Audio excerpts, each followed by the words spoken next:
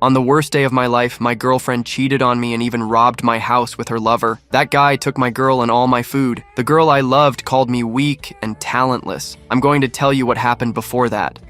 In 2050, the whole world entered the era of global freezing. Those who didn't die from the cold died from hunger. I was hunting for food when an earthquake broke the ice beneath me. I fell into a hole and used a tool to hold onto the wall. I landed on top of a shop buried in the ice. I was lucky not to die, but that was still the worst day of my life. I discovered that cursed monsters live under the ice. Those bastards hunt humans, and to them, I was a delicious lunch. I ran for my life. I couldn't die yet, not before sleeping one more time next to my girlfriend. A chunk of ice fell from the cave ceiling and pierced the monster's head. Somehow, I managed to survive, but then a snowslide fell from above and buried me too. Luckily, it wasn't fatal, but that monster wasn't my only enemy. Some strange thing entered my body, and I felt something unusual inside me, though I didn't know what it was. I set that aside when I noticed the place was actually an abandoned shop. That chocolate bar was a real rarity. I grabbed all the food I could find, and on my way back home, I saw several other people who were also trying to survive. In this chaos, everyone is an enemy, so I had to stay alert and watch all around me. When I returned home, I made the secret knock on the door for my girlfriend to let me in. Every time I came back from risking my life in the frozen world, she warmed me with her hug and whispered things that filled me with fire in the lower part of my body. But first, I always had to lock the door well for safety. I brought her a rarity, a bar of chocolate. She thanked me with a kiss. But when I turned my back and told her I hadn't found any food besides the chocolate, she gave me that look and walked away. A few days passed, and I managed to get more food this time, even enough to start planting. Then my girlfriend made the secret knock on my door. When I opened without thinking, a bat smashed into my head. The hit was so strong I flew across the room and crashed on the other side. Chen Ming betrayed me and blamed me for it, accusing me of hiding food from her. And because of that, she chose another man to stay by her side. That bastard had the nerve to tell me that someone weak like me couldn't have a girl like her, and that he would spare me from starving and dying out there. They struck every part of my body. My girlfriend laughed at me until the end, and that's how I died. But then something strange happened again. That same sensation. I felt my body tingle, and suddenly I woke up. I was sure I had died. I felt the pain. It couldn't have been just a dream. That's when I looked out the window and understood. There were 24 hours left before the world started to freeze. Somehow I had gone back in time. I remembered that day. In many places, people were protesting against the corrupt government. The rich of high society were having fun and laughing at the poor. The mobsters and thieves were doing their honest work. And now, only 23 hours and a few minutes remained before chaos began. I was sure it wasn't just a dream. Those lights in the sky were here, and that's what started everything. If it was true, then this was the moment she would call me. And I was right. My traitor girlfriend was calling me. I couldn't forgive those words. I had been blinded by her looks and ignored her true personality all along. I answered the phone, and the first thing she did was ask me for money. I had to end this. I told her coldly that we were done and hung up without caring to hear her voice. Since I had a second chance, I wouldn't let a bitch betray me again. I needed to prepare well. In the past life of our protagonist, he didn't know that in 24 hours everything would start to freeze, and within 4 hours the snow would cover everything. The chaos of the city full of protests would make everything even worse. He needed to gather as many resources as possible within an hour. Besides daily necessities, he needed equipment for self-defense amid this chaos. So he planned to look for something like a pistol. Police officers saw the boy walking and said he looked suspicious wandering around at this hour, so they should work together to apprehend him. One of them stepped out of the car and called out to Mo, ordering him not to move. Pointing his gun at him, he commanded Mo to place his hands where he could see them. His partner spoke into the radio, reporting that they had a suspect on 4th Avenue, while the officer asked what he had in his hand. Meanwhile, the young man analyzed the officer's confusion. He said he was just holding his phone, but the countdown hit 0, and he reflected that he didn't have time to waste on a pig like the officer. So, he prayed that they would let him go after an inspection. The officer warned him that at an hour like this, he shouldn't approach without caution. Meanwhile, his partner asked what was in the backpack and told him to hand it over. Mo explained that it was just things from his office job, pulling a blue notebook from his bag. In a panic, the officer screamed that it was a weapon and fired a shot at Mo. The bullet raced toward the boy without mercy. The young man thought this was it. His chance to live was about to end here, but then he denied denied that thought, telling himself he would survive. His eye began to glow with electric blue streaks. An aura surged around Mo as the bullet approached. The young man wondered what was happening, because he could see the bullet's trajectory, questioning whether time had slowed down for him. So, he tilted his head to the side, realizing he could dodge it, and it wasn't an illusion. He cursed the officer, saying he was a citizen, and the cop had no right to shoot him. Then, he rushed toward the officer, saying he couldn't waste time on fools. The bullet missed and struck the ground. Instantly, thin layers of ice formed over it. Mo moved so fast toward the officer that he left trails behind him,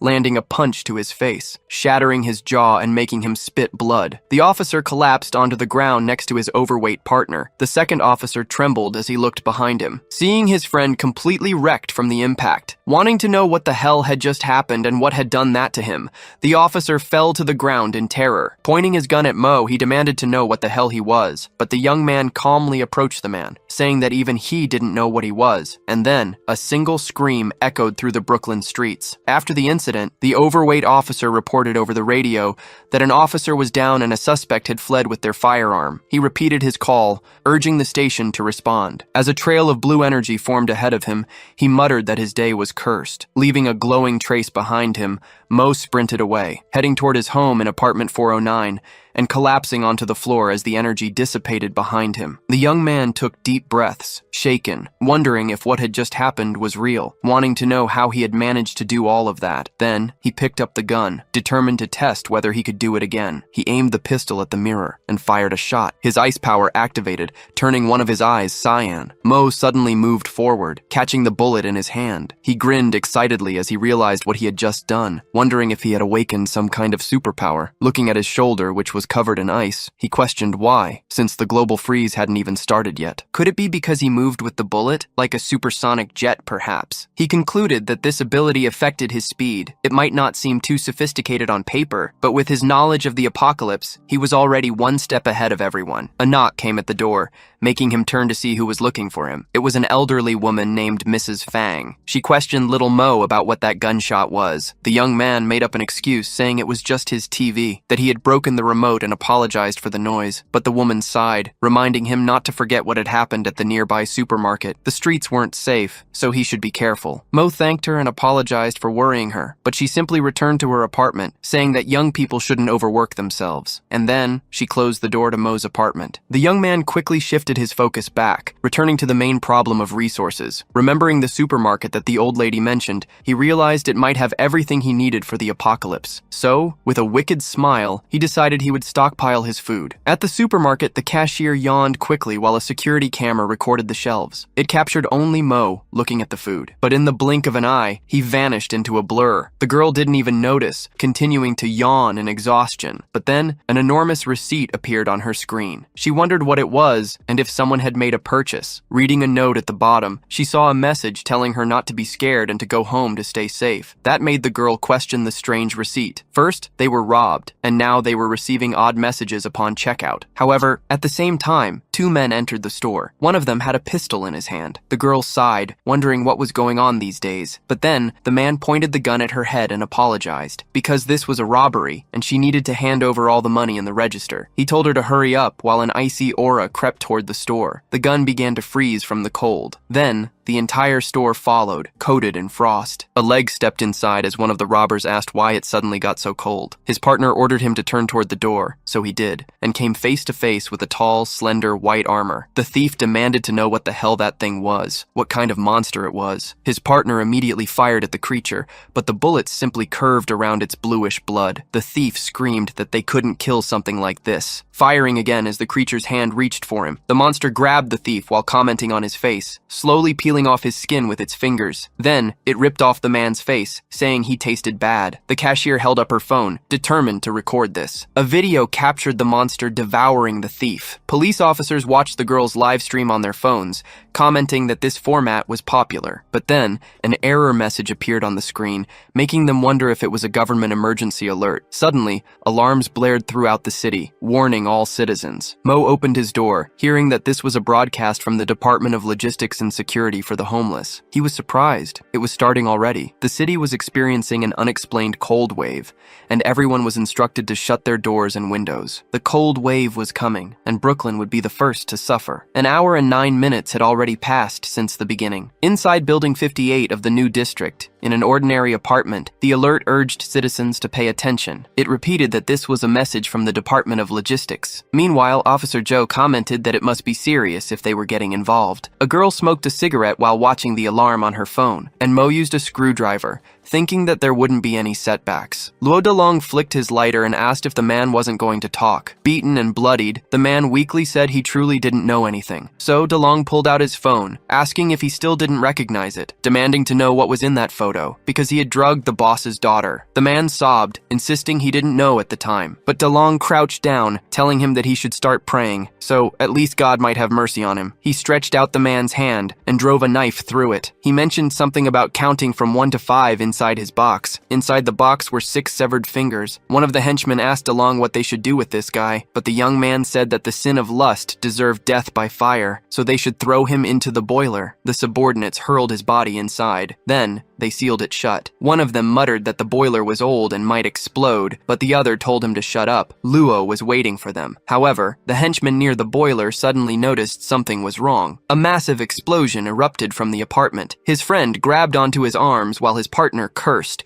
covering himself in the growing shadow. The screwdriver slowed to a stop. Mo declared that the plant cultivation structure was finally complete. With his current supplies, even if he didn't leave, he could survive for quite a while, but it still wasn't enough, because supplies would eventually run out, and sustainable self-sufficiency was the key. His plan was to build the perfect survival chamber, one that could sustain itself indefinitely. He picked up his phone, noting that the freezing phenomenon had been going on for almost an hour now, and he needed to hurry, because this was the time to speed things up, since in this world, time was life. But then, a knock came at his door, and the young man wondered what it could be. As he opened it, he questioned why the sensation felt so familiar. Officer Joe apologized to Mr. Mo for disturbing him. Mo then asked old Joe what the problem was, wondering what was going on. Joe explained that the temperature had suddenly dropped, and the heating system was broken, so he was warning everyone to stay safe. Mo remembered something happening last week. The malfunction wasn't fixed in time, and when he had gone to repair it, it was already completely broken. He couldn't repeat the same mistake. He had to fix it. He asked the officers to let him take a look. Then, he closed the apartment door behind him. Climbing the stairs, the officers asked where he was going, and Mo asked if the boiler room wasn't supposed to be here. Joe explained that the boiler was in the basement. They needed to go downstairs. Mo reflected on how the boiler room was illegal in the apartment complex. Fang had mentioned it before, so it should be upstairs. He wondered if he was developing early amnesia. Inside the basement, Joe commented on how cold it was. Then,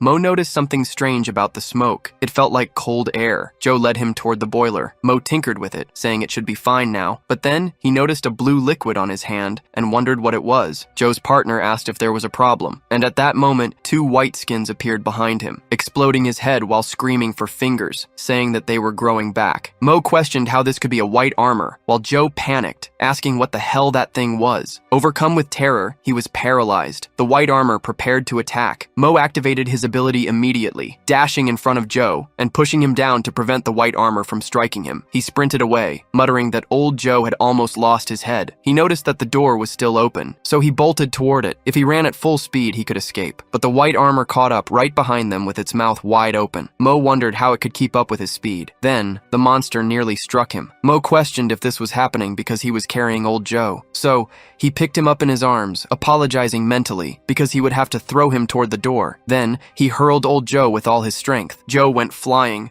shouting, "What the hell is going on?" Crashing outside, knocked unconscious. Mo turned back toward the white armor, but the monster attacked with its head. The young man panted as he dodged the blow. That white armor kept repeating the word finger. Mo wondered if his power was connected to old Joe, trying to understand why this was happening and how his ability worked. He recalled holding old Joe and realizing that without him, his speed increased, but his ability was limited. The monster turned to attack again. Lin Mo blocked the strike, saying that his condition had nothing to do with the white armor, because it was clear that when he threw old Joe, something strange happened due to his energy activation. He wondered if there was some kind of connection between them. Noticing the pebbles on the ground, Mo finally understood his condition. In his past life, humans faced the white armors with no chance of survival, so all he could think about was running. But now, things were different. Now, he was the hunter, and no longer the prey. Mo grabbed a stone from the ground. This time, he wasn't running. He readied an attack, gripping the pebble in his hand, taking a baseball stance, charging his energy into the throw. Then, he hurled it toward the creature. Mo's assumption was correct, just as he thought, because his ability could only affect targets contaminated by his energy. With kinetic acceleration, the energy amplified, and even a tiny stone, when sped up to a certain degree, carried the power of an electromagnetic railgun. Blood splattered onto the ground. It was dripping from Mo's eye. He questioned what was happening, noticing that his blood was blue, and wanting to know what the hell was going on. Mo collapsed onto the ground, vomiting blood,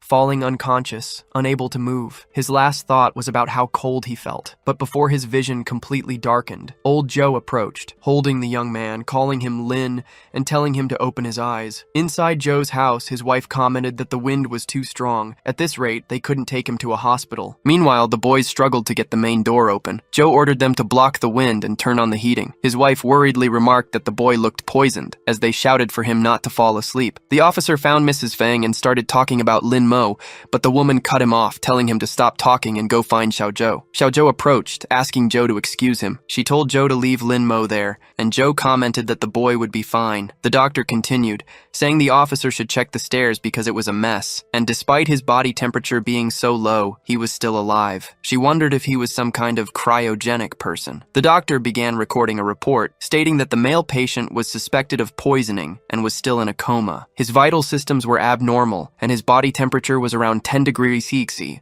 but his pulse and nerve reflexes were in normal condition. She turned off the phone, saying it was unbelievable. The blood separation process was complete, and she needed to check the results. She realized it was something she had never seen before, because before centrifuging, the blood looked no different from normal blood, but afterward, blue impurities were separated. Since the analysis would take time, she needed to continue observing the patient's surface characteristics. Even on his body, if not looked at closely, the markings could be mistaken for veins, but upon closer inspection, they resembled an allergic reaction. Suddenly, Lin Mo opened his eyes. The doctor asked if he had finally woken up, while the young man tried to understand what was happening to him. The woman continued, telling him not to walk around like a headless chicken, while Lin Mo wanted to know who she was. Xiao Zhou lit a cigarette, saying she was an unlicensed doctor and, for some reasons, couldn't reveal her real name, but he could call her Dr. Zhou. She then asked how he ended up in that state, because, to be honest, she had never seen these symptoms before, and wanted to know what had happened in the basement. She was very interested in him. In Brooklyn, the temperature had dropped to 29 degrees C. The world record for the lowest human body temperature was 13.7 degrees. While the human body could tolerate 0 degrees C,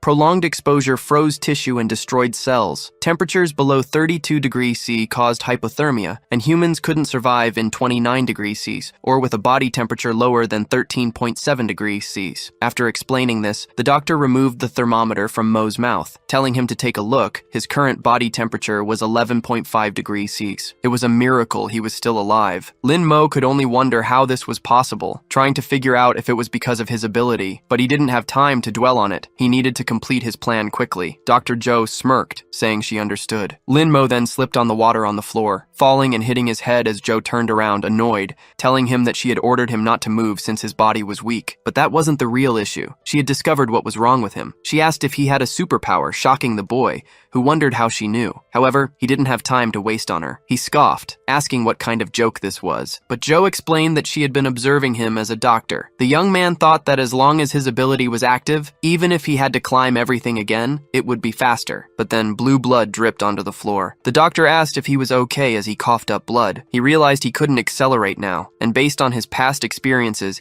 he knew what was about to happen. Meanwhile, DeLong walked toward a door, saying that after meeting with Dr. Zhou, they needed to behave a little better. His subordinates understood. Then he stopped in front of apartment 509. Inside were Zhou and Lin Mo. The young man was startled, wondering what was about to happen, but Zhou gritted her teeth and told him to get up. He needed to move, asking for Lin's hand. Lin sat up on the stretcher, asking what the problem was, but the doctor ordered him to lie back down. There was no more room for questions. The young man needed to understand why all of this was happening so suddenly. Zhou told him that if he wanted to survive, he had to do exactly what she said, telling him to wait and not move under any circumstances. Then, she pressed the button to open the door. Luo de DeLong stepped inside, apologizing for the intrusion. He was greeted by Dr. Joe, who asked what he wanted. The man asked if he could come in for a quick chat, and the woman told him to do as he pleased. Inside the house, Joe asked what he needed. The gangster explained that he had heard the resident of apartment 409 was receiving treatment and had something to discuss with him. Joe replied that the person he was looking for had died from poisoning. DeLong simply sighed, saying that was unfortunate. Lin Mo recognized Luo DeLong's voice and wondered why he had appeared here, if in his previous life he had been completely frozen before showing up. If he could use his acceleration ability now, he could take DeLong's life himself. The gangster notices something strange and turns around, saying that Dr. Joe had been working hard all this time, but he had seen the patient blink, so he wanted to be sure that he was lifeless, and asked what she thought about him helping to check. Joe says that she had already told him the truth. Then DeLong presses the ignition of her lighter, saying that the doctor had saved so many of his brothers on the street,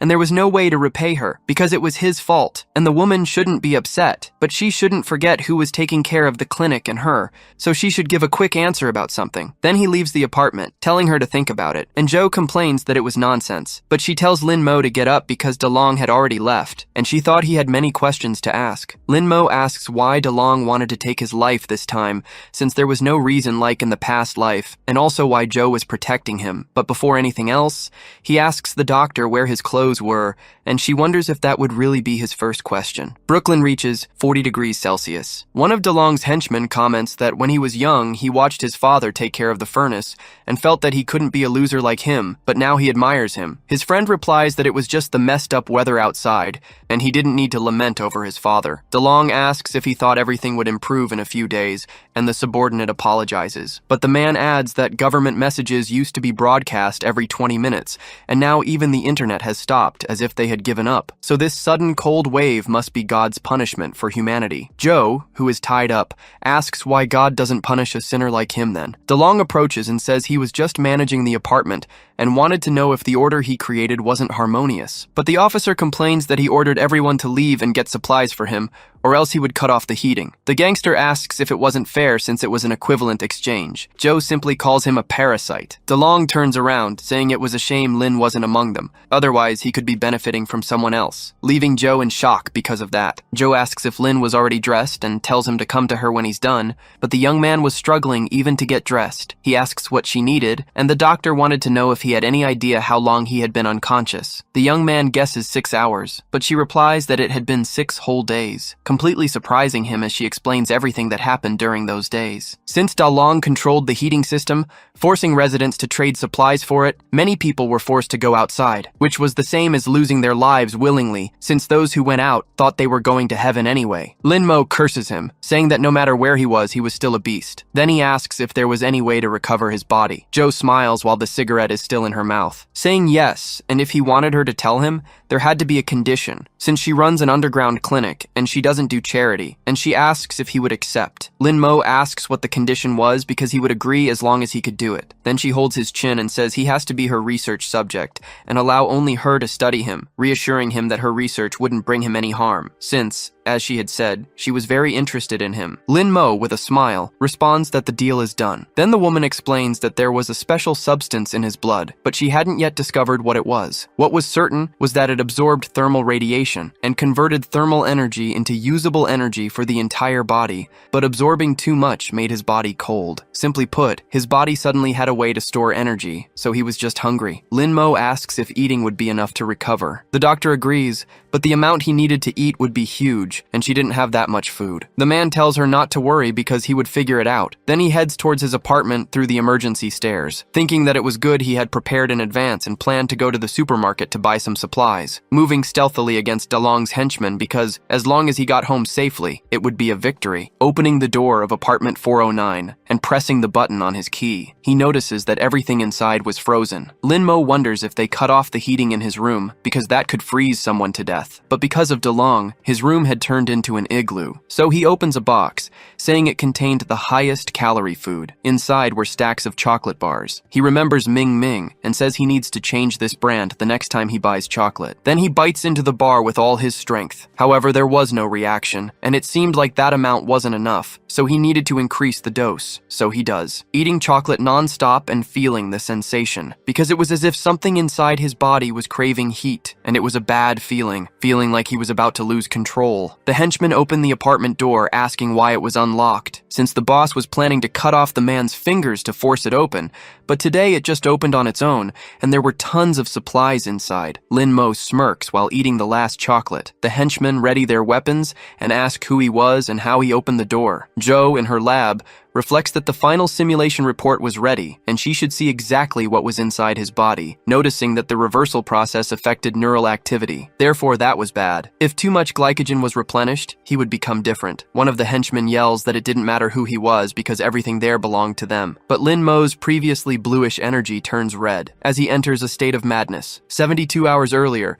Joe went to the boiler room and asked what the hell had happened there to turn room 409 into this, noticing something strange forming on the floor and wanting to know what it was, but she collects it as a sample, saying it was interesting. However, a camera was pointed at the place. She says it looks like she'll have to go to the security room to find out the truth. From a recorder, a man starts an announcement, telling all residents to pay attention, because they should distribute supplies rationally to avoid waste. DeLong's henchmen grab Joe by the arms, saying he was too heavy, but his friend reminds him not to forget what the boss said and to keep an eye on the boiler. DeLong continues, saying that all residents must pay a small compensation in exchange for heating, and a drunk man asks if this was some kind of joke from Joe, but his colleague replies that it didn't seem like the old man. Then the gangster explains so that everyone understands the seriousness of the situation, walking over to the heating switch, saying he would turn it off for a while to save some resources. With his lunatic expression, he shuts it down. Lin Mo suddenly wakes up, facing a man who asks if he hates. The boy was dressed like a prisoner and asks what he was supposed to hate. Then the figure asks if he hated DeLong, repeating the name Luo DeLong. Lin Mo replies that it was obvious he hated him, grabbing one of the henchmen by the neck while emanating his energy. The henchman is surrounded by a red aura. Then Lin Mo's eye turns the same color. He thinks that the henchman was Luo DeLong, saying that human flesh and beef tasted similar. Then he hurls the man far away, sending him out of the building and making him crash to the ground while burning in red energy. The people outside are shocked, seeing the completely charred body in front of the building, saying that he looked like he had fallen from the 4th floor. His friend asks what the hell just happened and who Lin Mo was, wondering if he was an alien as he approached him. He notices the energy and questions if it was a red aurora, quickly realizing there was no way to win against Lin Mo, and rushing at the man, planning to do whatever he could, but the hooded figure smiles. Seeing the image of Luo DeLong in the henchman, he uses his speed to appear behind him, shocking the boy with his incredible speed. Lin Mo calls him to come at him, trying to provoke him, and so the henchman swings at him, but the man was no longer there. Trying to strike again, Lin Mo appears behind him, thinking of Luo DeLong, telling him not to move. Then the hooded figure prepares his hand, stretching it back as the henchman runs toward him, and then activating his power with his eye, dashing forward and slicing the man's body in half. Someone suddenly opens the door. Ming Ming calls out to Lin Mo,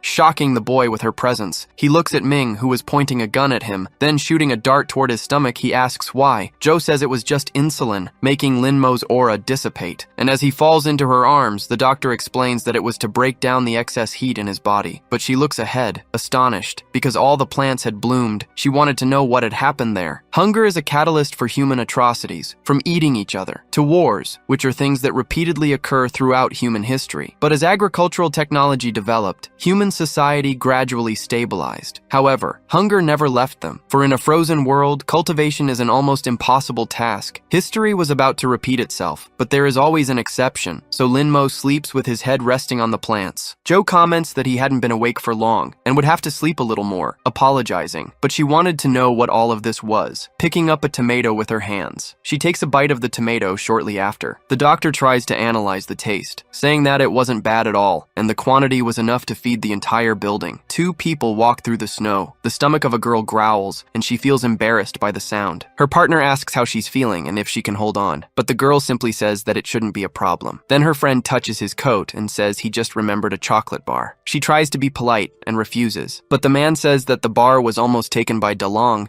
and he thought it was in this coat. His wife tells him to stop looking and asks if he doesn't remember, because they gave the chocolate bar to their daughter that morning. The husband turns to her, stunned, then he laughs, saying he completely forgot, depreciating himself, saying he was useless, while a claw appears beside his head, destroying the man's face with a single strike. His wife stands in despair at what just happened. After all, they were facing a massive white-armored creature that held her husband in its hands, then devouring the rest of the man's body. His blood splatters onto his his wife's face, and the white armored creature says she looks delicious. The woman looks up and asks what that thing was, but someone blonde yells at her not to stand still. So she turns toward the voice and runs to escape the monster. The blonde shouts for the girl to come to him, and to run if she wants to live. The woman runs away from the white armored creature, but the monster tries to grab her with its hands, and the girl only glances back, tripping in the snow and tumbling away. She falls hard onto the ground and tries to get up while the monster chases after her, crying as she pleads for her life. The blonde grabs a bottle of alcohol with a rag and ignites it with a lighter, throwing it toward the creature, which gets hit, triggering an explosion. Sparks of fire land on the woman, while the creature is engulfed in flames, screaming that it hates the heat, giving the wife a chance to escape. Facing the building, she thinks the monster might not have followed her. Seeing an elevator, maybe she could be saved, but the monster was still behind her, completely shocking the woman, who desperately wanted to live. She cries again and repeatedly presses the elevator button, and the white armored creature keeps calling out to her. The girl screams at the damn elevator to hurry up, but the blonde appears, ordering her to close her eyes, completely surprising the woman, who wasn't expecting it. Lights begin to flash, blinding the creature, which screams that it hates the brightness, and the blonde raises his hand,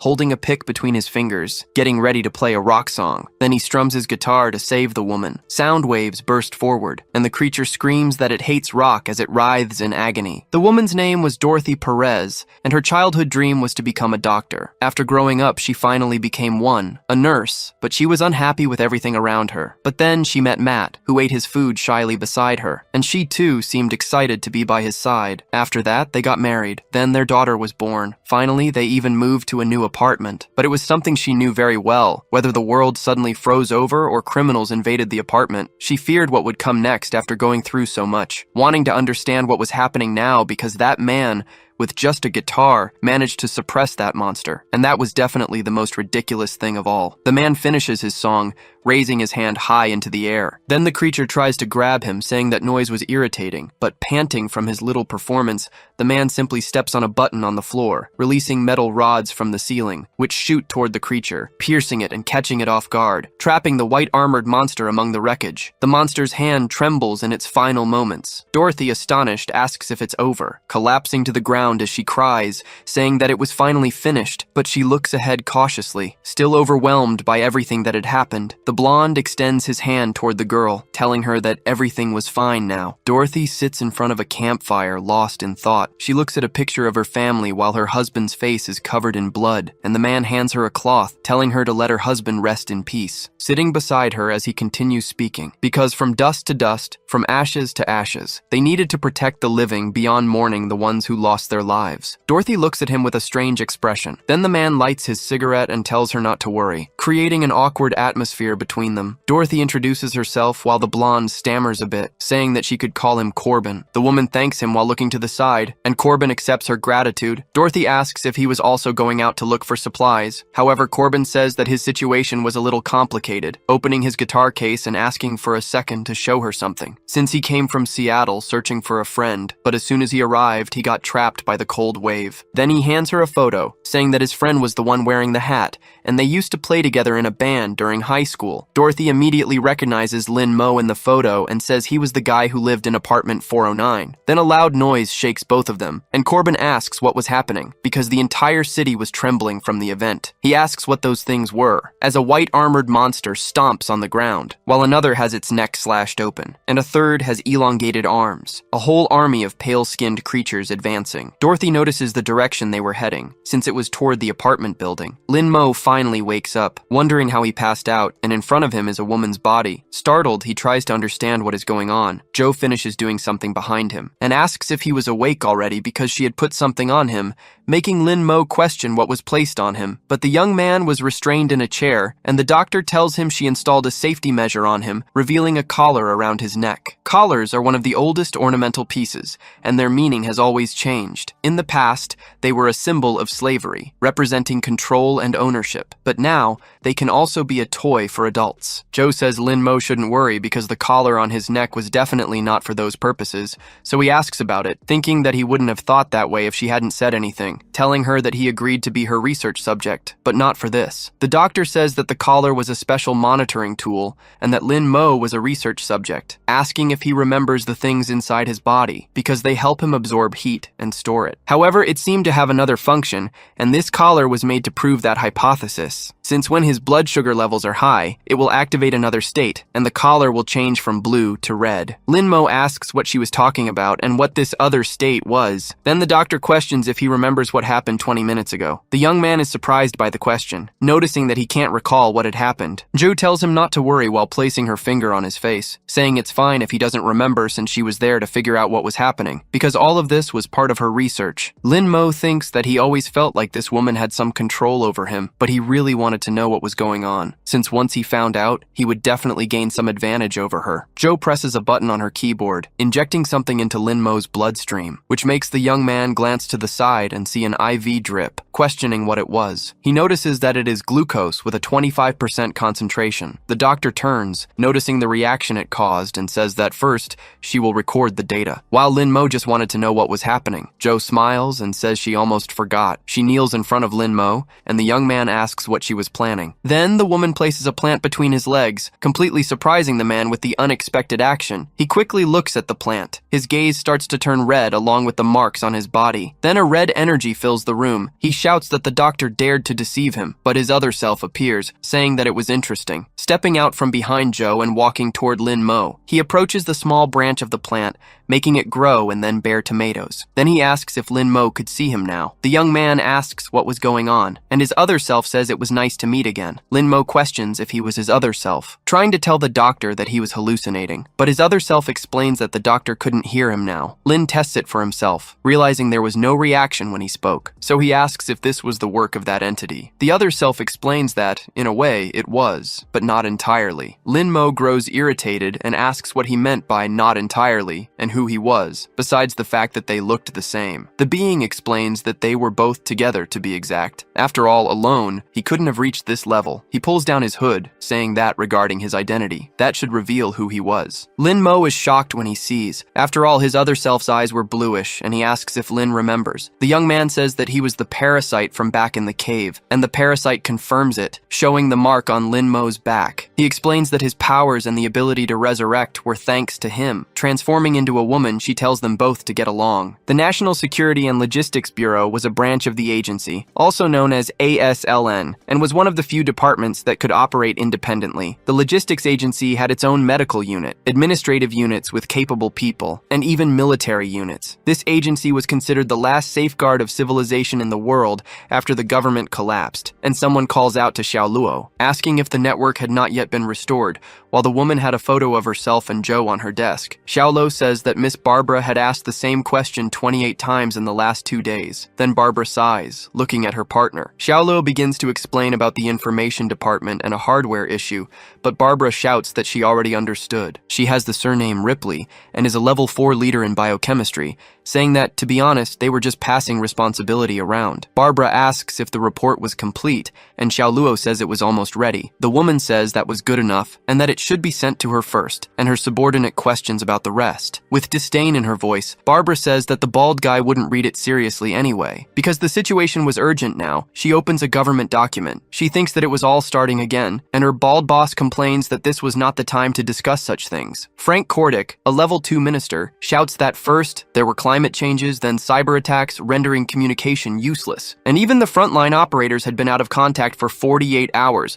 not to mention that their agents had not been properly activated. Therefore, they were in trouble and needed to act. He says that war never changes, and his soldiers, but he is interrupted by a kick from Barbara straight to his lower parts, saying that he shouldn't be worrying about political matters right now. In the sample observation room, she asks if he understands her urgency. Frank stares ahead, stunned, and Barbara explains that the white armored creature was found near the bunkers. The monster merely repeats that it was just a husk. Xiaoluo says that the creature was a mutated human. Frank questions this, but Barbara tells him to look at the monster's neck. The bald man starts to focus, noticing a collar on the creature, which he identifies as a member of the Field Operations Department. He wants to know what was going on there, and Barbara explains that it happened before the network went down. A signal from a missing agent was detected near the bunker, but when the department found his body, he was already lifeless, and his codename was Silver Hammer. She explains that 24 hours later, the body underwent a mutation and became what they were watching now. Xiaolo adds that they had obtained some information from the CIA,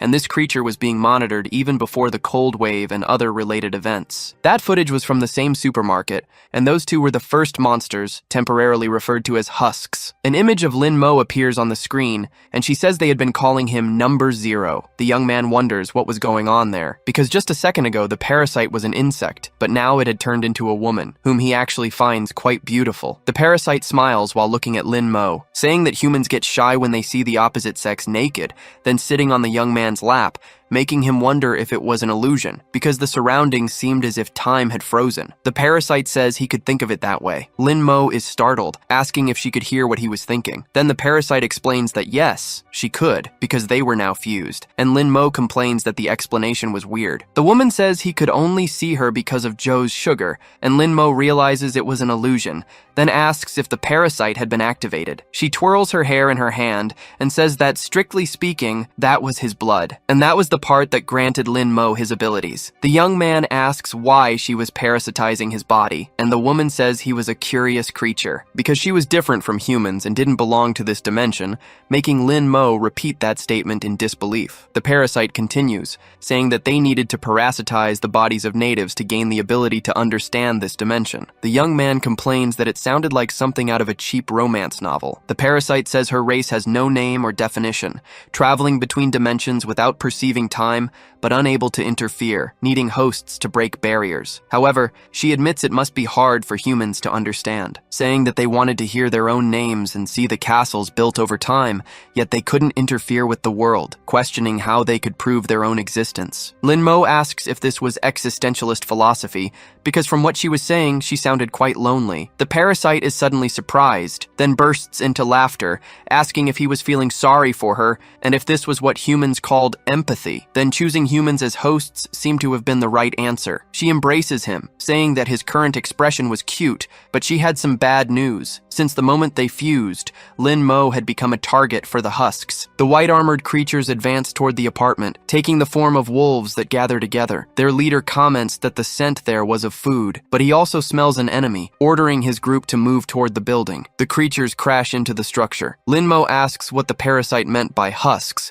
and she responds that he would find out soon. However, if he needed anything, he could seek her out since he now knew how. Then the parasite claps her hands, and time resumes its normal flow. Meanwhile, a vial falls close to the ground. A severed head lands beside it. A girl runs away from a white-armored creature in a corridor filled with lifeless people due to the sudden attack. The building's residents run, rushing down the stairs, but a man is cornered by two monsters, banging on the door and shouting that it had locked itself at the worst possible moment. The white-armored creatures finally reach him, piercing his body as they break through the door. Luo Delong's subordinates had been taking care of Officer Zhou, but they prepare to fight as the creatures invade, asking what the hell those things were. Zhou only watches as the two men are impaled by the monsters, wondering what those things were, since they looked like the creature from before. He notices some red points on the monsters, questioning if they were sucking blood. However, the monsters hadn't noticed him yet, and he needed to find a way to escape. It would be difficult to break the rope without tools, and the pillar had no sharp edges, so he decides to resort to an old trick from his youth, gripping his thumb with the other hand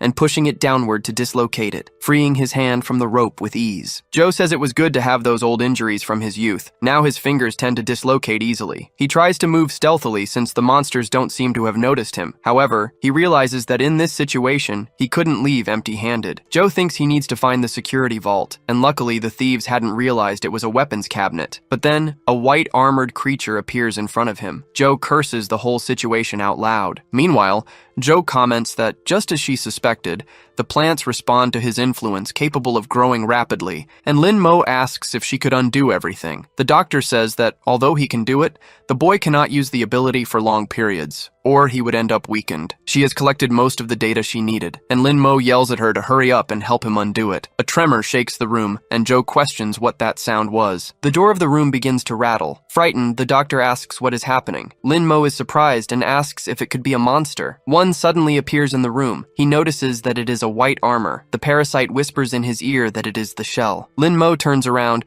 asking why she is still there, but the creature puts a finger on his mouth, saying that this was not the time to be thinking about that, because if he doesn't act fast, Joe will lose his life. Lin Mo activates his ability and rushes forward, questioning why all the women around him are so difficult. He picks Joe up in his arms while apologizing and asking for her permission. Then he flees far away using his powers. The creature attacks the wall since Joe is no longer in front of it. Lin Mo lands on the ground, still holding the girl, and asks if she is okay. However, he notices the girl's embarrassed expression. She touches his chest and says it was fun to experience his ability like that. Lin Mo helps her up while they both face the monster. Joe questions what it is, and her friend responds that he doesn't know, but it is definitely dangerous, calling for Dr. Joe while stepping in front, because he wants to deal with that creature. Joe reminds him that he shouldn't overuse his abilities, and the boy agrees, saying that he wants to tell her something, since, although she is a bit clumsy, judging by the results, she really helped a lot, and he thanks Dr. Joe. She is completely surprised by this, and questions why he is bringing this up now. Lin Mo prepares for battle and says they can deal with those small matters later, because he will make sure to properly thank her. Several white-skinned creatures appear in the room to face him. The boy is taken aback by this, wondering if it could be a collective action. Dealing with one was easy, but with so many, he might fall into a weakened state again. Joe asks what's wrong since she was eager to see how he would thank her, and Lin replies that maybe she should wait a little longer. Then the monsters charge at him, realizing he will have to face the white-armored creatures head-on. He prepares a combat stance against them. Joe picks up the tablet and says that since this is the case, she should test his limits, monitoring his glycogen at 100%. Lin dodges a creature, thinking that if he keeps using acceleration continuously, he will end up weakened before finishing them. But he grabs one of the monsters, saying he has a way, because he only needs to use the power when necessary, throwing the creature towards its group. The creatures regroup to attack, and Lin thinks they are not as dumb as they seem, but he is no longer the monster's prey. Lin Mo activates acceleration in his eye, noticing that when the ability is activated, time slows down for him, allowing him to observe the beast's movements and predict their attacks. Thus, he dodges the strikes, realizing that with this, he doesn't even need full body acceleration, and the same applies to his attacks, advancing against the creatures again. Even unarmed, as long as he accelerates his fists to a certain degree, he can trigger a supersonic explosion, destroying everything in the room. Lin Mo turns to the remaining beasts and asks if they are afraid now, since he is just getting started. Joe, analyzing the data, comments that although calorie consumption hasn't decreased, the efficiency of ability usage has been optimized, since in all this time he has consumed less than 10% of his energy. She finds this interesting, with a smile on her face, calling Lin Mo a test subject, and telling him that he could unleash himself with that previous move. Lin complains that, as he suspected, she was monitoring his body condition. The beasts charge at the boy, who prepares his strike, shouting that the doctor is a fraud while unleashing a blast of power. Lin Mo takes a deep breath after the attack. The veins in his neck have already turned blue, and his arm is still consumed by energy, but his glucose consumption is still at 83%. The doctor approaches, saying he has mastered his abilities very well, and the boy just turns to look at the woman. She continues, saying she has a question, since he seems to know a lot about these things, ordering her test subject to tell her everything he knows while exhaling smoke from her cigarette. In the boiler room, the body of the white-armored creature stretches out in blood. Joe was unconscious beneath the monster, but suddenly, he opens his eyes. Looking around, he asks what is happening and notices the blood on the floor. He pulls the knife from the monster's belly. While trying to understand what just happened, he moves the monster aside. He remembers the fight he had against the creature, and that if he hadn't had the lever, he would have been finished. But he walks out of the room, thinking about what would happen if the monsters appeared again, and he wasn't as lucky. A vibration comes from the phone in his pocket, making the man question whether the network was still down. But the call was from an unknown number. Joe puts the phone in his pocket, and the caller greets him with a,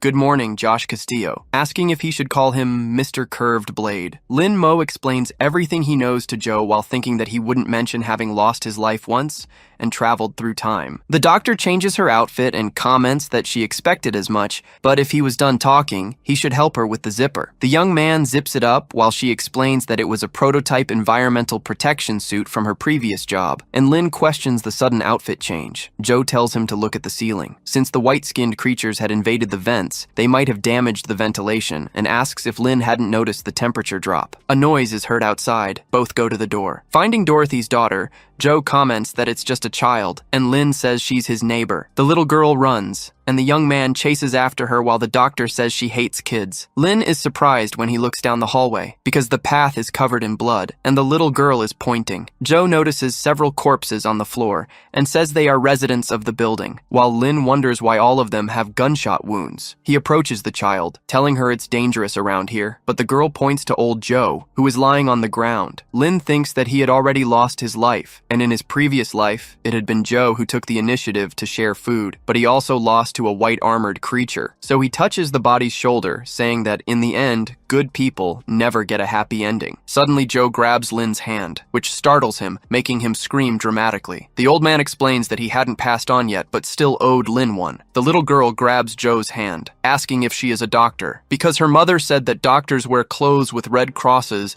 and she had one on the back of her hand, asking if she could help Uncle Joe. Joe looks at the child without reacting, but then she steps closer, saying she will make an exception and won't charge anything. She kneels beside Joe and asks what happened to leave him in this state, but Joe says it's a long story. Since after leaving the boiler room, his plan was to get to the security room, but the first floor was full of monsters. He ended up climbing the emergency stairs and found several survivors along the way, and since the monsters were coming, his only option was to keep going up. But that's when something happened. Luo Delong appeared with a firearm, shooting survivors in the head as they climbed the stairs, leaving the bodies for the white-armored creatures to devour. Joe asked what the man was doing, but DeLong commented that he was simply using the weak to buy himself time, shooting at the other survivors along the way. While aiming at the girl, he said that the strong had always been above the weak because it was a rule established by God, firing his weapon again, hitting Joe, who stepped in front of the shot. After that, DeLong kept going up, while Joe lay there bleeding until he lost consciousness. Joe says that fortunately,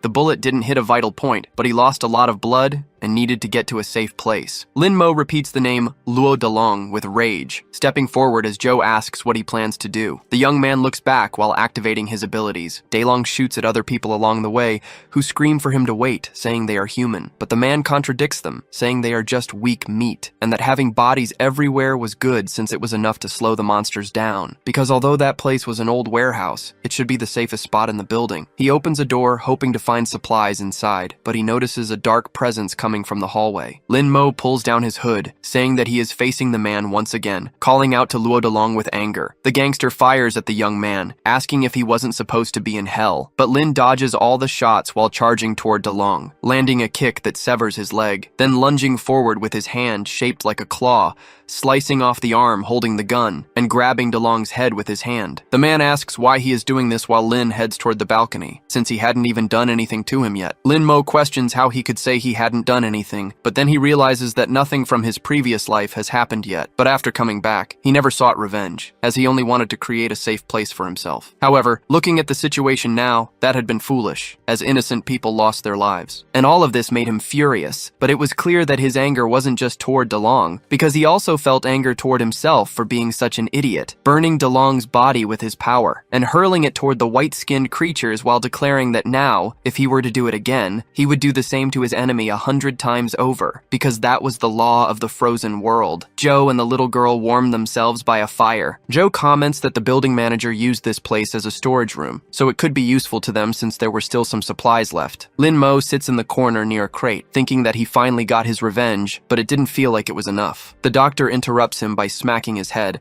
asking what he is thinking, since she already suspected he had issues with that bastard, and it was normal for people to become compulsive when they had great power, but in Lin's case, it was different. Thanking him for getting rid of DeLong, Lin asks if she also had problems with a gangster, and the woman recalls moments from her past, with him pointing a gun at people. The young man stands up and says the doctor doesn't have to answer if she doesn't want to. Since they would be staying there for now, and because it was used as storage, the heater didn't work, and seeing how the place was, everything still seemed intact, but old Joe was injured and Maggie was just a child, so they wouldn't be able to rely on the fire in the barrel forever. With dangerous white-skinned creatures outside, they needed to reinforce the room's security, and they could use the available materials for that. However, if they wanted real warmth, they needed to go to the power room. Joe comments that the building is full of monsters and fears what could happen if they don't do something about it. Maggie suddenly sneezes while they are talking. Lynn says she could end up with hypothermia if she stays still like that, and Joe explains that there is only one way. Inside a garbage tunnel, footsteps are heard. Mo suddenly falls out,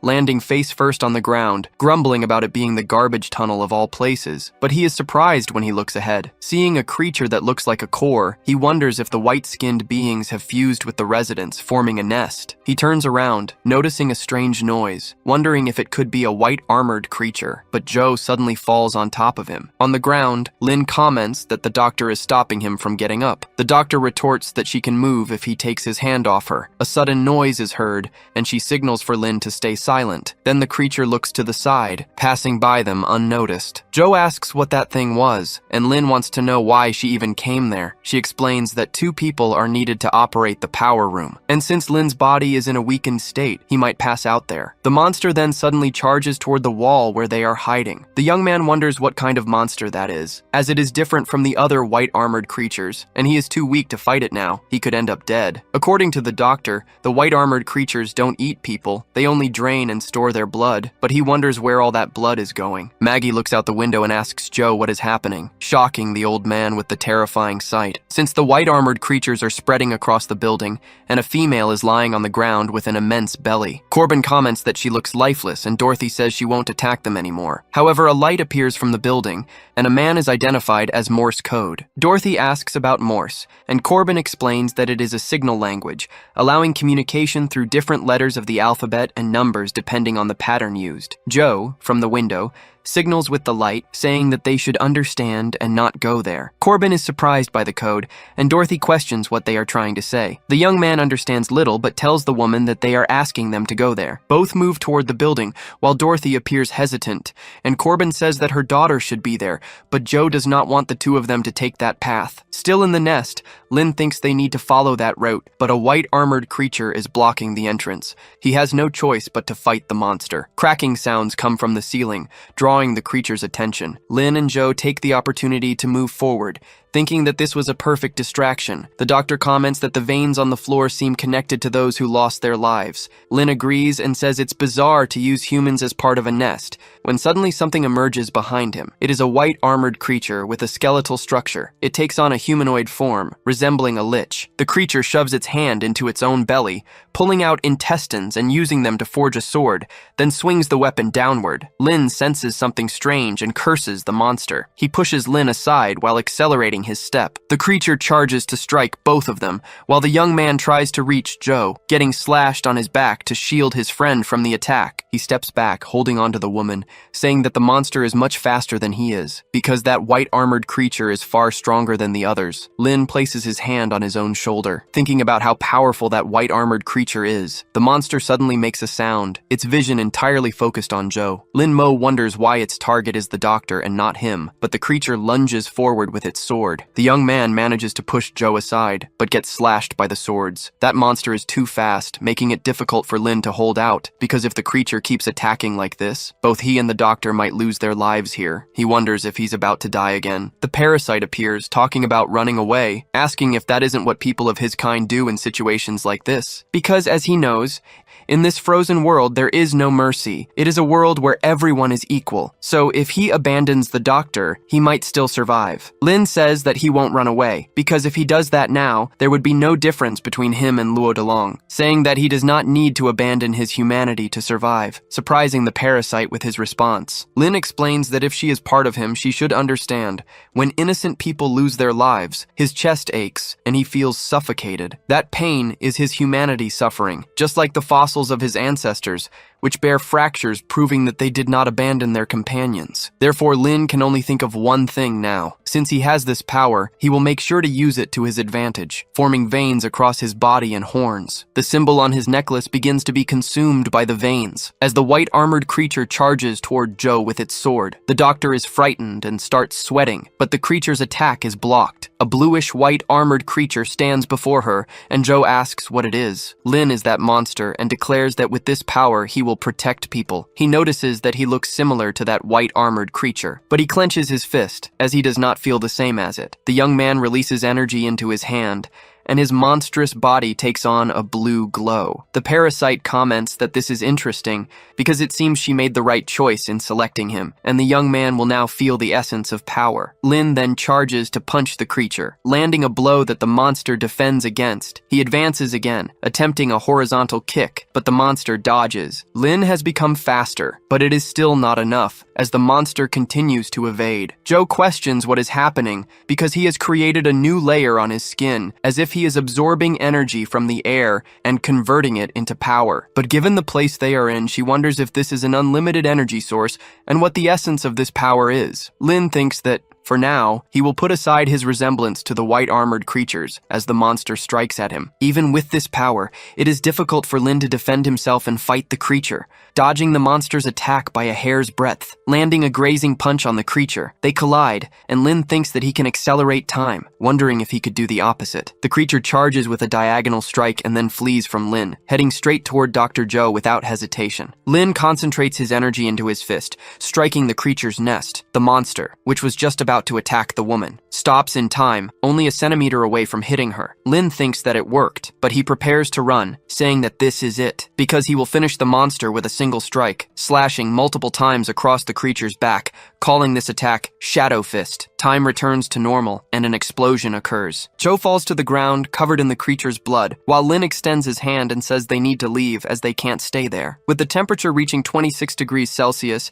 Joe comments that they did it, while Maggie cheers because it's warm, and says she wants to see her mother. A noise is heard in the cell, and Joe asks what it is, wondering if it could be a white armored creature. Lin opens the door, informing old Joe that he's back. The old man greets him, saying that they finally returned, but the young man asks what happened to him, while Joe tells him not to get agitated, because if the wound opens again, she will have to stitch it up. Joe says that a while ago, he heard a noise in the ducts, and it could be a white armored creature. Lin looks at the ducts, wondering about the noise, saying that it could just be the old pipes settling. He tells old Joe not to worry, as it's probably just an illusion, and the white-skinned creatures were concentrated on the lower floors. However, the duct suddenly collapses. A strange figure falls in front of them. Joe raises his crowbar, saying that he was right, while Lin activates his power and asks if they had turned into a blood nest, but Maggie calls out for her mother. Dorothy responds to her daughter, asking what she is doing there, while Corbin complains that it's the heating duct and it's way too hot. Maggie explains that a white-armored creature invaded their home,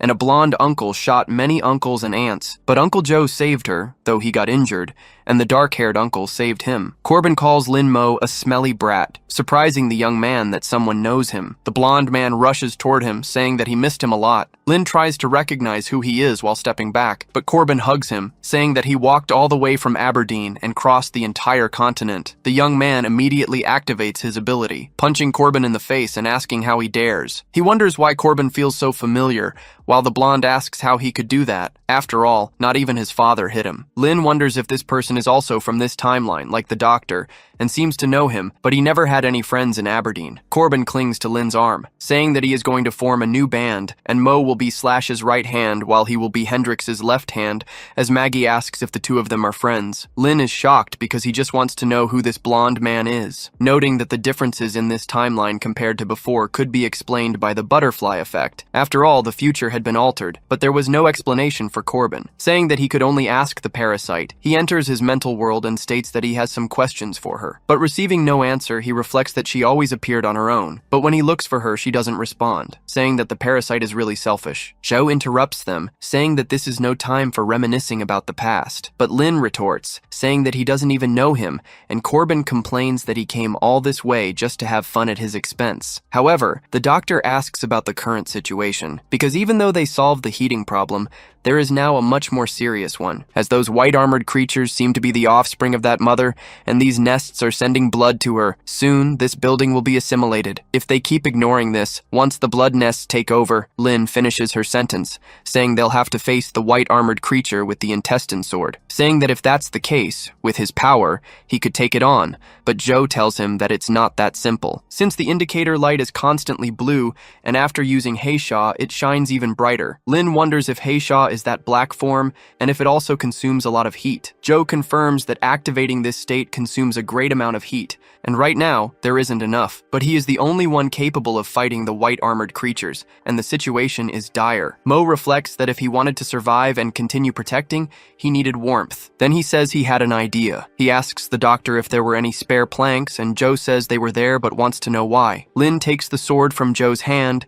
and asks him to lend the sacred sword of physics, because it didn't matter whether it was the blood nests outside or the threat of the mutant white armored ones. The core of the problem or the main conflict was just one. He uses his power to advance and gather materials, as hunger was the best seasoning for those who lack strength to work, and eating gave strength. Joe says he understands. It was a hydroponic system. Lin's reasoning was truly unique, and Joe asks if he was going to cultivate there, but the young man replies that it was about the value of honest workers and an innate ability. Since more and more people were joining, solving the food problem was a priority, reflecting that they knew what hungry people were capable of doing. Joe blows smoke in Lin's face and asks what the next step was, because the hydroponic system wouldn't produce food out of nowhere. The young man clenches his fists, ready to begin. As he walks through the building, he notices that, as expected, the bodies had disappeared and there were no traces of blood, reflecting that something was collecting the bodies, and it could be that big guy from before. This meant he had little time, and the blood nest would soon reach that floor, so he needed to act fast. Lin wanted to use the black form to eliminate the source completely, but before that, he needed to solve the problem of warmth and food. Corbin interrupts him, calling him Hey Goo and asking where he was sneaking off to alone. Lin questions how he followed him, but the blonde replies that everyone understands, and Lin didn't pay attention because he thought having a bad friend like him was embarrassing. However,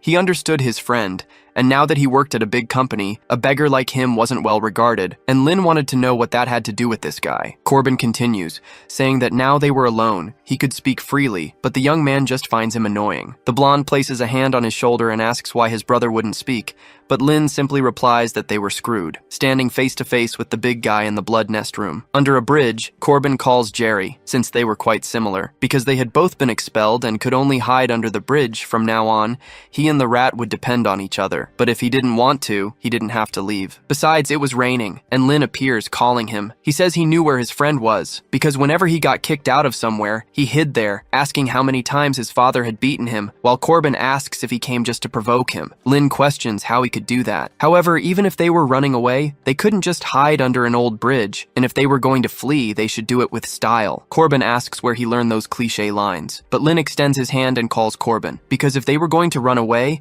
it should be with a good friend to make it stylish. Corbin says he would only go along so Lin would stop running away from these things, and Lin thanked him. In the present, the young man grabs the blonde by the neck, asking what he was thinking, shouting that they should run while holding his friend. Corbin complains that this escape was not stylish at all. At a distance, Lin says the nests seemed to have spread to the 4th floor, and they needed to go back to get the seeds. Corbin complains that they should be fleeing in style, and his friend responds, wanting to know why he was saying that in a situation like this. The blonde asks if it wasn't him who had said that, and Lin says he never did. The two argue because Corbin thinks Lin is pretending, and the young man denies it. But the discussion is interrupted when an impact breaks the wall. The creature's hand pierces through the structure. Lin dodges, thinking that it was already too late, while Corbin is shocked by the creature breaking through the wall, holding Lin's head, which was close to being crushed. The blonde prepares his Molotov with a bottle, catching the creature's attention, and throwing the Molotov, shouting for the creature to release his brother. The monster tries to defend against the fire with its hand, throwing Lin away while trying to put out the flames. The young man crashes into the blood nest. He notices that the veins were sticking to him, because he was being absorbed by the blood nest, trying to escape. His face becomes covered in veins, and even his hand was being consumed while Lin curses the situation,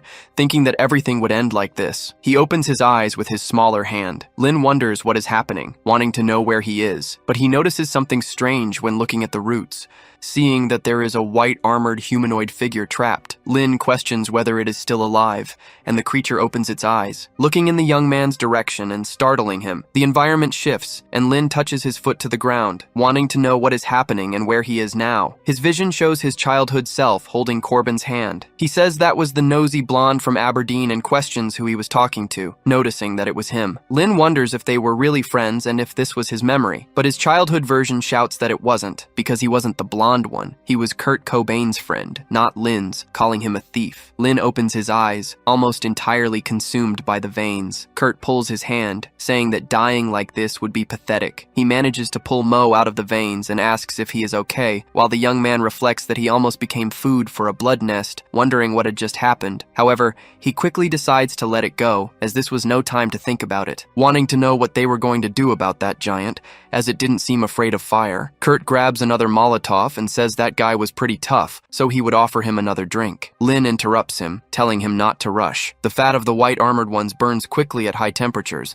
but the monster absorbed heat and had high regeneration, and Kurt realizes that Lin analyzed everything calmly, something rare, throwing the Molotov with the intention of burning it until it can't regenerate, and Lin asks if he didn't hear him, because this time, the monster doesn't even bother defending against the burst of fire. Lin decides to use the black form, as he can't leave that thing there. But nothing happens despite his attempt. He remembers what the doctor said, that he doesn't have enough energy now to use the black form, meaning he can't fight this thing. However, Lin is suddenly struck by a thought. From the beginning, it seemed somewhat familiar, the monster absorbing heat, and the doctor mentioned that his Heishan state did the same, so he gets an idea. At that moment, the creature slams the ground, sending the monster flying. In his past life, the fortress had been attacked again, and in front of a cross, they hoped for a spirit to find peace. Lin Mo notices they had been losing people for a month. They had already changed locations countless times to avoid the white armored ones, but they always found them, and no matter how much they tried to escape, they still had to keep running. He tells old Joe that he's had enough, surprising the old man. After all, Lin Mo didn't want to run anymore. Back in the fight, he realizes he had been right, because he could absorb energy from the environment, and so the heat from the flames was also absorbed and converted into energy. Kurt questions why Lin has horns now as the young man transforms. His Heisha form starts to take shape, and his fist turns completely black, landing a full-force punch on the giant monster. Kurt shields himself from the wind and wants to know what's happening, because with a single punch, his friend sent the monster flying. Lin calls Kurt Corbin and tells him to listen, because whatever he thought he knew about him before, it had nothing to do with now. He was no longer the same. Corbin is surprised and says his friend looks amazing in that outfit, asking where he got it. The blonde had already come to terms with the fact that he couldn't call his friend a monster, but Lin denies it. Soon he changes the subject, saying that the big guy would be tough to deal with, asking how many Molotovs Kurt still had, and Kurt says he would check, opening his guitar case and showing that there were still plenty left. However, the monster regains consciousness thanks to the punch and stands facing the two of them. Corbin asks what they are going to do and if they are going to run. Lin wonders if he should flee, having visions of what happened in his past. The young man becomes more determined, deciding that he won't run, because running away would make things boring. Corbin looks at his friend, thinking that he has really changed, calling him by the nickname Little Black. Lin reflects that the monster wouldn't be so easily defeated because, even though it had regenerative abilities, it was still very slow, stepping on the monster's head. The young man prepares his fist to punch, causing multiple holes in the creature's body. Lin jumps back to retreat for a second, saying that now it was Kurt's turn. He throws all the Molotovs that were in the guitar case, causing a massive explosion against the monster. The creature's fat was flammable, so as long as the wound was deep enough, the fire would burn the fat, but it wouldn't take long for it to regenerate. Thus, Lin brings his hands together to attack while it burns, because he would absorb the heat from the burned fat of the white armor, and use the flesh and blood of his enemy for his own benefit. His monstrous form grows wings on his back, and his energy emanates more powerfully. He stomps on the ground with force, advancing rapidly, destroying everything in his path with his explosion of energy. Lin uses his foot to stop the impact, pointing his finger at the creature, and then getting close to it, he places his finger on its nose. The kinetic energy causes the entire structure of the creature to be destroyed with a mere touch. Corbin watches from afar and asks if that was a sound barrier, while Lin reflects that as long as the entire body is destroyed, even the strongest regenerative ability is useless. However, he only managed thanks to Kurt, and although he seemed suspicious, he was truly helpful. He helps his friend up, asking if he is okay while thinking that he looked sloppy but wasn't an idiot, and Kurt questions why he is being so polite, asking if they were going downstairs to do that again, making Lin think he was an idiot. Corbin yells when they enter the apartment. In room 409, he says he finally understands, because because they were there to get seeds and the nutrient solution, questioning when his friend learned about agriculture and how he got all these things, wanting to know also when he got his powers. But Lin mentally complains about finding an idiot even after being reborn. On Lin's necklace,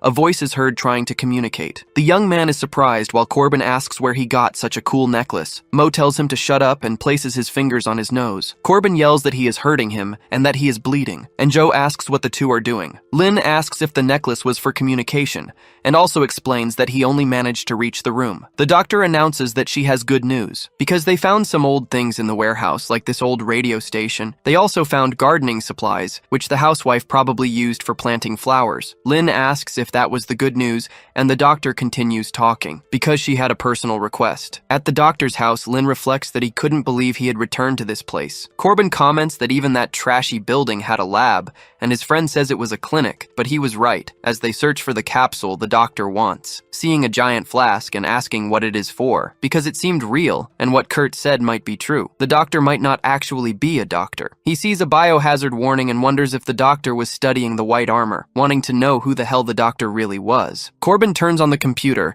and Lin asks what he is doing, hitting his friend on the head and telling him not to mess with other people's computers, asking what if he deleted the doctor's important information, but Kurt says he wasn't an idiot. Lin has a sudden realization and thinks about the information, telling Kurt to leave and calling him a lackey, which enrages his friend. Lin tells him to go and gather useful supplies, but Corbin tells him not to kick his guitar. He sits at the computer because he might find something important. Lin finally finds information on the computer, seeing a photo of her younger self and noting that she was Shire, also noticing the ID on her neck. The young man understands that the doctor was hiding things from him. The base door opens. Joe greets Lin for returning, asking how it went, and Corbin explains that everything went well while Joe listens to the conversation, distant, watching the people. Lin explains that he managed to collect some seeds that were in the room due to the limited number of accessible floors, and unfortunately, he didn't find anything to eat directly, while Joe says it wasn't his fault, but Luo Delong's for stealing the supplies. Then he asks for help planting, but Lin refuses since old Joe was injured. Zoe offers to help since she knew a bit about botany and biochemistry and could be useful, asking if Lin didn't think so. The young man agrees, looking suspiciously at the doctor, but Kurt interrupts them, saying that he would help too,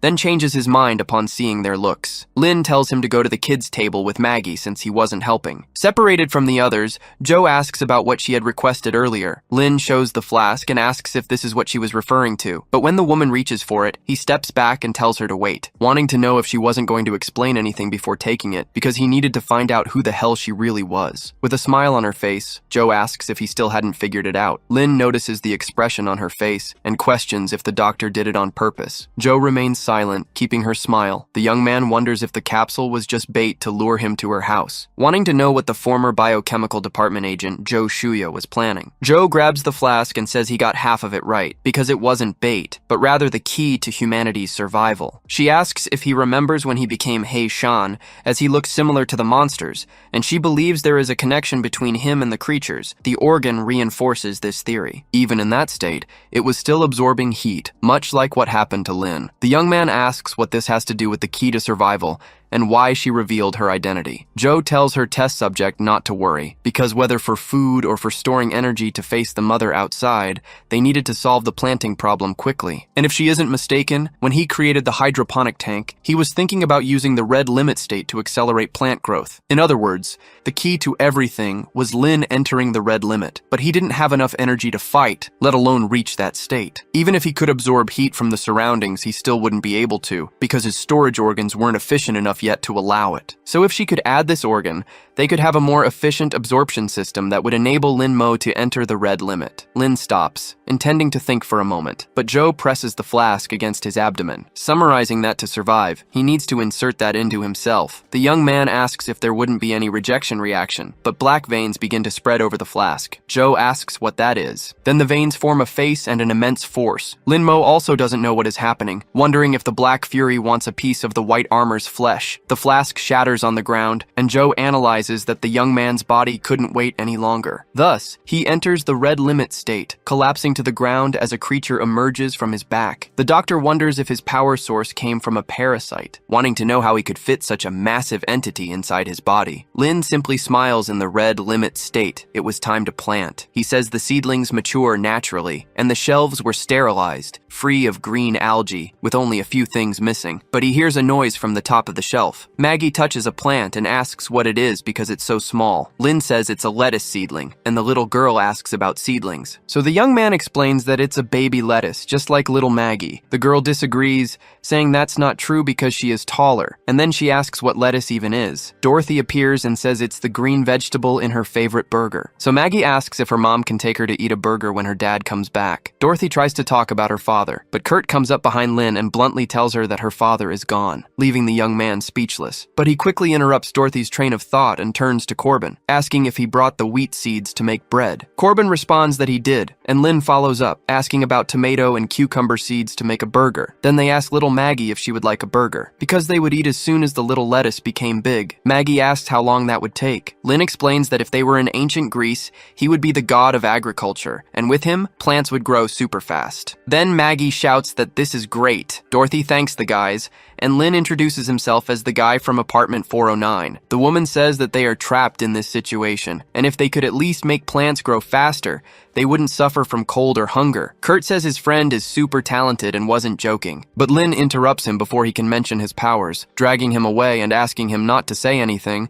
because the fewer people who know, the better. And Kurt asks why. Lin tells him not to ask, remembering Joe mentioning that she worked on a fire in the field project during her time in the Secret Service. The security level of the program was high, and the departments involved were confidential, even among themselves, but she managed to obtain specific information. A project to infiltrate agents among civilians, using drugs, brainwashing, and hypnosis, creating human monitors while the NSB protected the country. She didn't know if the NSB was paralyzed or not, or if there were NSB monitors among them. But if they found out about him, nothing good would happen, and the fewer people who knew, the better. Lin agrees, saying he had a solution while hitting Kurt on the head. Corbin walks away with Dorothy, saying she didn't need to worry since Lin was the god of agriculture. The young man looks around searching for someone, but then he notices he was alone. He points his arm at the plants, deciding he would begin, focusing intensely with his eyes closed. Then activating the red limit, but he was being filmed by a camera, and it was being broadcast. A satellite beeps, and communication asks if it has been restored, restarting the system and connecting the satellite to search for whatever they could find in the sky. People ask what is happening because the area was frozen, and they would need to gather ground information to locate terrestrial equipment, activating the only 3 drones available. However, since it was cold, the batteries wouldn't last long, so they needed to collect as much information as possible before losing them. An employee asks what his superior was looking for, and he responds that he was searching for anything useful. She tells the boys to stay low because, with luck, they might find a sign of survivors or a rescue team. One of them responds that there was nothing interesting on his side, noticing the vane on the building and telling them to wait. As he gets closer, the vanes take over the transmission, but the drone is immediately destroyed. The mother raises her bleeding hand, and the drones question what that was and start recording, but the creature begins pulling the vanes from around it. A limb emerges from within the structure. The entire building shakes, including Lin's room. He wonders if it was an earthquake. He approaches Joe and asks what is happening, but the doctor tells him to look outside, because it seemed like they were running out of time, as a giant-eyed creature appears staring through the window. Joe explains that this was what the mother had given birth to, the child. The being simply asks where it is, unintentionally activating Lin's ability, wanting to know where its head was, extending its arm to use its ability. Kurt approaches the two and asks what was going on. The energy in the creature's hand starts generating lightning. Then Lin shouts for everyone to get down. The monster blows up a large part of the building with its ability. Lin closes his eyes to try to shield himself from the power, opening them again to look to the side. He holds Joe, thinking that was close, asking if the doctor was okay. She says yes and asks about the test subject, because they were very close and she notices his heart was beating fast. Lin suddenly pulls away and says it's good she's okay, but it wasn't time to relax as the creature was staring directly at them. Lin wonders why those fragments were suspended in the air, questioning if it was electricity or magnetism. But soon, the child uses its ability again, firing the electrified stones forward, causing another explosion in the building building area. Dorothy dodges while holding Maggie. Kurt asks what the hell is going on, thinking the whole situation sucks. He shouts, asking if Lynn is okay, but finds only the completely destroyed structure. Kurt curses, but then he hears a voice from below, telling him not to be scared. It was the doctor, who had gotten stuck on a pillar and was asking for a hand. Kurt helps her up and asks where Lynn is, and the doctor tries to say where they were. However,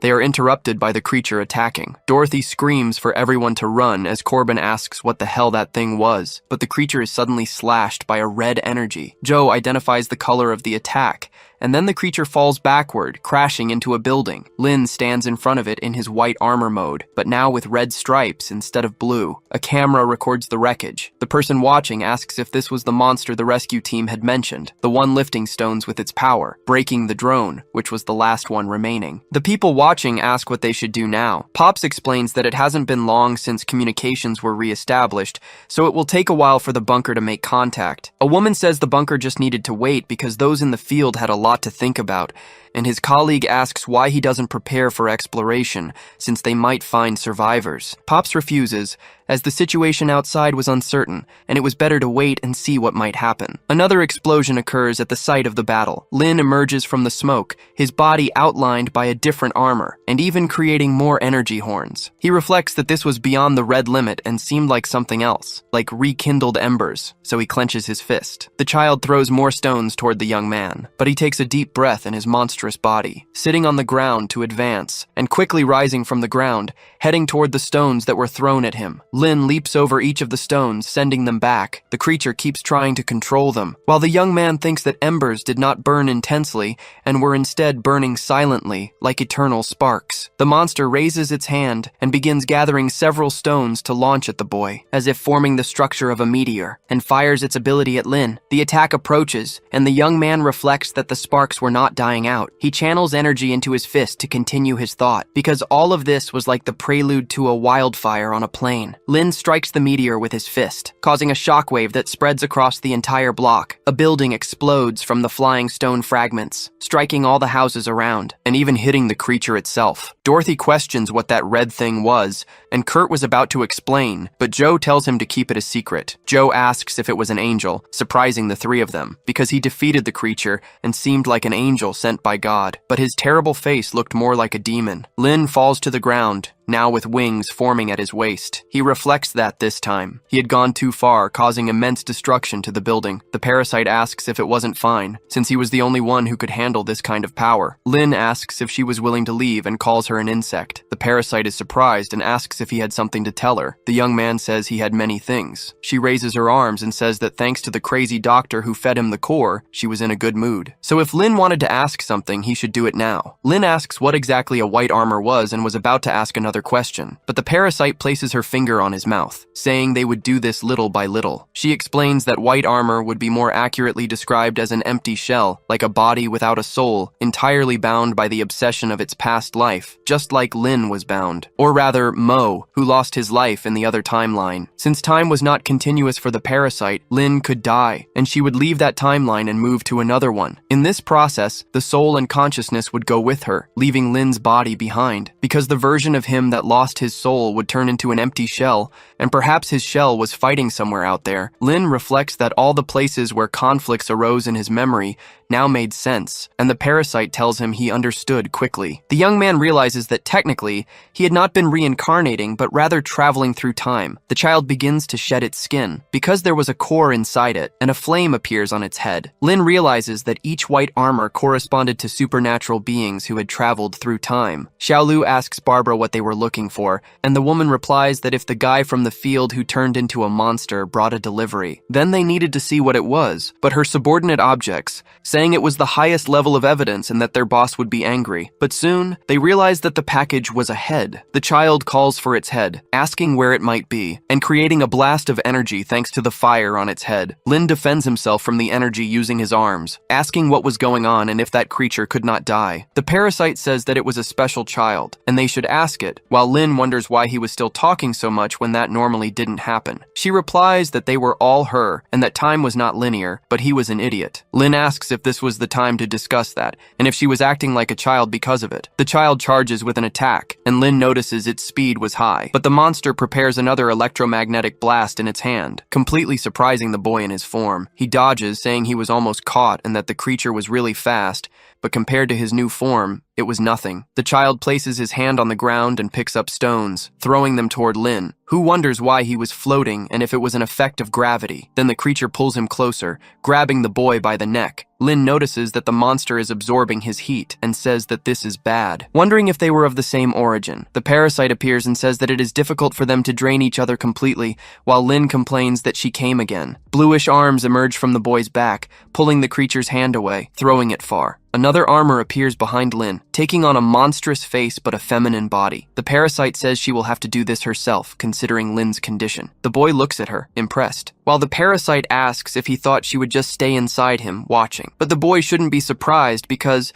with the second core, she would create another body. The child charges at both of them, but the parasite says that will destabilize the energy balance. Then she lifts her leg, colliding with the creature while saying she has no time to waste. The creature uses its ability at the tip of its foot. Lin warns the parasite that it's the gravity trick again, but she tells the boy not to worry because since they couldn't escape gravity, they would ascend, and so she touches his chest. A bluish energy is transmitted to Lin, shattering the entire ground around them. The parasite is pulled by gravity, and the creature charges forward with its hand. However, a sword appears in the parasite's hand. Flames envelop the child's head. Then it dodges the parasite's attack, being grazed on the shoulder, leaving the hit area clean of its armor. Someone watches from a distance with binoculars and says they have found 13. Their partner asks if she was around here, and the woman replies that it wasn't too far. But the current situation wasn't suitable for recycling because she had found an interesting guy. The parasite says that this was his true power, and that it was a waste to fight barehanded. Then Lin wonders if there was another function. The creature was repairing its arm, but she suddenly creates a scythe since she could do the same. The man removes his hat and says he didn't expect 13, the Holy Mother,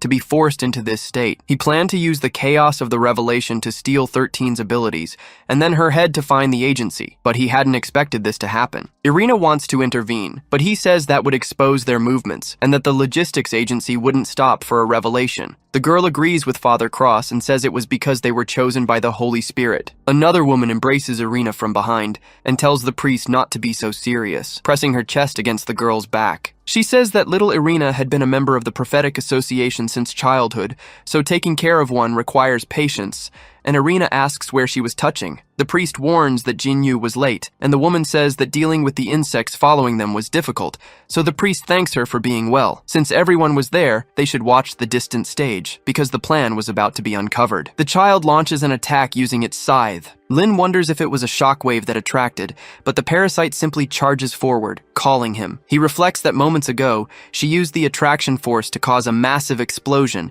and now was trying the same thing. Then he tells the parasite to wait because it's a trick. The parasite is surprised upon getting close, being caught by a burst of attacks that she blocks with the sword. The repulsion force of the scythe sends the parasite flying far. Then the creature charges from the ground, aiming for a downward strike at the parasite's head. She is startled by the attempt, but is struck by the blow. Her scythe is embedded in the ground, but there was nothing there. Looking forward in search of the two, Lin holds the parasite in his arms and says that, as he mentioned before, she was fast. But compared to him, the child was at least 500 cosmic velocities behind him. The parasite gets up and says that this was the child's ability and not an ordinary shell, while Lin responds that he felt it. She was stronger than the other white armors. Father Cross explains that a body is supposed to be empty, but it is filled with the soul, and it was not in harmony. That's what he thought when he first saw 13. Since she was both a divine child and an empty shell at the same time, her soul and flesh were disconnected, but she was more superhuman than white armor, though still a bit of both. Joe reflects that she thought it was just her imagination, but this situation, she asks her test subject not to disappoint her. Lin just tries to calm himself and not get anxious, because she had released the attraction force before, and her body parts were turning white both times. However, the bronze parts could use repulsion force. He then realizes the creature's ability. Lin asks if the parasite hadn't told him to incinerate her a moment ago, so they should increase their firepower. The parasite repeats that phrase, but with a smile she agrees and says she understands, asking Lin to extend his hand. The young man is surprised by the parasite's action. She places his hand between her breasts, and Lin questions what she was trying to do. A rupture forms in her body, shaping the hilt of a weapon for Lin. The child charges again with her scythe,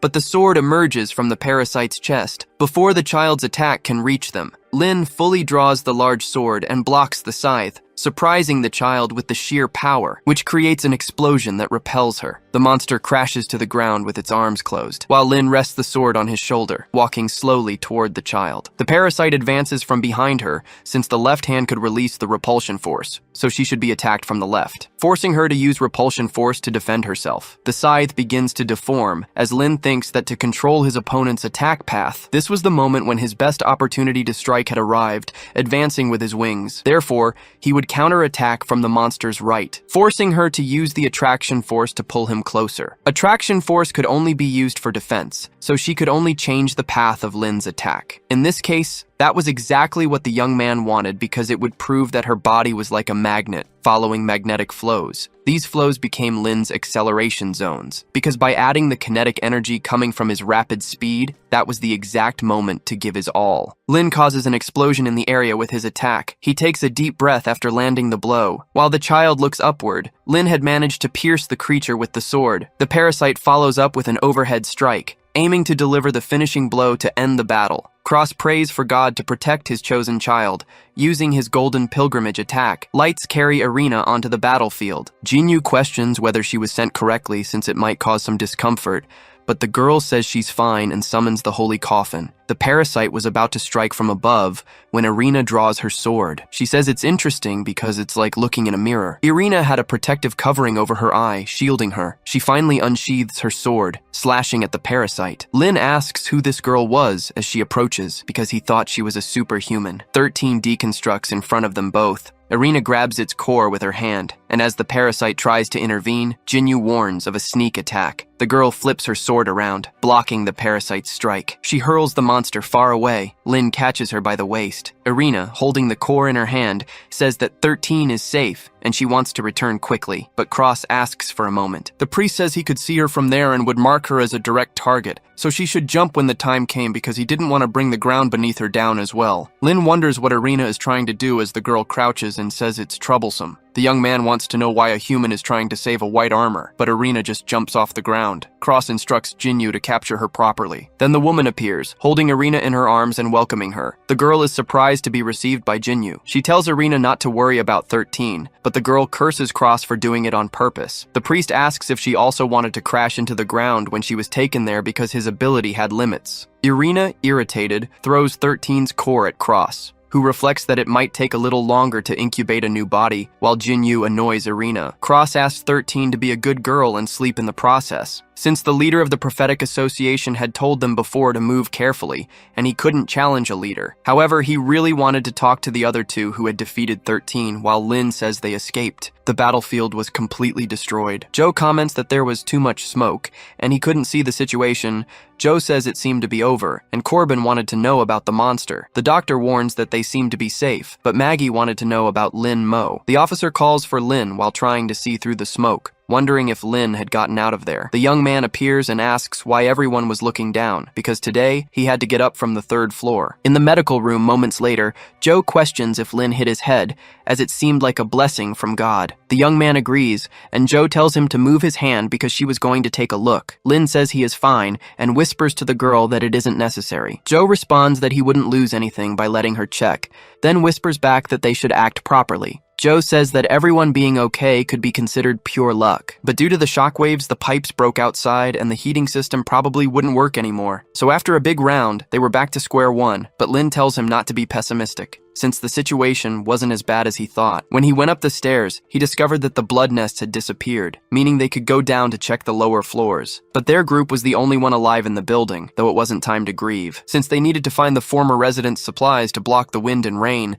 So he tells Joe not to worry too much, because he would let everyone know to relocate, while Joe trembles with his phone in hand. saying that the agency wasted no time. Outside, someone knocks on a truck. The doors open, and the soldier greets Captain Pops, Sergeant Rhodes, and Corporal Lee, saying that he was Secret Agent Zion White and was there to deliver the bunker's orders to capture the superhuman Lin Mo. Corbin asks if that was what Lin meant by dirty business, while Maggie wonders if that meant they were safe now. And Joe wouldn't say they were completely safe because after all, the situation outside was bad, since the heater was broken. Lin says they had to use this opportunity to move the base. It was the best decision, since, in any case, they still had the building and could use the lower floors, and the central heating system was still working. Joe comments that it wasn't enough because they weren't just fighting the cold and needed defensive structures, and Lin says she was right and that he would do his best, asking if Joe still had some personal defense equipment in the security department, and the officer says he thinks so. Not just personal defense equipment, because before the disaster, Brooklyn's public security had upgraded its gear, and now they had some weapons and vests. So if they used everything, they might be able to take care of the entire building, though he wasn't sure if they would be effective against monsters. Corbin tries to say that he has an idea, because he discovered that if he played a certain tone, the monsters couldn't move, and that should be the power of music. Lin says that's ridiculous, and Joe agrees, making Corbin angry. The young man tells everyone that he and Kurt would go down first to check the situation,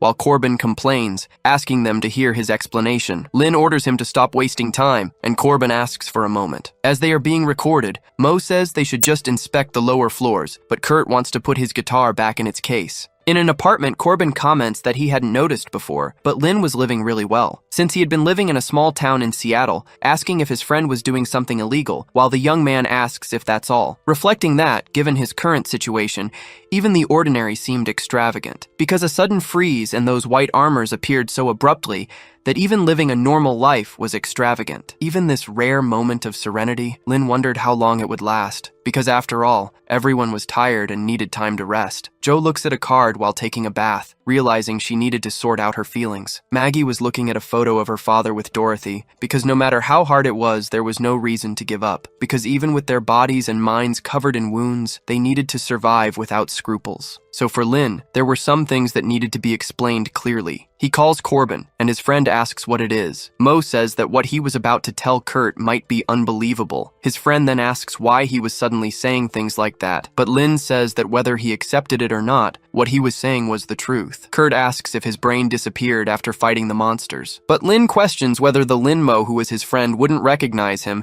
and even his good friend whom he had known for years had become a superhuman. Kurt should have doubts about that. The young man explains that the person standing in front of him was someone who should not be alive, a Lin Mo from another timeline who had taken over the body of Kurt's friend, and the real owner of the body was no longer there, surprising Kurt with the exaggerated explanation. Lin says it was difficult to accept, and not believing him was part of what he expected, but he was telling him because he was a good friend of the original owner of this body, and after days, it would only get more difficult, so he didn't want to put him in trouble by hiding the truth from Kurt. Corbin comments that he was basically a Lin Mo who never had a bad friend during childhood, and asks if that was correct. Lin is surprised by the young man's response, but Kurt continues, saying they should get to know each other again, introducing himself as Kurt Corbin, a good friend of Lin Mo. The young man just laughs at the introduction. Then Kurt puts his cigarette in his mouth, asking about all that he had just said, because in the end, he was still Lin Mo. And if this Lin Mo lost his life and crossed into someone else's body, he probably thought he sounded cool saying things like that. Lin grabs his friend's hand and introduces himself as Lin Mo, but tells Kurt not to smoke in his room, and Kurt apologizes. Outside the building, a car drives through the snow. Rhodes calls Pops an old man, asking why they should join the field workers if they were just a rescue team. The man stays silent for a second, and says he knew that Agent White was being pressured by time, but asks if they didn't need to exchange some information first. White replies that there was no time to waste, because he knew what they were going to ask, and as a rescue team, they must have noticed that very little information had been provided beforehand. There was a group of humans trying to capture the target before them. It would take too long to explain everything, so he would give the main points, because right after the freezing began, the National Intelligence Bureau activated the National Crisis Management Protocol. At that time, communications were cut off, and the execution of the protocol became chaotic. Pop says that during that same period, their team received no orders and was left on standby. But he had mentioned before that the communication failure was not a technical issue. White explains that no matter how strong the monsters were, they couldn't have destroyed the backup communication plan as well. That was human action. The commander says that thinking about it, the disaster and everything that happened was too convenient. White agrees, adding that fortunately communications were restored. However, the intelligence department and the biosafety department suspected that this series of events had been orchestrated by a strange secret organization. Rhodes appears and says that he claimed there were no records of them in the CIA, but even the National Intelligence Group couldn't detect them, because whether a person was alive or not, they should have respirators. He should save that story for children. She had been in the intelligence department as well, and a ghost organization should have left some kind of trace. White says that espers would be the correct term instead of ghosts. Rhodes asks if that wasn't the code for the operation's target, and White explains that if he hadn't gone through this himself, he would also think it was ridiculous. But the result was obvious. He then removes a pendant from his neck. He shows it to the soldiers, surprising Pops and Rhodes, who offer their condolences. White explains that the Esper organization was as secret as a ghost, but they knew they were the enemy. Pops deduces that the higher-ups believed the target was another Esper. Lee drives the car and assumes that the Esper organization was trying to recruit others, but asks for forgiveness if he was wrong. White explains that his clearance level wasn't high enough to know the details of the matter, and perhaps Corporal Lee was right, because as far as he understood, Subject Zero was the only detected Esper, and given their current situation, he was the only option for understanding. Hence, the bunker had targeted him. The car stops suddenly. Pops asks what happened, and Lee calls his chief, because there were two survivors standing in front of the truck. The captain looks through the car's rearview mirror and says it's strange, but he'll step out first to check. He gets out in front of the two and asks if they are okay, introducing himself as an agent of the National Intelligence Bureau, offering to help them. Both survivors thank him, asking for help to get out because Brooklyn had turned into hell, while White listens to the conversation, holding his weapon. Pops explains that it's a bit complicated, thinking that although they are a combat team, they have an urgent mission now, but he can't leave them behind as it is his duty, surprising the two survivors. He has a commitment to get to and informs the two civilians that there are some supplies in the car and that he can share them. Both ask about the supplies with a dark expression. Then the girl pulls out a knife, while Pops says he knows times are tough, but they should calm down as he tries to reach for his gun. However, the survivors hold him back to prevent it. The girl suddenly tries to attack with the knife, but is stopped by precision shots to the chest. White was aiming at them from a distance, landing a shot to the other man's head. Someone on top of a building has a Molotov, but White had already spotted them from afar. The person lights the Molotov. As the soldier aims his rifle at them and cocks it, with his sights focused on the Molotov, he fires again with his sniper, exploding the bomb before it can hit them. Pops manages to land a kick on one of the survivors, hitting the other with an elbow strike to the chest, while White finishes them off with a headshot. Pops pulls his pistol and shoots the woman in the chest, finishing her with a shot to the head. White notices one of the survivors coming at him with an axe, but he turns to grab the gun at his waist, pulling the trigger, and firing at the survivor with ease. He falls with multiple shots to his arms and legs, while White finishes him with a shot to the head. Pops shouts that he is safe, and the soldier does the same. Then he gets back in the car, and Rhodes asks him something. Pops wants to know what's wrong, but Rhodes questions whether they weren't survivors, saying that people are driven to madness and hoping that Subject Zero wasn't. Corbin warns his friend that he had placed it there, but Lynn is drawing along with Joe, who comments that the place could be used as a greenhouse. Kurt says that people who don't know any better would think they're doing $0 shopping. To summarize the group's plan, the east side of the third floor would be converted into a plant greenhouse, while the west side would be suitable for living. Since the sixth floor was severely damaged and the others were affected, it was safer for everyone to stay on the third. As for the first and second floors, they would be set with traps, and the security room would serve as a forward outpost or command center. But Lynn felt like something was missing. Joe comments that he could handle it with one hand when he was younger, and Corbin tells him he's bragging. The officer asks if they're going to the garage to try it out. Then Kurt accepts the old man's challenge. Lynn thinks this is really childish, but Joe warns him through the communicator that he should come to her. The young man asks what it is, but the doctor tells him he'll know when he gets there. So the young man does and goes to her, asking what she needs. But Joe says that in the last battle, he had mentioned seeing his own kind. The young man agrees and says she was the one who stole the white armor's core. Joe says she has something to tell him, playing a message from someone telling the survivors not to blame themselves amid the frost. Lynn asks why she's making him listen to this, but the doctor tells him to keep listening. The audio states that in the past, God sent the flood to wash away the sins of the world. This place had always been brainwashed by the government, which monitored everything, and public and private debts were contracts forcing them to sin. But God was merciful to people, so the pure souls would be blessed, and then Jinyu finds a white armor. She touches its chest, making her hand intangible, pulling out a rocket launcher from inside and aiming at the monster. She fires, obliterating the creature in just a second. Thus, it ceases to exist instantly. The message states that the lost lambs would find hope in the apocalypse, led by the holy children. So this was judgment upon the evil government. Surprising Corporal Lee as he listens to the message, Cross touches the girl's hand with his power. The message continues, warning that they should join them because the Holy Sun would protect them and absorb their sins, and then the priest would lead them to his kingdom. Joe asks if he had any idea about what he just heard. Lin just thought it was an anti-government cult, and the blessing and the Holy Sun they mentioned seemed to be espers. Joe says that if that's the case, it's possible. But things had gotten very serious, because for a long time, there had been a human legend, whether it was the Freemasons or the Illuminati, but now, the Society of Prophets. A dark cult carried out external dirty work, but the dog bit back, infecting the Pentagon, so they created the NLSB to fight against it. This story was almost forgotten, and was something that should have been forgotten. But now the prophetic society that was once eliminated had resurfaced thanks to the ice apocalypse. Lin asks if what she just said wasn't classified information, but she had worked in the biosafety department. Joe explains that unfortunately, she also had a terrible friend, and she was an intelligence agent, or rather a former agent. Rhodes suddenly sneezes, and Lee asks if she's okay. The girl says that the Society of Prophets was eradicated, not dissolved, and the NLSB was not as incompetent as the CIA, so she had a bold hunch. That Society of Prophets with espers was from another universe, just like Lin, a ghost. The young man is surprised that she knew all that, wondering if she had been listening to everything thanks to the pendant on her head. Joe exhales smoke and says it's touching and a little sweet for two men, but Lin yells that it's a bond between friends. The doctor continues, saying that if that's the case, maybe the Society of Prophets had noticed Lin, and in any case, they had an enemy to protect themselves against. She asks if he wasn't going to move, and they should help carry his things, without forgetting the ashtray, while Lin says she called him just for that. Lee turns off the radio and says that it wasn't surprising that the intelligence department hadn't found records if it was the Society of Prophets, asking Rhodes if there was any secret. The woman says it was more than a secret. It was related to the National Intelligence Cabinet, but the superiors had thoughts. However, a hand covers her mouth. Pops tells Sergeant Rhodes not to forget that she was transferred to the field department. White listens to a message saying that although communication was restored,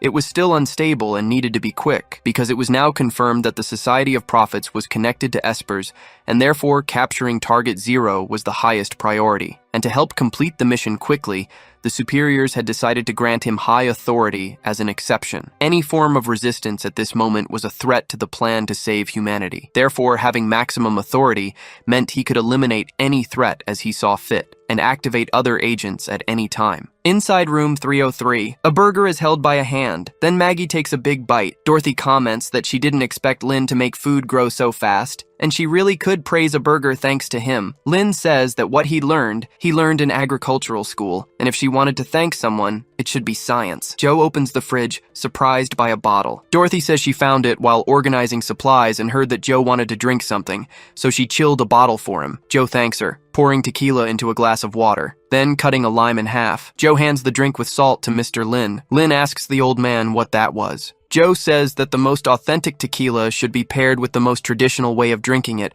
and he offers this drink to his savior. So they should sit down and enjoy the delicious food. Lin thanks him for the drink and says he wouldn't be reclusive. Then he runs the lime over his tongue and drinks the tequila with his finger, finishing by sucking on the sour lime. Joe offers the drink to the doctor, but she explains that she smokes because she doesn't drink, while Lin starts feeling sick from the alcohol. Dorothy comments that she hasn't seen Mr. Corbin, but Lin says he was on duty. Dorothy says she'll take his share, but Lin says there's no need to trouble herself, though the housekeeper insists. The soldiers were watching this scene from outside. White tells everyone to prepare to check communications. This was the alpha test. Rhodes at the base says she's fine, and HQ was received, calling for Bravo and Delta. Bravo, who was Pops, confirms receipt, and Delta, who was Lee, does the same. Thus, the soldier says he'll leave the communication to the kid. Rhodes informs Pops and Lee that they were experiencing interference and that she needed to readjust. Both ask about it, but Bravo explains that the adjustment would be done as quickly as possible. Rhodes agrees and says she switched to the private channel. Pops asks what that was and why she was being mysterious,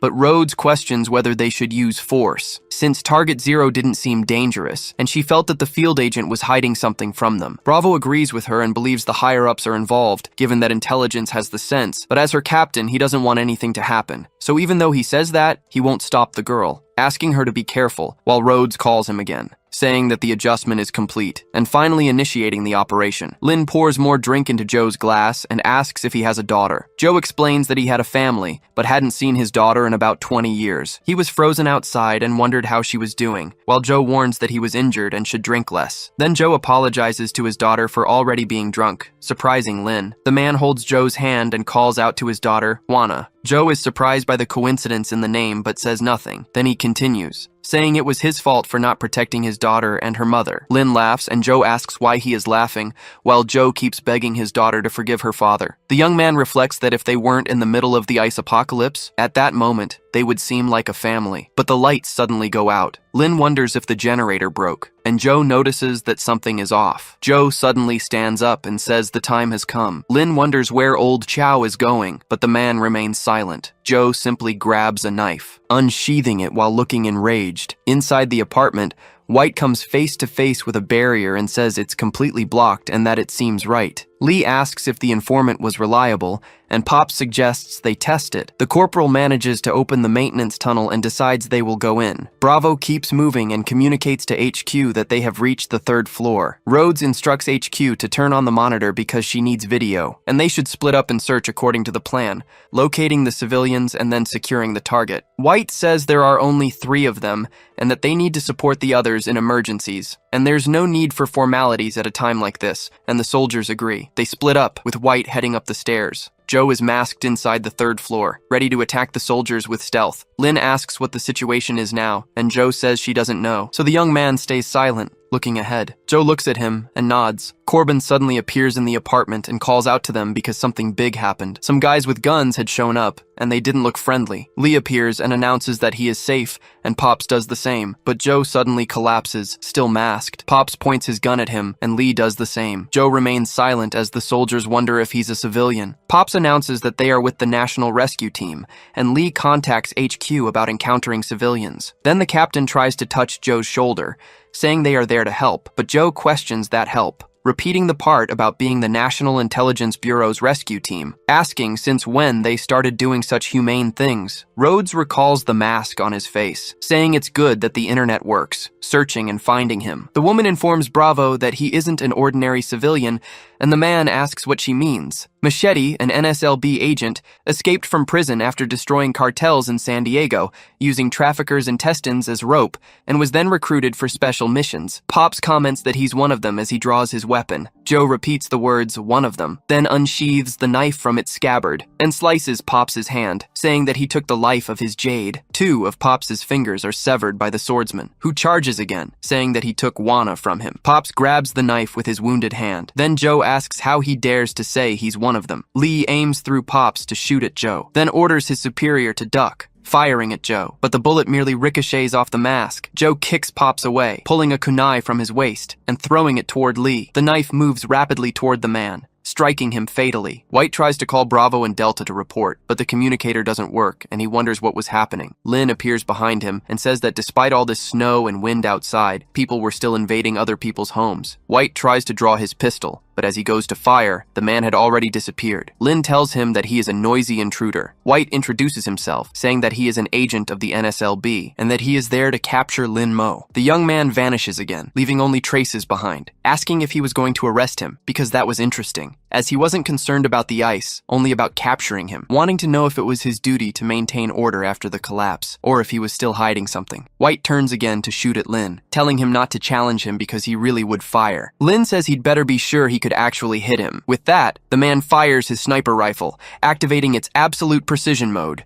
Lin dodges the bullets using his acceleration and rushes forward, striking White's head with just one blow. The man's focus device falls to the ground. Lin notices that something was off, because because he had clearly aimed at his head, but White says it was close. But luckily, his intuition had always been sharp, and Lin must be wondering why he didn't twist his head. His intuition told him the trajectory of Lin's attack. Simply put, he could even predict if Lin was going to fart just by the way he lifted his butt. Lin asks who the hell he was, but White activates a similar ability and asks if he hadn't already told him, because he was the National Intelligence Bureau agent Zeon White, and people called him an Esper. Rhodes tries to contact Alpha, saying she can't see his screen. She whistles, trying to reach Zeon, calling HQ and requesting reinforcements. Lee panics, shouting for reinforcements while yelling that he and Pops had been hit. Several knives fly toward the pair, striking their backs and vests. Joe slowly approaches the fallen duo, while Lee points his weapon at him. They are surprised to see that the man is no longer in their line of sight. Then Joe suddenly appears behind them. Stones hit him out of nowhere, saving the two. Lin collides with his old friend Joe. He reflects that he was careless, just as a creature invades the room. Lin looks back, wondering who he bumped into, but soon smells alcohol and realizes it was the old man, Chow. The young man helps Joe up and asks who the two of them were. Pops asks them to listen to what they had to say about their identities, but the creature stomps its foot on the ground.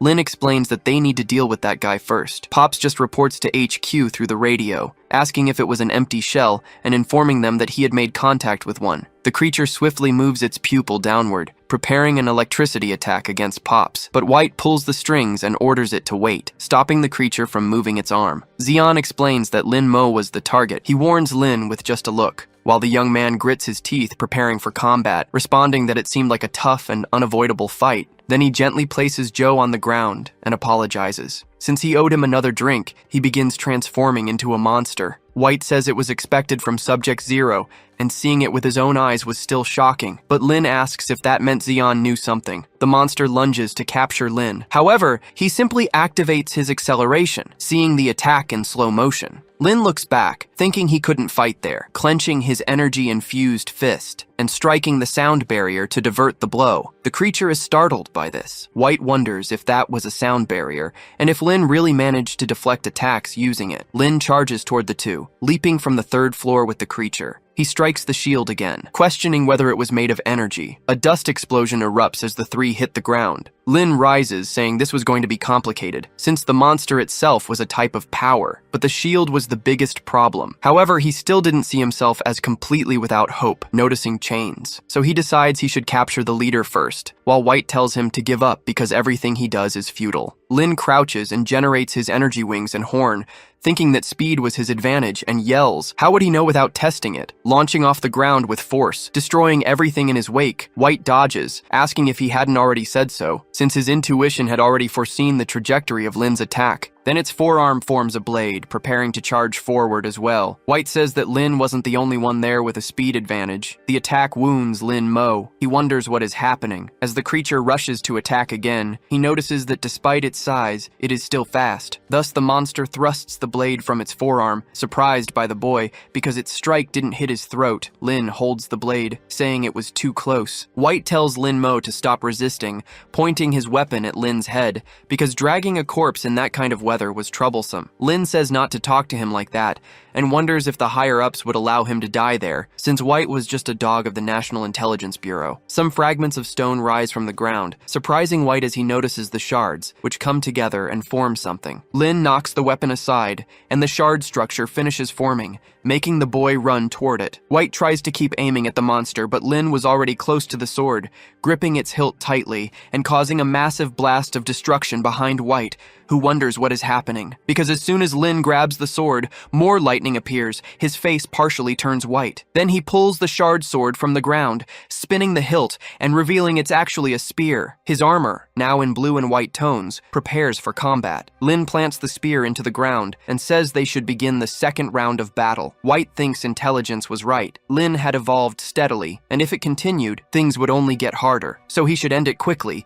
and couldn't let Lin evolve more, raising his arm and saying he'd fight a bit. The creature forms another blade from its forearm, launching launching energy slashes at Lin Mo. The boy watches the attacks, thinking the doctor mentioned blue meant absorption, so he spins the spear defensively, blocking the attacks like a shield, but his spear turns reddish, changing the entire color of the armor to a deep red. White wonders what is happening. As Lin prepares to throw the spear, he hurls it at maximum speed toward the two of them, destroying everything in its path. White realizes he not only dodged the attack, but also converted it into his own energy.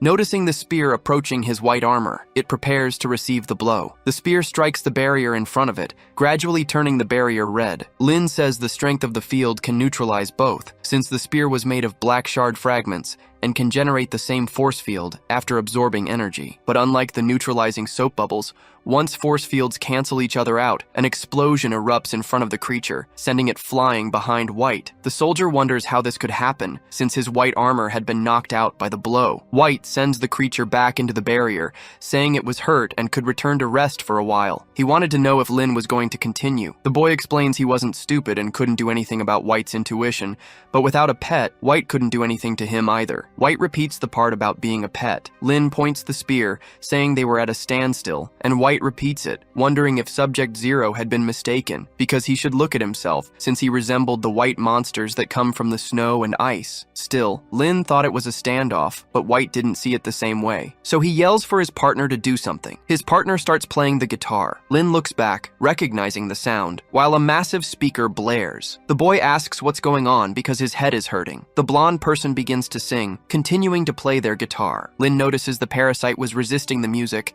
but the song says to wake up when September ends, and so the parasite begins to leave his form, falling to the ground, separated from Linmo, and closing the eyes of the boy who reaches out for the guitar. Corbin was in front of him and held his hand. White warned that he was late, and Corbin apologized, wanting to know if he missed anything exciting, and White agreed, but none of that mattered since the mission was complete, thanking Agent Corbin for the help. Kurt told him not to mention it. 30 minutes earlier, he accessed the computer, sleepy while taking a nap in the surveillance room, watching the recording of the agents breaking in, and then opening the surveillance room door. White pointed a gun at Corbin's head, frightening the young man because of it, since he was sleeping and now awakened by 3 men. Kurt stated there were no hidden herbs and that he had stopped that a long time ago. White started saying strange things to Corbin, making the young man repeat the words in a trance about the Bad Boys unit. White said it was the weapons answer, and Corbin responded that it was 21, answering and saying he was ready. Lee questioned what that was, but Bravo explained they were field agents, also known as secret agents of the Bad Boys. Corbin banged his head on the keyboard, now unconscious in front of White. Bravo questioned what was happening and if Rhodes did this, while Lee didn't know. Rhodes replied that he didn't,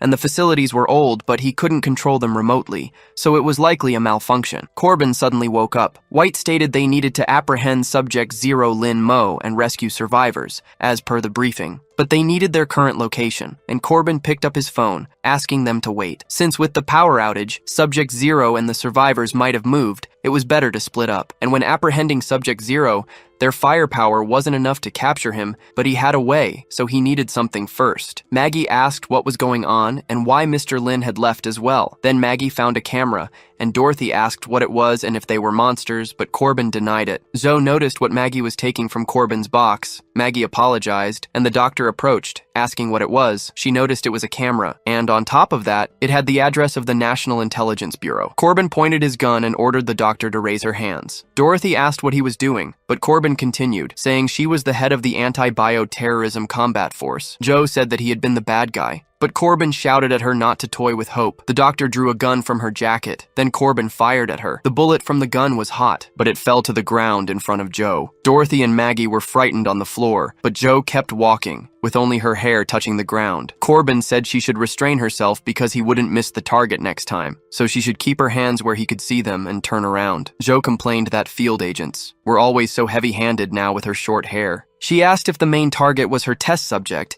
and if he was pretending to be his friend while monitoring him, though he probably didn't have those memories. Corbin questioned what she was talking about, but the radio reported that Alpha was not responding, and Bravo and Delta were injured. Corbin stated he had located survivors, and asked if the wounded could be transferred, because there was a doctor right there. Bravo asked how they were, but essentially, they had not lost their lives without complications. However, their wounds had already been stitched, so he shouldn't worry, since it wasn't anything serious. asking if Rhodes could use the private channel now, and she asked what it was. Joe told him to say thanks and asked what that meant. Corbin asked what she meant, saying he was a traitorous agent, and maybe this freezing was related to them. The traitorous agents, asking what she thought it meant. Joe simply said that they were the ones who had betrayed them, shouting about Project Europa. Corbin was startled by the mention of the project, but the doctor explained she was referring to Jupiter's second moon, and in the past, scientists thought it was the most likely place in the solar system to harbor life outside Earth, but it was a frozen planet, asking if he recognized it. Because just like New York now, she asked why he thought the superiors used that name for the project, and it had nothing to do with NASA, but rather with the Society of Prophets. Corbin swung his arm at the girl, pointing the gun at her and saying that was enough. Joe asked if the field agent was in a hurry, but Corbin stated that if she didn't have studies on Subject Zero, she would already be dead. Saying something inaudible to Joe, Pops looks to the corner without showing any reaction. Then Corbin slaps her. He informs the HQ that he would make the Alpha return and that they should prepare to receive survivors. Then Joe asks what he was afraid of. It was already dawn outside the building. Lin was restrained, and the soldier referred to him as a packaged parcel. Lee questioned what would happen if he woke up, but Corbin told him not to worry, because even if he woke up, it would be useless since he wouldn't be able to use his powers for a while. A sufficient amount of insulin had been injected into him, thanks to the research of the traitorous doctor. Corbin informs Lee that he would carry him, and the young man agrees, apologizing to his unconscious and gagged friend. Lee asks his boss what they would do now. Pops only wanted to know why he had joined the National Intelligence Bureau. The corporal wonders why he wanted that answer all of a sudden. But Pops realizes that he might be involved in something terrible. White asks how the injuries were, because he had good news. The main communication had been restored, and they had just made contact with the nearest shelter to a hospital, though it was a bit far. Lee thanks him, saying that was great. But White explains that there was something else before they left, asking if they saw a monster in the apartment that resembled empty husks. Lee denies having seen anything like that, and White asks the lieutenant, who also denies it, saying that aside from the civilians, there had been no other notable encounters. White says that's very good, thanking his rescue team colleagues, saying it had been a pleasure working with the group, and so they leave. Cross asks why Jinyu didn't act immediately, and she responds that after cutting the power, she noticed there were rats among the flock of sheep. And then, among the rats, there was a wolf, so she waited for the fight to end before acting. Cross replies that,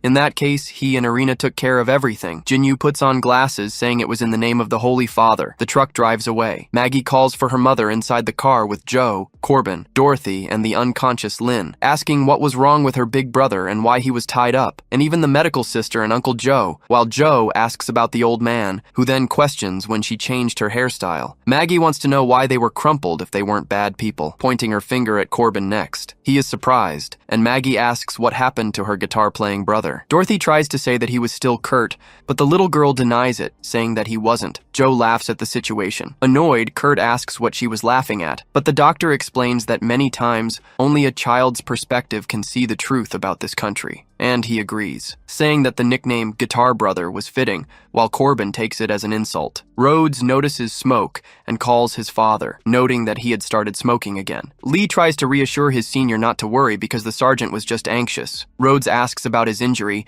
and Lee explains that he was fine, because compared to the sergeant's wounds, he had nothing, since now, a soldier couldn't hold a gun, just as that country couldn't save anyone. Rhodes says he will register the identities of the survivors, and Lee questions whether that was necessary.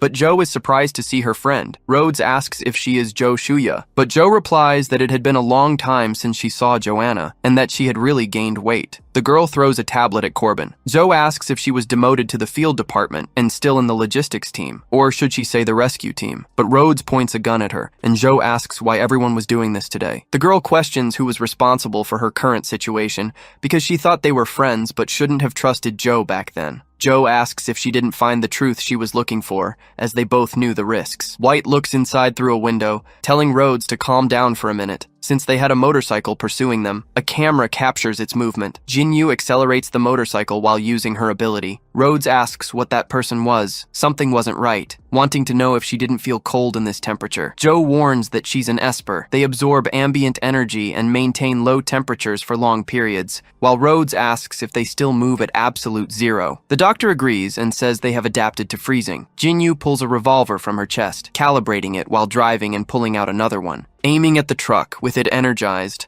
causing a massive explosion in the area, forcing the truck to fall. Everything inside the location shook rapidly. Jinyu threw the weapon away, saying she missed the target. Lee wondered what had happened and if it was a grenade, but Pops ordered him to drive faster, because she was getting closer and closer. Jinyu pointed her pistol at them again, while White opened the back doors of the truck and started shooting at the motorcycle. Jinyu reloaded her weapon with energy, frightening the soldier with the damage it would cause, but it was launched toward him rapidly, causing an explosion that overturned the truck, crashing it into a building. From within the smoke of the explosion, Jinyu emerged, still riding the motorcycle, stopping it using her leg. She drew her revolver again, saying that this time she overdid it a bit since the truck had fallen off the bridge. The truck, which was vertical, returned to the correct direction. Then the woman's revolver started to fragment, disintegrating in her hand. Jinyu questioned how the durability reached its limit so quickly, and Irina asked how things were on her side since she had already finished along with the priest. Jinyu explained that she needed to check on the package's situation,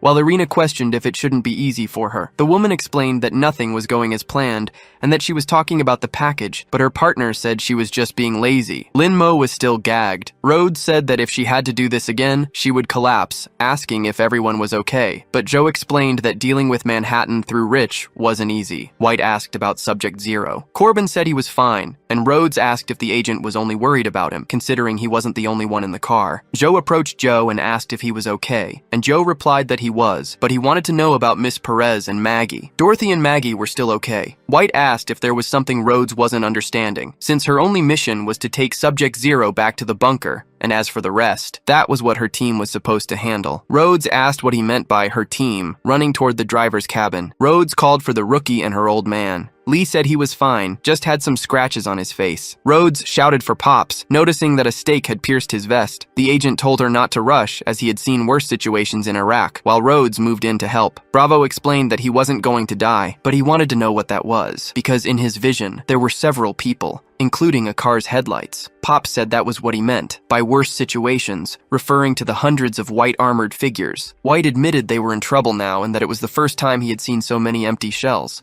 but since they were focused, they could try to take them down. Then he asked if Corbin's speaker was powerful enough, while Corbin asked if it was loud now, since it wasn't a matter of power, as his guitar was broken. White shouted that they would have to use the primitive method, shooting at the creatures. Corbin asked if there was another weapon in the car, but Rhodes told him to check for himself, approaching Joe, who asked if she needed something. Rhodes cut off the doctor's handcuffs, surprising her for helping a traitor. Corbin asked what she was doing while handing Joe a first aid kit, telling her not to get the wrong idea, as he hadn't forgiven the liar, but the current situation required her to do what she did best, helping her father with a serious wound in the lower abdomen. Joe said it was a bit difficult alone and needed someone to assist, but Dorothy volunteered, since she worked in the medical field and could help but needed someone to take care of Maggie. Maggie said she could take care of herself and didn't need anyone to look after her. Corbin tried to offer his help, but Maggie refused, and he said he would keep searching for weapons. Joe asked to be untied because he would take care of Maggie, and Rhodes asked if he was the headline uncle, but he denied it, saying he was a security guard. And the current situation was not the time to follow rules since they had all survived so far by helping each other in that lousy apartment. A pale creature tried to attack Lee through the car window. Then the agent drew a knife from his vest, piercing the monster's hand and neck. Rhodes pointed a shotgun barrel and told him to cover his ears, quickly firing at the creature, which destroyed its head. Pop said he didn't expect to see a doctor twice in the same day, while Joe told Dorothy to apply pressure to stop the bleeding. Dorothy couldn't stop, and Joe noticed that an artery had been hit. The situation was very bad. Jinyu suddenly appeared behind White. He turned around, saying he had forgotten they had pursuers behind them. Then the woman pulled a katana from her chest. White realized she was also an Esper, wondering who she was while Jinyu advanced with the sword, and he aimed his gun. Dorothy applied pressure to remove the stake, but it wasn't enough. Joe noticed that if she continued pressing like that, but she was surprised as she suddenly remembered something, seeing a scene from her childhood when she was helpless, since she had the key to breaking the situation. Then, remembering Lin-Mo, Jinyu advanced with her sword toward White, forcing the soldier to activate his intuition with both eyes, and then he avoided the woman's attack. But his gun had been shattered because of it. Jinyu said his blessing was interesting and asked why a saint would help a sinner. White questioned the idea of sin and said that term might work for a country bumpkin, but he was an atheist and suspected the woman might be from the Society of Prophets, noticing that her goal was Subject Zero, while Jinyu asked if they would do this in a way he could understand, asking if he didn't want to go back. White asked what she was talking about, but the woman explained that he was also an Esper and should know that he wasn't originally an NSLB agent, or rather, He didn't belong to that world and should still have things that mattered to him. White remembered the things that mattered to him, asking what he really cared about while recalling a police officer who had once asked if she could work with her senior again. White lowered his pistol, saying she was right, but some people had lost their lives in the past, and now there were some still alive, so it didn't matter which side he belonged to, because he just wanted to save the side where the things he cared about were, and he wouldn't let Subject Zero fall into her hands. Lin-Mo was still unconscious when a bullet fell on him. Joe and Corbin fired at a creature while the guard told Maggie to cover her ears. Kurt asked how the rescue team was doing when he saw Joe, but the doctor suddenly looked down, removing Lin-Mo's protective vest. Kurt grabbed her hand, asking what she was doing, but she told him to look at the situation now, because there were several monsters outside waiting for a snack, and an Esper relentlessly chasing them, so this wasn't a situation they could handle. The bullet simply entered Jinyu's chest. The woman advanced with her sword, and White complained that the bullets should have hit, while Jinyu suddenly seemed surprised, saying that this was the place, breaking the ceiling when she touched it with her katana, and falling right on top of Lin-Mo. She looked forward, excited, seeing the people who were taking care of him. Joe asked why Corbin was still hesitating, when a white skin suddenly grabbed Jinyu's leg. Corbin said he would use magic to defeat magic, so Jinyu stabbed the white skin with her sword. Corbin injected insulin into Lin-Mo's neck. Jinyu was close when the white skin's blood dripped onto her body, but Lin suddenly woke up, wriggling inside his straitjacket. The woman said she was there to retrieve the lost saint, while Lin-Mo just stared at her, still gagged. Jinyu told him to wait and suddenly recognized him, being thrown away by the force of an explosion. Lin-Mo fell to the ground on his knees, wondering what was wrong with him and why he was weakened again and masked. Joe removed the mask from his face, saying she had given him a glucose injection and asked how he was feeling now. Lin-Mo asked if she had changed her hairstyle and said it was good to see her, but Joe told him not to change the subject. Then she smacked his head, asking if his brain had fallen asleep foolishly. Lin stood up, his stomach growling, and said the energy didn't feel enough. Joe complained that she wouldn't give him more, because their lives depended on Lin-Mo at that moment. The Whiteskins kept screaming, but their heads were blown apart by bullets. Joe complained that there were too many, and they were difficult to defeat. Joe asked if he had anything to eat, preferably something high in sugar, but Joe said he was at the age of diabetes. The woman reflected that most of the glucose had been left in the apartment, and he couldn't fight like this, while Lin complained about feeling dizzy. Suddenly, Maggie pointed at a chocolate bar. She said it was the bar her father had left for her, but she wasn't hungry now. Lin reflected that she didn't know about her father, but he denied it, saying that it was what her father had left for Maggie. Maggie told him to take it because good children should help others, while Dorothy tried to make do as she treated Pop's wound, and Rhodes questioned if she could handle it. Then Lin should quickly eat the bar that Maggie was giving him, and he agreed. The young man noticed the mark and said that bad memories were coming back, but he ate, saying it wasn't the time for that. There were more important things. Joe stood face to face with a pale creature, but he realized he was out of ammo, cursing his situation. Lin rushed toward his friend, surprising Joe when he looked back. Then Lin clapped his hands, disintegrating the pale creature, completely destroying it with ease. Joe noticed that he had obliterated it with just one clap and wondered if it was a sound barrier effect. Lin smiled and said he was starting to enjoy this feeling. The monsters were frightened by the display of power. Then Lin stepped on the guts of one of them, noticing that there were many pale creatures trembling in fear, but he felt something different about them, wondering why they were running from him. White was astonished and wanted to know what was happening, because the pale creatures were fleeing. The tablet stated that Agent White was past his deadline and should reveal the status, but he explained he had some problems. Jinyu commented that even soulless empty shells could feel fear. Since they were originally human, it made sense to fear the most powerful holy child, and Lin questioned who she was. Han Jinyu introduced herself and asked him to join them to fulfill the mission entrusted by the sacred girl through the Lord. Lin refused, saying he had more important things to do while thinking that this was the anti-government cult the doctor had mentioned. Jinyu reflected that the pastor had ordered her to prioritize bringing him back. Then she moved her hands to her chest, saying that in this case, she reached into space, drawing another fragmented katana from her power. Lin wondered if her ability was to pull weapons from her body, and what the cracks were, since they seemed like layers of emptiness. Jinyu excused herself to Lin-Mo, charging at him with both katanas in hand, aiming to cut the man down with the black sword, launching an upward attack with both weapons. Lin questioned what was happening, and if she could have more than one ability, but he noticed something strange about the shards, denying that possibility, because the shards were crumbling. He grabbed a shard with his hand, preparing to throw it while thinking he should give it a try. The projectile blast caused an explosion in the area. Lin was suddenly surprised, wondering how her body absorbed the attack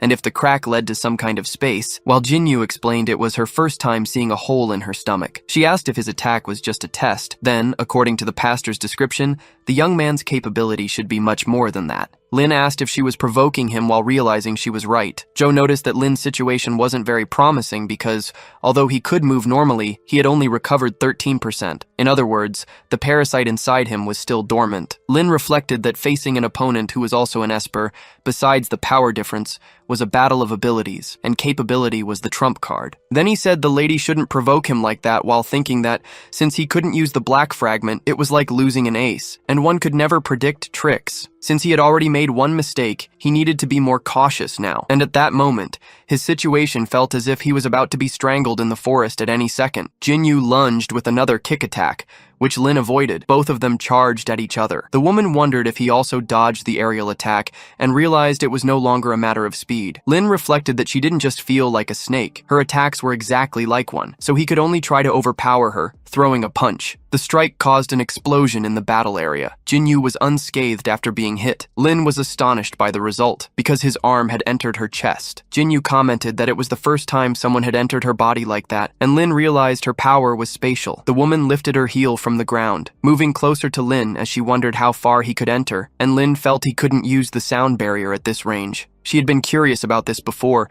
and felt that Lin's gaze was familiar to her. Lin was startled by this as she embraced him and said he was the speaker, expelling him forcefully. Lin's arm shattered due to the attack, but the pastor warns Jinyu to stop what she is doing immediately. Because they had received the NSLB at the base and were holding the head of 13 with great force, this was her chance, beyond the orders of the speaker. However, the speaker had also received a revelation, and they would find Lin again. Jinyu complains that good times were always short, and that they would have to stop there. She sticks out her tongue and says that next time, she will make sure he learns the words of the prophet. Then she clashes her two swords together, causing a massive explosion in the area. Lin tries to observe through the smoke, but they notice that she had escaped, and something about it seemed strange. Joe approaches, asking if he is okay and what the current situation is, while the young man says he is fine and that they were safe at that moment. A helicopter descends from the sky. Lin questions what they will do now, and Joe realizes it is a helicopter, which was descending towards White, who comments on them finally arriving. The helicopter lands, stopping its rotors on the ground. The soldiers step out and order Alpha 1 and 2 to rescue the civilians, while the others should follow the plan. They place Pops on a stretcher, and Rhodes asks who they were, while one of the soldiers introduces himself, saying they were colleagues and thanking them for their hard work. Rhodes looks back, surprised, while White salutes and says he didn't expect his boss to come personally. Frank simply states that his soldier did well, and he thanks him. Then the light from their weapons shines on Joe and Lin's faces. The doctor asks why the security department was on a bunker mission, and even brought high-ranking officials while Lin is just confused. The soldiers say that Subject Zero is under control for Frank, who is the head of the strategy and decision department, and Barbara is the leader of the biosafety department, who comments that this was unexpected. Joe calls out to her friend, Barbara. Then Barbara responds that she'll see her in hell, and now the situation seemed clear. Joe comments that her and the bald idiot from the Department of Fools showing up there wasn't a good sign, and Barbara asks if her image was really that bad to her. Either way, Frank intervenes to explain, stating the reason why he and Barbara were there. Since Subject Zero, Esper Linmo, was necessary to uncover the truth about the freezing incident. The young man asks what that has to do with him, but Joe stops him, telling him not to believe Frank's nonsense, because all he wanted was to continue Project Europa. Barbara questions that name, saying she had never heard of it before, and she wants to know what the bald man was hiding. Frank simply asks how Joe knew about Project Europa, looking startled. The doctor reveals that she was right, and Lin questions if she was just trying to get information out of him, to which the doctor confirms. Frank responds that since she had left intelligence, they couldn't execute her due to her contributions to the country, but a gun was aimed at her from a distance, firing at the woman while using a silencer. However, Lin intercepts the shot, protecting his friend. Frank wonders what was happening. Lin tells the doctor to wear a helmet next time she tries to extract information from someone, and the woman responds that at least she still had him. The young man asks if they were trying to silence her for touching on a sore spot, because this was exactly like the movies. Barbara grabs Frank and asks if the freezing incident and all the other events were connected to Project Europa and why he hadn't said anything. But Frank simply responds that she would find out. just not at this moment, so the soldiers should take her away, while Barbara asks what the headquarters chief was doing. Joe tells Lin to be careful because he still wasn't fully recovered, and even his body was at its limit, with veins spreading over his arm. Lin reflects that if he could use all his power, dealing with these soldiers would be easy, while Frank orders them to hunt down the woman. At least the others were safe while the civilians were captured and taken to the shelter. Then Lin remembers his promise never to run away again. He grabs Joe's hand, calling the doctor, because she should hold on tight, and she asks if they were going to repeat the process from before. The soldiers start shooting at them, but Lin escapes, leaving only a trail behind. Frank wonders how he was so fast, while Barbara frees herself and calls him Baldy, reminding him that she had already warned about Lin's speed, but the bald man didn't even pay attention. Frank turns, saying that Joe must have gotten hurt. However, he is struck in the groin by Barbara, who says that without Subject Zero, they were doomed. Destroyed, Frank questions what to do, if he should chase after them, but Barbara orders them to forget it and return to the bunker, because there was too much they still needed to learn. Lin soared over the buildings with Joe, crashing into a window and breaking it. They fell into an apartment with a lifeless body. He coughed and asked if the doctor was okay, while she replied that she was, but his condition was really bad, bleeding from his eyes. Joe looked through the supplies and assured him it wasn't that bad, while Lin wanted to know what she was doing. She tossed a milk carton, and the young man questioned what it was. Noticing that it was freezing from the inside, he wanted to know where she was getting this from, but Joe said they had won the lottery, since the man seemed to have been lifeless for a long time, and the cause was a gunshot wound to the chest. As for the killer, it seemed like both had fought each other. The survivors probably fought over resources, but they should be grateful to them because that's how they won the lottery, a blessing in disguise. Lin, distressed, commented that other people's sadness was his luck, just like before, and she asked if something was wrong with him. But the young man simply said he remembered the past. She repeated that it was all in the past. Then she smacked his stomach, telling him to focus because he should be eating now, while Lin asked what she was doing. Joe put onions, potatoes, and packaged milk into a hot pot. She commented that it wasn't strange since they were in a Chinese restaurant, so it was normal to have ingredients. But if he was complaining, he should look at the two on the floor. Lin said he had no objections to the ingredients, but it was weird to throw everything together in a big pot like that. The woman asked if food didn't need to be cooked and the milk thawed, since it saved fuel, but Lin said she misunderstood the meaning of efficiency, wondering if it was possible that the doctor wasn't good at cooking. Joe said she was a doctor, not a chef, so she didn't need to know how to cook. Throwing a potato at Lin's mouth and saying that it was the end of the world, yet he was still picky. A woman watched them from a distance, while Joe commented that, given Lin's physical condition, this was the most efficient way to replenish calories. The girl repeated to herself not to be afraid. Joe told Lin to eat quickly because they weren't on a date, and it was cold, while the man spat out the food, saying it was burning hot. She commented that Lin's body was adapting to the frozen environment, but she couldn't, and the protective suit wouldn't last much longer, so she needed a place to recharge its energy. Joe noticed something behind Lin. Then she drew the pistol from her jacket, asking who was there and telling the test subject not to move. The girl trembled in fear of the gun, tripping over the corpse in the room, and then dropping her baton into the air. The baton struck her on the head. Joe approached and asked who she was and why she was spying,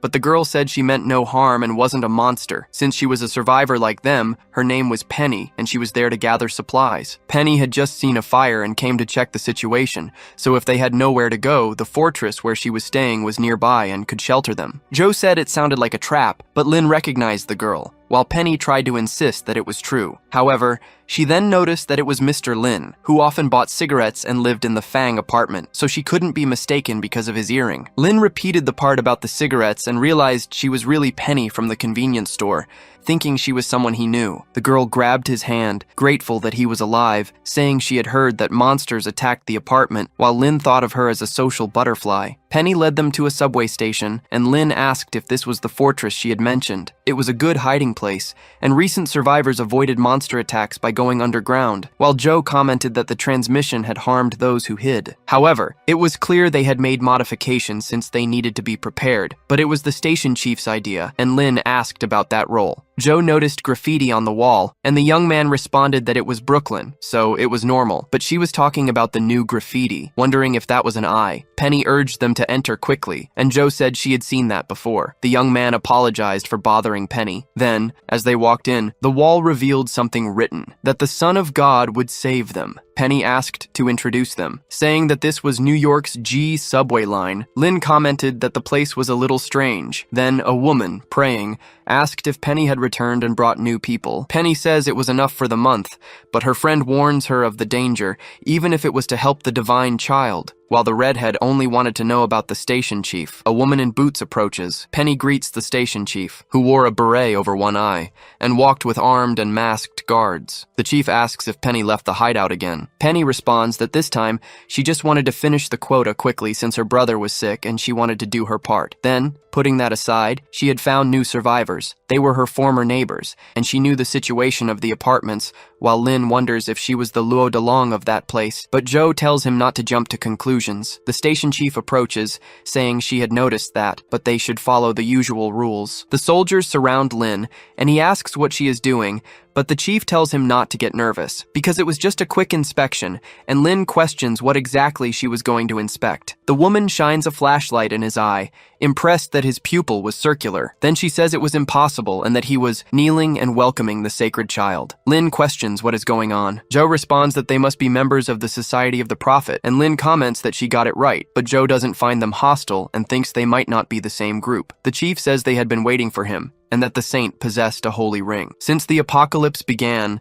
they had been hiding there with no one to save them, believing they had been forgotten. But the empty husks kept appearing. At first, she thought the gods didn't exist in the world, until the day she saw the robed ones, and that was the first time she witnessed a miracle and saw the saints with her own eyes. Since that attack, they converted to the prophets, sheltering those wounded by the apocalypse while the saints returned to their mission, so the survivors were worried. But before leaving, the most venerable of the saints prophesied that a saint possessing the eye of the sacred ring would come there. And they had been waiting for the prophecy, wondering if it would really happen, never expecting to actually witness it today, since the survivors needed the saint, and his appearance had given everyone hope. Lynn asks about hope, since it was the most important thing in this apocalypse. Then Penny brings food for the saint. He looks at the plate, impressed. Even the food had eyes drawn on it. The chief says that offering the sacred communion was a duty, and as a saint he should prioritize his combat power, as he was the only one protecting them in the apocalypse. Joe says they risked their lives for the sacred communion, and, on the surface, saved people for the Society of the Prophet, and Lynn responds that this was hypocrisy. One of the priests says they were running out of food,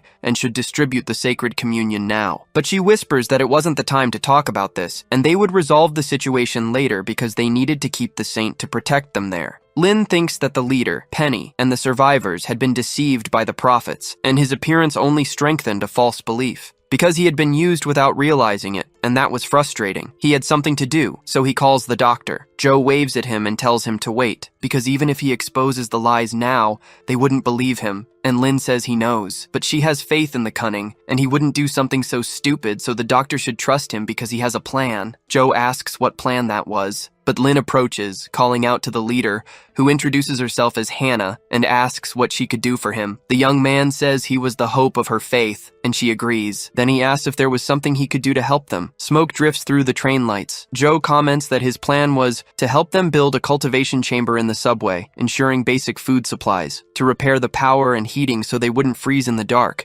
and to help expand the platform, so Lynn should now be called the virtuous saint, saying he was a kind saint. Lynn questions since when kind became a derogatory term, and Joe responds that he was too gullible for having been revived, but he was naive for helping the society. The young man says that the doctor was wrong, though, surprising her with that response, as Lynn continues, saying that they were the ones who trusted him, and it wasn't kindness that made him help them. With his understanding of the body, she knows that using abilities consumes energy, which is why they created the sacred communion. Then he asks if she remembers when they first met, because if it hadn't been for her, he would have died of exhaustion. But back then, she had long, soft hair. However, Joe interrupted him, smacking his head and telling him not to change the subject. Lynn said he wanted to do the same as the Prophet Society because they would work for them, and that was the difference. He wasn't relying on deception and exploitation, but rather on the kindness she wished for. Joe became furious with her friend. Lynn said he would stop joking, and she told him to get straight to the point. The young man said he was very gullible, but in reality, it was the opposite, because even after the disaster, he still trusted everyone and never expected everything to become some kind of cycle. If he had trusted Ming Ming and told her the seeds had sprouted, maybe she wouldn't have chosen and luoed along, and Joe reflected that it wasn't strange to like agriculture. He continued, saying that after deceiving himself and thinking carefully, the things he had discovered stemmed from humanity's weakness in the apocalypse. And because of it, people became sensitive, trapped in chaos, some turning selfish, but he didn't want to be like that. Joe commented that precisely because humanity was weak, they should unite, and his age was the time to bring everything together, as productivity was the key to the apocalypse. She grabbed his collar, saying that people had the power of unity. She moved closer to his face, saying she would be right in front of him, and Lin questioned what she was about to do. The woman said she wouldn't do anything but had changed her opinion about him, while Lin commented that she was very close. Penny suddenly interrupted, calling for the saint, but she fell to the ground due to her clumsiness. The girl tried to get up and announced that she had found something incredible under the subway, because after the power was restored, they discovered a maintenance passage there. At first, they thought it was just a maintenance passage, but further ahead, it didn't seem like something one would find in a subway station or a maintenance tunnel. Lin asked if it was a door, and wondered what it could be, but the doctor told him he was right. Penny started rambling about doors, and Lin told the doctor that the NSLB had installed themselves there, and the woman responded that it was noisy. He went up to Penny and turned her around, telling her to inform everyone not to come for now because he would investigate the door. Joe picked up an agency card while Lin told Penny to wait for news. The door authenticated the identity, and the doctor complained about how slow old things were. Lin questioned whether it hadn't been abandoned, but she said she was technically retired. But this wasn't her card, it was Rhodes. The young man asked how she got that without a car, and started to understand the attitude of her former colleagues, but Joe commented that she had to shear the sheep. With the door open, Lin told the lady to enter first, and Joe said he was very polite. Joe analyzed that the energy system was old and manual, but at least it was powered independently. Lin asked if she knew what the facility was, but the woman didn't either, and suggested they take a look to find out. The young man looked between the grates, running his finger over them and seeing dust. He said it had been there for a long time. There was no silence or ice, but since they were underground, he wondered if there was some kind of continuous heating system there. Lin told the doctor that this place was strange, and she agreed, saying that everything there was old, but the layout seemed recent. The young man questioned what this place was for, but the doctor was surprised, because there was a control room full of NSLB monitors. The young man wondered if it was an NIA base. Joe explained that they had hidden a base within the civil installation, and Lin wanted to know if the national budget had all been spent there. However, the woman started tinkering with the computer. The system requested the protocol code, and she tried to recall one, noticing something different all of a sudden. Then she entered the Project Europa code. The system stated that authentication was successful. Then it began preparing to update the system, surprising the doctor. Lin suddenly stood up from the chair as the update reached 11.3%, then it jumped to almost 80%. Finally finishing, the online icebreaker project system announced that they could now break the cold. Joe asked what this was for, but the system warned that voice inquiries were being monitored. And the answer was that the icebreaker project was part of Project Europa, designed to monitor freezing events and assist agents by providing optimal actions. The system was integrated into the giant ice network, so it had only activated in the Brooklyn section, and some functions were offline. Joe repeats that they could overcome the cold and deduces that this is about the NIA. Lin completes her thought, saying that they knew about the global freeze in advance. The doctor slams her hand on the panel, saying that the NSLB was hiding something so huge, and that nothing really changed, as they had no idea how many lives were lost due to confidentiality. Lin notices that Joe's reaction is not as rational as usual, and her relationship with the NSLB must be more complicated than it seems. From the freeze to the espers and the empty husks, all the questions were connected. Lin looks ahead cautiously, trying to analyze Joe Shuya's state of mind. He asks what she is thinking. Joe denies it, saying she was just remembering the past. But Lin reflects that even after all this time together, he still doesn't know much about her, because Dr. Joe Shuya, who was both rational and mysterious, was also fragile. She asks why Lin is staring at her, but embarrassed, the young man says he was also thinking about the past. However, the system suddenly plays a warning. Lin sighs, grateful for the system, but Joe immediately instructs the computer to report the situation. The railway transit route was crowded with civilians. Joe questions what was happening with those people. Even Barbara was there. The system announces that the estimated arrival at the platform is in 30 minutes. Joe then reflects on why Barbara brought so many people there,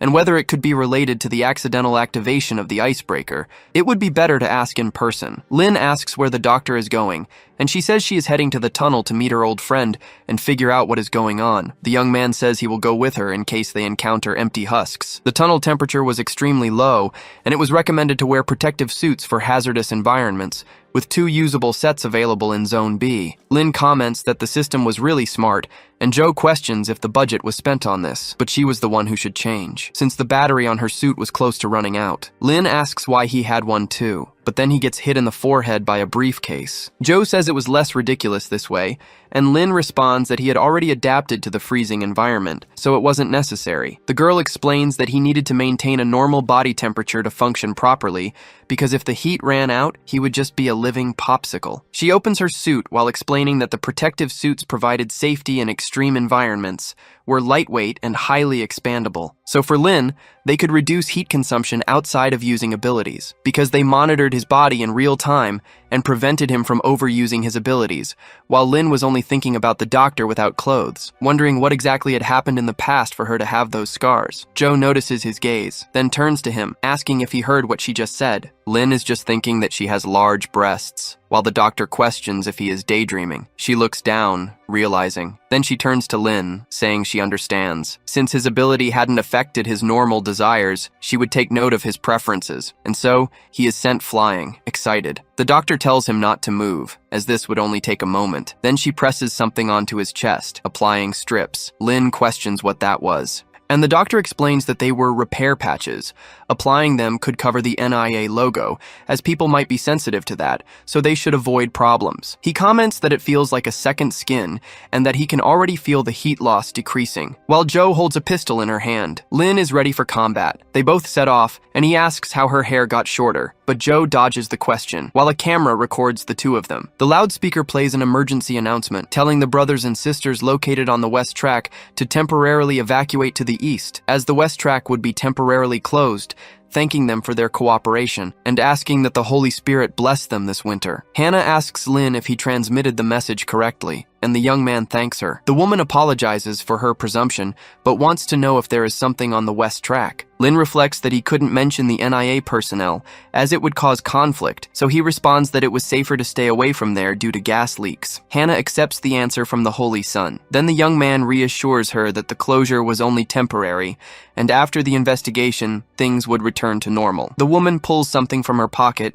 saying that since he was going to investigate, he should take that radio, because she had tuned it to the central control channel, and he could contact them at any time. But there was something else, as his tape had come loose. The woman touched his shoulder, saying that everyone trusted him, because the holy children who came after the speaker only wanted sacred communion, but he had truly helped them. Lin told her not to worry because he wasn't going to run away. Then the tape was back in place on his arm. She asked the Lord to light the path for the Holy Child and for Joe. Lin commented that the power supply to the section had been cut, but the doctor told him to wait because they were approaching the estimated location and should hold on. Lin put the flashlight in his mouth, and she asked what he was doing while the young man tried to fix the lighting there. He touched the generator, saying he had learned to fix things in a parallel world, turning on the train car's lights. Lin said it was expected from the New York subway, but the doctor said it was a new line. However, she told him to be quiet and look over there, surprising Lin with the view, since there were hundreds of people standing still, waiting for something. Joe commented that most of them seemed to be civilians, and wanted to know why they were just standing there like that. But then she noticed Barbara among the civilians. She had a lifeless expression. Then Joe shouted, asking what she was doing bringing civilians, while Lin told her to wait, because that was very strange, since initially, the people were on the platform, but now they were facing them, and there must be something unknown at work. Barbara simply trembled her legs without speaking, moving toward Joe and opening her head, revealing herself to be an empty shell. Joe was shocked by this, as the face of her friend turned into that of a zombie. Lin shouted for the doctor to be careful as soon as he noticed it was an empty shell, but Joe fired toward the creature, completely surprising Lin by doing so. Joe had emptied the gun's magazine. Then she tossed the empty magazine aside and drew another, loading and rearming her weapon. Joe said she was a little rusty, while Lin questioned if she called that speed rusty, wanting to know if her former colleague had turned into an empty shell. Joe denied it, saying he hadn't transformed into one, because those were empty shell mimics designed to deceive people. The mimics opened their heads, surprising Joe as a light began to shine. The creatures opened their chests, spreading the glow, forcing Joe and Lin to cover their eyes. As the woman shut her eyes, Joe remembered her colleagues telling her not to look back, wondering what this was. Barbara commented that it would fit perfectly, and Rhodes said it was the birthday present they had bought for Joe. However, The cake was fake and made with 3D printing, apologizing that the laziness department hadn't approved vacations or funding. Joe simply thanked her friends with a smile. Lin said that no matter how fast he was, he couldn't run faster than light, but he was surprised when he looked ahead, because all the mimics had turned into Joe Shuya, shouting at the test subject that they were the real one. Lin said this was going to be complicated. The women kept shouting that they were the real one, and Lin became confused, but Joe pulled the earring from her ear, ripping it off, throwing it toward her friend. Lin caught the earring in his hand, noticing that it was the doctor's earring. He thanked the doctor for her help, clenching his fist, but she was still relentless with herself. Lin rushed toward the hundreds of mimics, saying that the doctor was crazy but very effective. Then he advanced with his foot off the ground, destroying all the fake Joes in his path, saying that he was familiar with the fact that empty shells had blue blood. Joe kept talking to Lin, asking if he had some kind of special fetish, because every time she ended up covered in the empty shell's blood thanks to him. Lin apologized to the doctor, but she threw something else at his hand. It was the other pair of earrings. Lin tried to speak to the doctor, but she said it was a gift, because there was no real reason. She had wanted to throw them away 3 years ago, but now she couldn't use them as a pair anyway, so she might as well toss them to him since they had no trash bins. He thanked her, wondering what kind of reasoning that was, since it made him feel like a garbage can. Joe looked to the side, hesitant. Then Lin noticed the doctor's expression and wondered if there was a story behind the earring. But it wasn't important now, as they needed to figure out why the monsters were there. Joe told him to stop getting distracted and help her look, while Lin asked what she was looking for. The girl said it was the core and a vesicle he had seen before, because it was the same as the one that had been absorbed into his body, and the young man wondered what kind of discoveries had been made about this. Joe asks if he remembers the hive-type empty husks that destroyed the apartment since they had no core. Lin agrees and says that the progenitor body of 13 had a core. Then he questions if the empty husks without a core were descendants of a more powerful one, and Joe explains that the parent continued producing new offspring. Because going back to these monsters, they were indeed coreless descendants. If they had a core, they would have found it by now. Lin asks if that was really the case, and she questions what he meant. The young man finds them in the tunnel strange. They seem to obey orders, but only descendants without a parental body could mimic, as if someone had placed them there. However, someone approaches the duo, asking what kind of joke this was, and what was going on there, demanding to know if she was responsible, while Lin groans in annoyance, recognizing her, and Joe asks who she is. Irina says that there were finally mimics there, but thanks to the two of them, the plan was completely ruined, which was infuriating. Cross asks Irina what happened, and the woman calls him back. She shouts that just thinking about it makes her furious, because the mimic she was supposed to defeat was snatched away by those two. But the person on the communication channel says they both could handle it. She denies it, saying that one of them was just an ordinary person. Joe raises her gun, calling the girl foul-mouthed. Irina suddenly takes a deep breath, saying that, so that's how it is. Because that was Subject Zero, and she questions what Jinyu was doing, but the priest says she just had bad luck today. Cross warns Irina not to act rashly because the speaker emphasized avoiding contact, as he had his own plan. But the girl takes off her earpiece, saying that such insistence was irritating and that her plan was ruined. She stomps on the earpiece, now completely enraged. Then she prepares her sword, saying that everyone loved to give her orders. But she didn't care about any plan, and the two of them needed to get out of her way. Irina charges forward with her sword toward Lin. Joe fires a few shots at the girl, but they are easily dodged thanks to her agility. The doctor complains about wasting bullets, but the attack is blocked by Lin Mo with his bare hands. Irina grits her teeth, calling him black. However, Lin Mo transforms, saying that since she chose to fight, there was no reason to avoid combat. Thus, he transforms into his monstrous form. His mask becomes part of his face. Irina comments that he looks different from their last battle, since now he had hair and had become just armor, and even Joe is impressed, questioning if the test subject had evolved again. The young man wonders what is happening because it feels different from the last two times. The parasite appears, fused with his suit, its most complete form yet, but it warns that he is not the only one with this power. However, Lin wants to know if it has decided to emerge. Irina grows a tail at her waist, saying that it wasn't just her, repeating that the situation was interesting now with a cat-like grin on her face. She transforms into a panther, telling him to show his true strength. The woman charges, and Lin wonders if all she thinks about is fighting. Because a psychotic girl remains the same even in the apocalypse, he forms claws in his hands. Irina pulls a pistol from inside her vest, firing at Lin while holding the sword in her mouth. The young man dodges the bullets with his claws, slicing them into pieces without even thinking. Irina orders him not to dodge if he has any courage, while Lin calls her a wild cat. Thus, their fight becomes a battle of speed and evasion, with Lin provoking her. Irina tries to attack again, and the young man notices an armor-like defense. He lunges with his claws, striking the girl in the chest. He is surprised by the result, because once again, his attack was intercepted by a shield. The parasite remembers her, and says that this was what blocked its attack before. It was sure it wasn't a normal shield,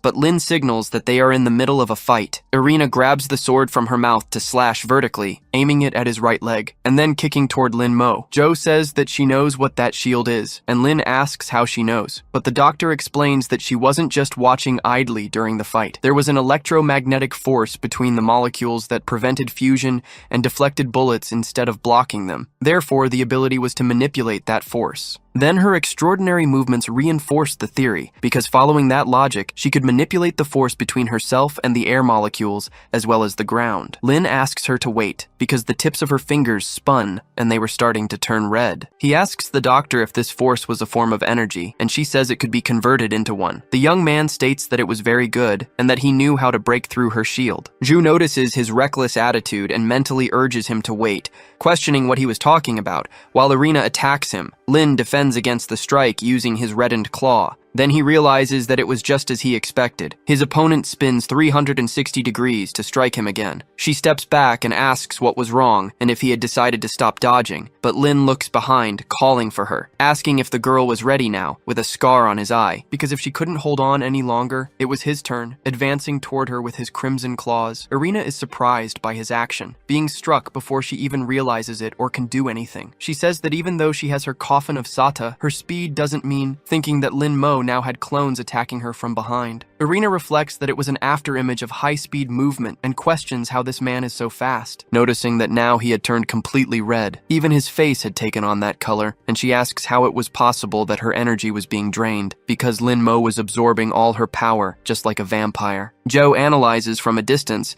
and says that the piezoelectric effect was actually when certain materials are subjected to mechanical stress, a charge separation and potential occur, which is the polarization of crystals. In simpler terms, it can generate electricity. The shield amplified the force between cells and converted attacks into mechanical stress, keeping them weak as long as the defense exceeded their intensity. Lin Mo's claw grows larger and sharper, because this type of high-speed attack allowed the subject to absorb energy. In other words, the shield had turned into a coffin of its own energy. The young man states that in this world, no shield is impenetrable. Then Irina curses him, asking why he was always ruining her plans. Lin questions the plan, wanting to know what she was working on, and if she was controlling the empty husks outside, and if the freezing was related to them. But Irina smiles, saying she understands, because he knows nothing. However, if he wanted to know the answer, he should see it for himself, as she transfers her veins to him. Irina submits her parasite to Lin Mo. Then the young man suddenly opens his eyes, finding himself as a spectral figure in that moment. Lin wonders if that was Brooklyn before the freezing, but it seemed different from what he remembered, wanting to know what it was when he notices a pistol in his field of vision. White is holding someone in his arms while wondering how he became a police officer and who this woman was who had been shot. While there is a girl standing in front of White, she realizes that the person is Irina, and her parasite connected, bringing her there. But there was a door beside the girl. Lin steps through the door, and someone says they would leave the station servers to Irina, reminding her that they are more useful alive. Irina agrees with the speaker. Someone looks at Lin Mo, saying that some rats have entered, and the young man wonders if these aren't just memories, wanting to know how it was possible. But the hooded figure is himself, calling him Mr. Thief. Lin questions how this could be, and how he could talk to him if he was inside memories, since that man was another version of him. The young man asks who that monster was, but the figure asks if the boy doesn't already have the answer. Lin reflects that he is right and simply cannot understand, because that was the true owner of the body he currently inhabited in this parallel universe, asking why he was still alive. The other Lin asks if he thought that by transmigrating, his soul would simply disappear, apologizing for the disappointment, but he had not vanished. Then he removes the hood, surprising the original Lin Mo. The speaker says he borrowed the empty husk Lin left behind and got to know the boy earlier than he had planned. Lin reflects that those were the same scars as Luo Delong's and wonders if the apparition and ability to speak with him were part of his power, along with his plan. But the man says he doesn't mind revealing it since Lin can't do anything about his plan, moving behind Lin Mo and gripping him with his claws, telling him that he would accelerate the freezing process. He drives his claw in, saying that he had no other choice and that his time was up, but Lin Mo Mo should think of it as a welcome gift. The young man wakes up suddenly, remembering that he had returned, and the scene felt familiar, with Irina saying that he understood nothing. But he kicks Irina away. The girl asks him to let her finish speaking. However, he points the pistol at her head, making the girl ask when he stole that. Lin Mo demands she answer without tricks, questioning what she meant by accelerating the freezing. Irina asks where he heard about that, but the young man says he would tell her one last time, so she should answer his question. Irina responds that it's fine, she will tell him, but he should hold the trigger firmly, without hesitation. The speaker chief wanted to accelerate the freezing without explaining. Lin questions the reason, but Irina only wants her promised time reversal, because she had some personal grudges,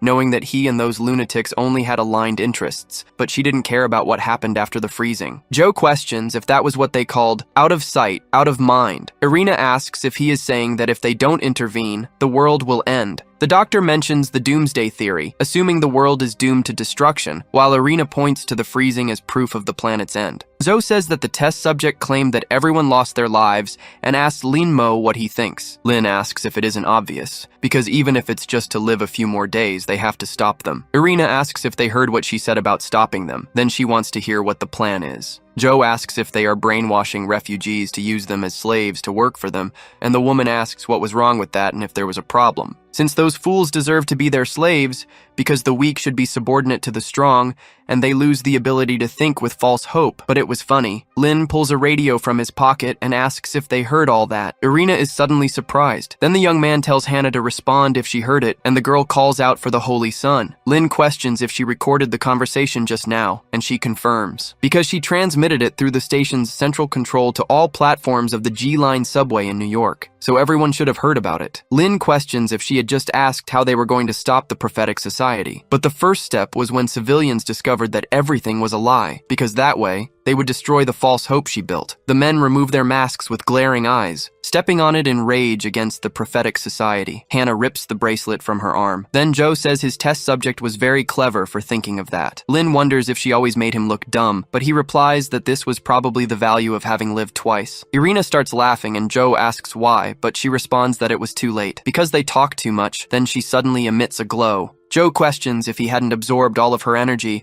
and what was lighting up, but Lin doesn't know either. 30 minutes earlier, Hannah asks if Lin Mo has another request, and the young man remains silent, thinking that she must have noticed but didn't expose him. He says he has something to ask her, and the woman should answer sincerely, and she agrees. The young man asks if Hannah believes in the Society of Prophets, but Hannah responds that yes, and not just her, but all brothers and sisters believed, but Lin rejects her answer, telling her to answer sincerely because she understands what he is really asking. Hannah is surprised upon realizing the true meaning of the question. Then she accepts that she should be honest, responding that she doesn't trust them, but believes in Lin Mo. However, many were devoted Christians, and she could only maintain order and avoid collapse, because it was strange for a stripper to want to help others while wearing a revealing outfit and playing the role of the last order. Station chief was a bad title. Lin responds that Hannah is incredible, and it isn't ridiculous, because anyone would want to help others within their abilities. And without her, the station chief, he couldn't even imagine what the station would be like, because she just said that she also wanted to free the group from the Society of Prophets. And now what they needed to do was let them know the true purpose and not worry, because he would figure something out, but she needed to cooperate. Besides, she should stop calling him Holy Sun, because he has a name, and it's Lin Mo. Lin says that just like last time,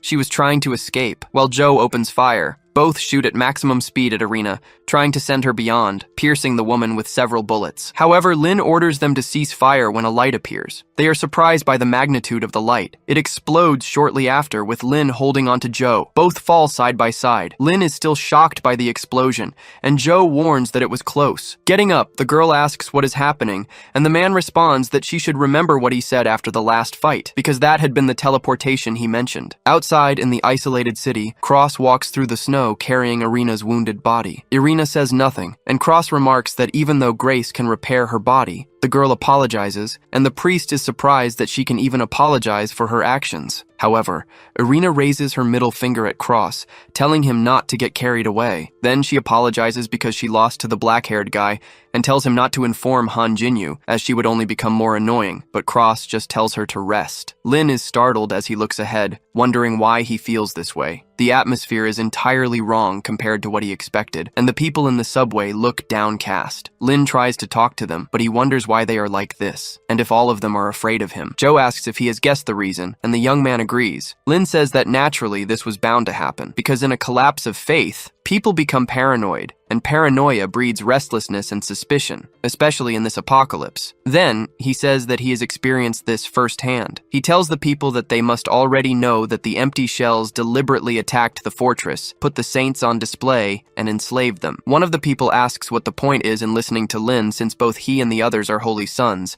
and a girl pleads with them not to say that. Lin responds that he understands why they don't trust him, but he is just feeling a little restless, while thinking that this is a problem. However, he is not like them because he is not trying to enslave them. A man shouts for Linmo to prove it, and a woman tries to stop him, while Joe asks what they should do since the people are not welcoming them, and whether they should fight, but Lin refuses. He says that resorting to violence, while it may provide an immediate solution, would still leave people unsettled and could even escalate things, causing trust and prestige to vanish. Joe asks what he intends to do in this case, because this will devastate the people, and Lin says that it will crumble from within, just like it did to him in the past. Suddenly, Hannah fires into the air, shouting for everyone to be silent. The protagonist, frightened by what Hannah had done. Once again, she asks everyone to be calm, as she has something to say. It was promised by the Lord that when the rain of destruction falls, the Messiah will come. She used to believe this was true, but it's possible the Messiah has already been among them for a long time, and they just couldn't see him. If the Lord doesn't love them, then their eyes will remain clouded by deception, unable to see what is truly before them. Curious, Lin asks Joe what Hannah is doing, but she doesn't know. She manages to calm the people by speaking of the Lord's love for his children. No matter how impulsive they are, he loves them, and everyone there seems to understand. The devotees were calmer now. The climate of paranoia was beginning to fade. All of this happened as everyone understood Hannah's words. Finally, she asks everyone there who their savior is, who was their Messiah. The Lord pours his love upon his children, bringing food when they are hungry and teaching them to produce more. He also shows his love when he gives the gift of fire in the cold and keeps them warm. If there is someone out there who can do all of this, then there is no doubt that person is the Messiah sent to save them. Lin finally understands Hannah's plan with these words. He remains quiet for a moment until someone shouts that he was the chosen one. The red-haired girl says that he fixed the heater and solved the food shortage. Hannah then shouts that she was right, because the MC also exposed the false prophets acting in the Lord's name. He was their hope in this world. Everyone there begins to worship the boy before them as the Messiah. Zhou watches from a distance, impressed by what she had done. She truly knew what she was doing, and her expression showed it clearly. The situation had finally calmed down. Lin approaches Hannah and thanks her for helping them, and she says it's all right. Still, she had something to ask the MC. Who was speaking to her? The human Lin or the venerated Messiah? He wonders if this is some kind of test, but he answers that he is just a human. Hannah gives a slight smile and says that he is truly different from the others. Shaking his hands, she says she also has to thank the MC. But first, she needed to give the boy a warning, and he asks what it is. Sometimes you can only speak to the masses in the language they understand. This leaves the MC confused. Hannah says that most of the refugees there are religious and can only be led from a perspective of faith, which is why they needed to seize these chances when they appear. Joe approaches and says that fools can only see pain and despair in farces. The wise, on the other hand, can see the truth of things and can guide the fools. This reaction from Joe makes the MC curious. When did she become so wise? Hannah says she has to leave now to take care of some things, and the MC agrees. After she leaves, the boy asks Joe if she isn't getting the wrong idea. She returns the same question to him, which he can't answer properly. Now it was time to get back to business. Joe looks at the MC and asks what their next move is. The refugees' minds are clear now, and the place is safe, for now. Still, this balance could easily be broken by any accident. Lin says that knowing her, he imagines she already has the solution to this problem. She discovered there was a disaster protection sector there, but she's never been to it. It has a power system with medical facilities and other things, as if it were the perfect bunker for a situation like this. Joe asks if he wants to go there, and he says it seems like a good idea. An emergency message appears for all to hear. The message is from a little girl named Maggie, and she seems to be hurt. The two of them recognize her and are frightened to see her in this message. She was asking for help because her parents had been taken by monsters. We change the scene to Chinatown, where things seem quite peaceful. A cell phone inside a room begins to announce that a new message has arrived. The person who was sleeping emerges from under the covers, wanting to know who was calling him on New Year's Day. Yawning, the person answers the phone, and we see that it is the protagonist. It was Joe who had called him, and she says it's rare for him to answer a call. Smiling, she comments that he's been quite responsive lately, the #1 investigator in Chinatown. Pouring coffee into a cup, he asks if she's being sarcastic. Annoyed, he tells her to stop beating around the bush and say what she wants, as she must have a case in mind for him to solve. Because of this, he says he doesn't take cases on holidays and that he will hang up. The girl screams so loudly for him not to hang up that the MC is startled. Nervously, she says this is an emergency and promises it will be quick to resolve. Furious, he says he doesn't care. Whenever she says that, he ends up getting screwed in the end. Joe apologizes for the last time, but this was a real emergency, and if he accepts the case, she can even pay off his debt. She reminds him that he was being sought by none other than Luo Delong. Quickly, he asks where they should meet, and she says the same place as always. We are in a restaurant. The MC, Joe, and another person are at the table in front of them. He introduces himself as Kurt Cobain and says he is the manager of the influencer, Ming Ming. He starts trying to praise the MC, but he just wants the guy to get straight to the point. Kurt says that Ming Ming is a new streamer, but has already achieved great success with her 500,000 followers. They wanted to organize an event for her, but they can no longer get in touch with her, and not even the NYPD seems to be able to find her. His hope was for the MC to find her, and he makes a large advance payment. Opening the suitcase, we see that its contents leave the two of them impressed. Kurt says they can't cancel the stream, and the MC stands up complaining. Standing before the man, he says he will take this case and start immediately. The three of them go to the streamer's apartment to look for clues to her whereabouts. He approaches the door and pulls out his lock-picking equipment, which makes Kurt a little nervous. Entering the place, they start rummaging through everything, making the manager even more uncomfortable. A diary is found, and in it they find an entry saying she was going to spend the new year in her home country. This shocks the manager that she would do such a thing. He starts shouting in despair and crying over this temporary escape. Desperate, he grabs the MC's leg, begging the boy for help, but he refuses. Without this stream, they won't be able to pay the detective, and this makes him very angry. Kurt hadn't realized he'd let that information slip, and now it was too late. Joe convinces him again by reminding him of his debt, and so he accepts the job. Overcome with emotion, the man asks if he's sure, and Lin demands double the payment. The scene changes, and we see Joe asking if he looks suitable, and Kurt says yes. This scene, I admit, made me laugh out loud. Furious, Lin asks why him and not Joe, and she says she's too big for the role. He complains that she seems to be conspiring against him, but she says that's not true, while putting makeup on him, laughing. The stream was about to start, and we see that the whitewashing makeup job was absurd. After finally finishing all the preparations, they were about to start the live stream. With a strange expression, Lin greets his viewers on the New Year's live stream. The stream continues with the protagonist handling the role of a woman all too well. He thanks and chats with his viewers and seems to be handling the stream just fine. At a certain point, Kurt shouts that he forgot something, and Joe asks what it is. He had scheduled a backstage meeting with Ming Ming's #1 fan. The problem is that this fan was a mobster from the Yamaguchi gang, who was very dangerous. He was right there in the studio, and it was none other than Luo Delong. The boy tries to hide his face, nervous about the possibility of being recognized. Approaching Kurt, Luo shouts, asking where his Ming Ming was. He hadn't recognized the protagonist. Looking at Lin, Luo asks who he was, and his subordinate approaches him with a phone in his hand. On the live stream, he sees that Ming Ming was online, and this surprises him. He looks at the phone and then at the MC, and quickly understands the situation. Furious, he shouts, asking who he was, while the MC remains silent. Tears begin to fall from Luo Delong's eyes, believing his Ming Ming was a fake. His two subordinates are already thinking of eliminating the MC for being a lie, and then the story suddenly ends. We return to the original timeline. Lin gets up from a chair, saying that this was the perfect timeline. Approaching a containment tank, he asks if the girl agrees. Inside it was test subject number 13, known as 13 the Fool. For the sake of the world's future, they would need her power. The test subject opens her eyes and begins to see the protagonist, ending the chapter. We return to the NSBL Refugee Center, and someone inside a helicopter shouts to prioritize the treatment of the wounded. An old man was using a respirator, and someone says his blood type was AB+.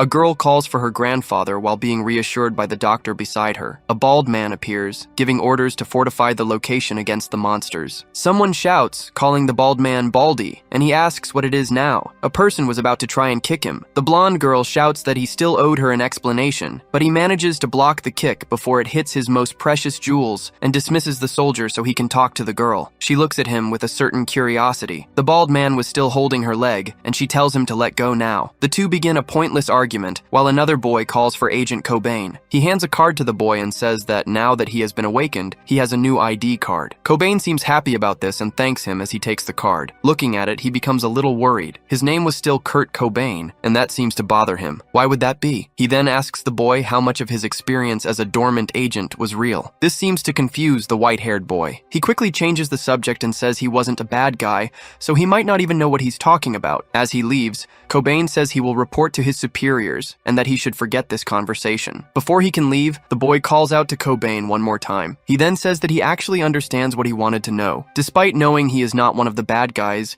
he has doubts about his past, as he has already given it up once and hoped that everything that had happened so far was just a nightmare. He was about to continue the conversation when he is interrupted by the arrival of another person, greeting Cobain. A girl who looks a lot like Mash from Fate Grand Order appears. She apologizes for the intrusion and introduces herself as Marguerite from the NYPD. Blushing, the white-haired boy apologizes for not having noticed her, and she says it's okay, he doesn't need to be formal with her. The boy was still blushing heavily and says it was a habit from his past. She says she heard they found survivors in Brooklyn and wanted to see them. The civilians were undergoing a checkup at the moment, but they would inform her as soon as it was over. The white-haired boy is impressed by her diligence, and she says it was necessary. These were disastrous times. Someone had to do something. The girl was about to continue her speech but suddenly sneezes, which makes Cobain curious. He asks if the girl is okay, and she says she is. Looking at him, Mash 2 asks if he wasn't cold. The boy replies that he's not. He seems to have gotten used to the cold. Looking back, Marguerite comments that she hopes she gets used to it too. Behind the two of them was the Statue of Liberty, which would only freeze at 150 degrees below zero. The scene changes. We are now in the NSLB underground fort. The white-haired boy enters a room to give a report to a superior. Inviting him in, the bald man asks him to lock the door. The windows and doors, which were previously glass, turn opaque in an instant. The bald man says that Code Zero escaped, but he had something else to worry about, and the white-haired boy says he found it. Meanwhile, the blonde girl arrives outside the closed room. Looking at some papers, the bald man asks if that was all, and he says he only found this in the Brooklyn Underground. Annoyed, the blonde girl begins to tell herself that she will get her explanation today. Inside, the white-haired boy says he got more information from the field agents. Key evidence was found, and it would be dangerous if people saw it. Looking at a specific paper, the bald man says he already knew that. Project Europa. That was proof that the freezing phenomenon was not the first. He quickly picks up the phone and asks for Barbara to come to his office immediately. The next moment, the girl kicks down the door to the bald man's office, saying she was already there. He asks if she still wants the explanation from earlier. In his hands was the explanation she so badly wanted about Project Europa and the monsters that came with it. The room begins to close up again, and the glass turns opaque. The bald man begins by saying that the two of them were the ones he trusted most. These files were not supposed to be seen by them, but this was an emergency. Annoyed, she tells him to get to the point, and he says he needs to think for a moment first. First of all, the key to everything is that this freeze was not the first one. Barbara asks if the NSLB already knew the world was going to freeze. The bald man says yes, and they had also prepared for it beforehand. Project Europa. He had no idea this project was related to this, which makes him even more curious about why the superiors hid this information. Now that they had countermeasures, Barbara asks what the situation is. All government departments are frozen, literally and figuratively, and the refugees can only stay in these concentration camps. Whitehair says there were also some of those there, and he says he saw it in the report. To be able to disable the national engine, you would need to be like Code Zero, basically a superhuman. Looking at Whitehair, the bald man asks if he has any questions. The boy quickly says no. They must know more about Project Europa there than they do here, which means they had been infiltrated in the government system from the very beginning. We see a different man there, receiving refugees very helpfully. Barbara then asks the bald man what their objective was, but he doesn't know. The document he had only mentions the ice disaster. They still need more clues. Curious, the bald man asks if Whitehair sent them anything before the fall of Brooklyn, and he says yes. This makes him think that he might have an idea of what happened through that agent. We once again see one of the white-skinned monsters that seems to be looking for a host. Someone appears in a monitoring room, and the women there ask if it's time to change shifts. A person gives a strange smile and says yes, it was time to clock out. This girl seems dangerous. The bald man says that if they brought down Brooklyn because they found something important, it could only mean one thing. What the agent brought back was the key to everything. The scene changes, and we see that the two girls have have been eliminated. The one who caused the damage begins to tamper with the controls in the room. One of the white monster's containment doors opens, and it turns towards the exit. The next moment, it begins to split in two, as if they were Siamese twins. The separation continues as the monster leaves its prison. Shortly after, we see that it had split into several, and the assassin says that this was interesting. The familiars looked a lot like her parents. She then says she will let them out to cause chaos there, while she goes to get that thing back. Test Subject 13's head was in a small tube, and she seemed to be sleeping. Barbara, the bald man, and white hair are there, looking at this head, which was the key they were looking for. It seemed to raise more questions than answers for everyone in the room. An alarm then starts to ring, catching the attention of the three. The door to the room is then cut open, which catches Whitehair's attention. He turns and instinctively tries to protect the other two with the key. The door explodes. We see that the one who did it was the assassin from before. She seemed very excited about this, like a psychopath. Drawing his weapon, Whitehair begins to fire without hesitation. The girl then activates a shield that deflects all the bullets fired at her. Startled, the boy wonders what that was. Smiling, the strange girl says he shouldn't just stand there. Two people beside her advance on the three of them, but they didn't seem to be enemies. Whitehair notices this. Those were NSLB employees,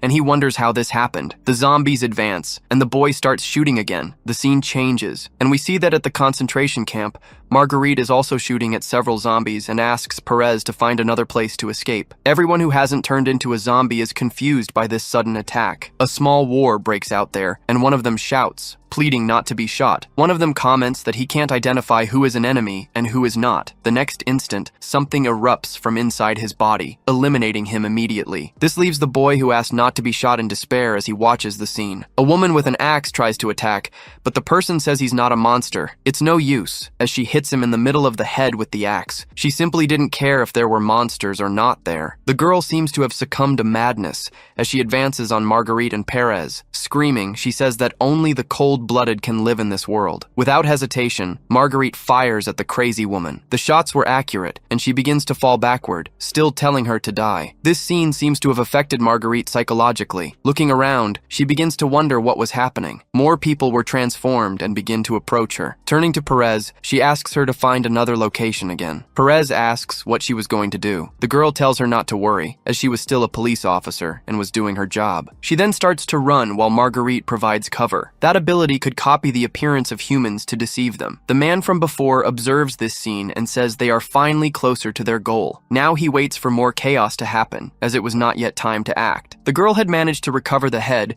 and gives some books to the man in the suit to deliver to his boss. With this number 13 in hand, they will finally be complete. Now that she has completed her work, she thinks she can leave. The man in the suit asks her to cause a commotion with the mimics somewhere else. She complains but obeys. Snapping his fingers, he then activates his ability, telling them to get out of there. Perez, still running, says she needs to find a place to hide. She seems to find a place and thinks she will be safe there. Unfortunately, she was already being followed by two mimics. Even so, she doesn't give up and starts talking to her daughter. She asks Maggie to hide there and says she will be back soon, and the little girl says she will stay there. Tears begin to fall from her face as she says her daughter is a good girl. Closing the door of the hiding place, she hears her daughter calling her for the last time. Turning to the monsters, Perez thinks she can't just hide her daughter. She needs to lure the monsters away from her too. Running, she begins to attract the mimics' attention. She could never let them find Maggie, so she runs far away.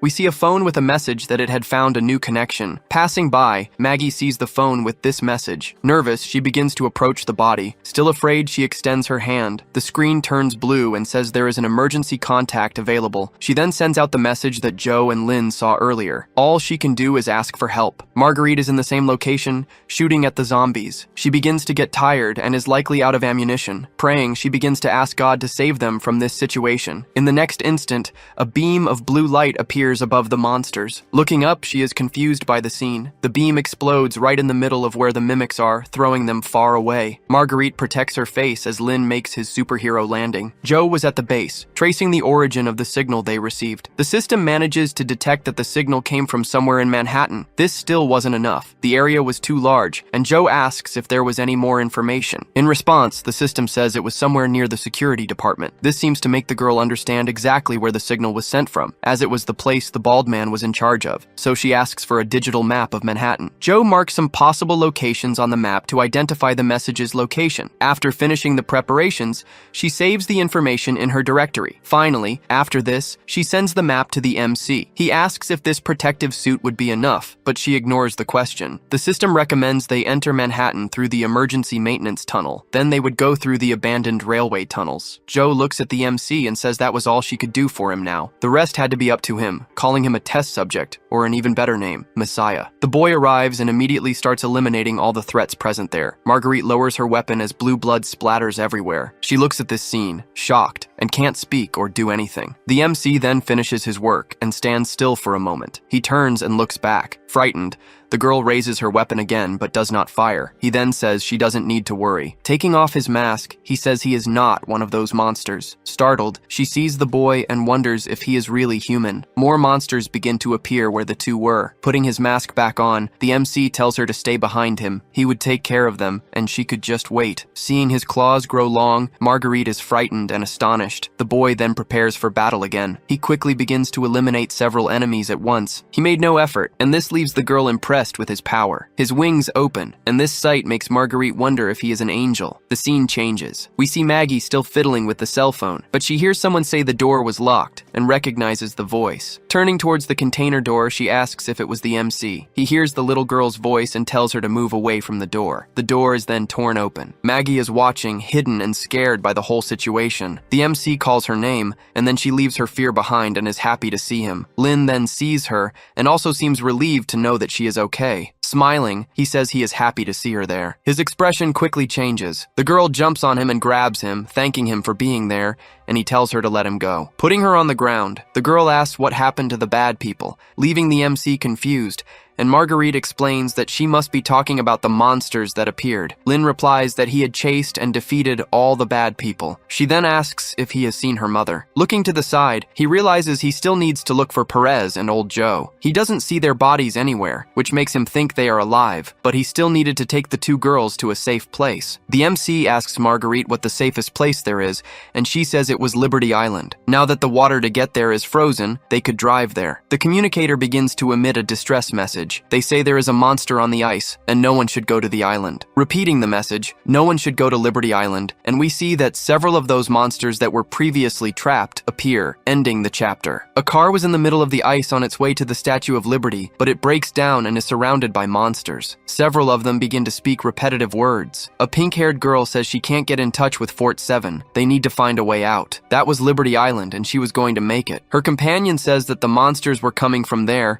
so there must be more over there. The horde of them probably came from the refugee camp and was now attacking them. Inside the car was Mrs. Perez, and she wanted to go back at all costs. Joanna, the pink-haired girl, sees Perez saying this and seems to become curious. Perez tries to open the car door, saying that Maggie is waiting for her. The girl shouts, asking what she was doing, and she says she needs to get her daughter. Joanna grabs the woman and says she can't leave, as it would be giving up her own life. Desperate, Perez continues to say she needs to return because her daughter was alone. The girl then clicks her tongue, furious.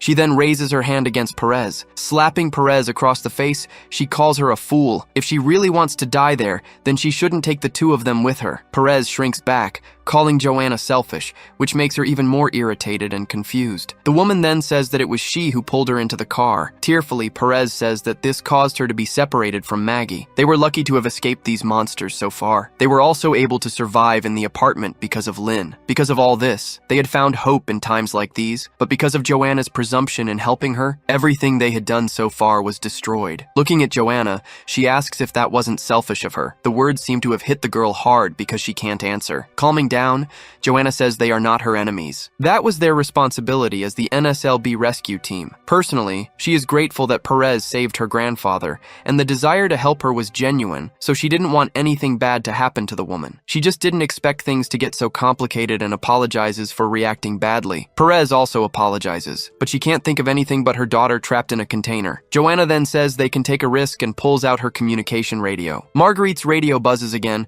and it's Joanna's message saying they are trapped but with a saved civilian. Lin wonders if it could be Perez, and Marguerite answers the call. Joanna repeats that they have a civilian and are asking for assistance. Maggie asks on the radio if it was her mother, and Perez recognizes her daughter's voice. The two begin to shout to each other to see if they were okay. The radio seems to fail, and the communication is cut off. The signal was gone. Still, it was good news to know that Maggie was okay. All they needed to do at the moment was to stay safe there. The driver shouts that they have a situation. Suddenly, the monsters started to get agitated for no reason. A car starts to accelerate. Joanna asks what that noise was, and the driver says it sounds like an engine. Someone must be approaching. Looking in the rearview mirror, he confirms that someone was indeed heading in their direction. Paying attention, Joanna realizes that this sound was very familiar. What looked like a snowmobile was accelerating rapidly towards the broken-down car. The rider accelerates at full speed. Drifting around the car, she starts running over all the surrounding monsters. None of them were left, and the bike stops right in front of the car. Taking off her helmet, we see that the pilot is actually an awakened woman, and she, smiling, says that it seems she managed to arrive on time this time. The woman then gets off the bike. The driver immediately draws his weapon and starts watching her as something catches his attention. It was possible to see that the woman could emit a purple-colored flame. Joanna quickly realizes that she is the same woman who attacked them before. They get nervous as the woman starts to pull a weapon from her chest, as if she were Momo Yaoyorozu. With a scary face, she readies her rocket launcher and aims at the car. Joanna is startled, warning that it was an RPG, and shouts for them to get out of the car. The woman then fires without hesitation. At the last second, they manage to get out of the car, but are still caught in the explosion that throws them far away. Joanna falls on top of Perez, protecting her from the debris. Frightened, they look at this scene. The entire front of the car had disappeared right before them. That was no ordinary explosion. The woman had used some kind of black hole to simply make the front of the car disappear without a trace. Joanna gets up and asks if Lee, the driver, was okay, and he raises his arm. He says he's alive, but we see that a part of his leg has disappeared. Excited, the woman throws the weapon to the side, which begins to disappear, and says she doesn't understand why the speaker wants to eliminate mortals like them. In the woman's view, this job should be done by Irina, who was still injured. For her, eliminating creatures that look humanoid was not something she enjoyed doing. As the woman approaches, Joanna stands in the middle and tells Perez to get Lee out of there. Joanna fires, but none of the bullets get close to the woman, who uses her sword to deflect them. She then suggests that Joanna give up and just accept her fate. Assuming a frightening posture, she says that no one would help them in the end. The bullets run out, and this leaves Joanna desperate. Confident, the woman says she's been too talkative lately. Maybe it's because age has really caught up with her. Before she could finish speaking, something very large hits her from the side. The psychopath is thrown far away by the impact. Everyone there is startled by what they just saw. Another rescue vehicle had appeared and run her over. Inside it, Marguerite was trembling and wonders what she hit. On top of it, Lin was saying they had managed to arrive in time. He had used his powers to accelerate the car, which is why they arrived so quickly. This was great because with the help of the protective suit, he could use his powers without being completely drained by the size of the truck. Something catches his attention, and he looks ahead to understand what it is. Along with Joanna and Lee was exactly who he was looking for, Mrs. Perez. Getting down from the truck, he greets her, and she recognizes his voice. His mask is removed, and she shouts his name. Joanna recognizes the MC, but by the code name Code Zero, and he tells her to calm down. Is this how the NSLB treats someone who just saved their life? She was suspicious of the appearance of two awakened individuals there and wanted to protect her own. Maggie appears and asks why she was pointing a gun at the MC. Perez sees her daughter and shouts. Lynn looks at Joanna and says he is not her enemy. Did she really want to resort to violence there? Her friend didn't look well at all. Perez tries to explain that she was alive thanks to the MC. Joanna then understands the situation and lowers her weapon. She wanted to know how Sonia was, and he asks what's wrong. Joanna says that Lee needs her because there is no other doctor on the island. She is the only doctor she knows. This makes the MC think it was a huge coincidence as he tries to contact Joe. She answers and asks what's wrong. Lynn says he found the two of them, but there was a problem with a member of the rescue squad. The woman had managed to get up and, injured, she gives a smile and says that this was interesting. The chapter begins with Joe talking to the MC, but the communication is poor. He realizes he's not able to speak with her properly. Taking action, he puts everyone inside the truck, and the girls thank him for his help. Lynn closes the truck door. Now it was time to leave. He starts walking along the side of the truck, determined to get out of there. The woman then throws her sword towards the MC like a spear. The boy manages to notice the weapon's approach. He easily dodges the blow. The psychopath was in front of him, and she looked very furious. Smiling macabrely, she asks where they thought they were going. The MC thinks he had almost forgotten about this psycho's existence. Shouting and pulling out two guns, she says they are not going anywhere. Lynn shouts for the driver to get out of there as soon as possible. Marguerite obeys and steps on the accelerator. The truck immediately begins to speed up. The crazy woman starts shooting without any hesitation. Lynn dodges all the bullets with ease. She wasn't going to hit him with such simple shots. The mad woman's smile reveals that the MC was not going to have an easy fight. One of the bullets passes very close to his face, and something about it catches his attention. She wasn't aiming at him, but at the sword that was thrown before. The bullets hit the side of the blade, which begins to crack with the impact. The ensuing explosion throws the boy far away. The power of the explosion was so great that the ground beneath the truck begins to give way. Everyone inside the truck starts screaming. Lin was confused. What exactly was this woman's ability? With such a large hole formed, the truck can no longer leave, as its rear wheels were stuck. Joanna was already tired and asks what the situation was now. Looking out the side of the truck,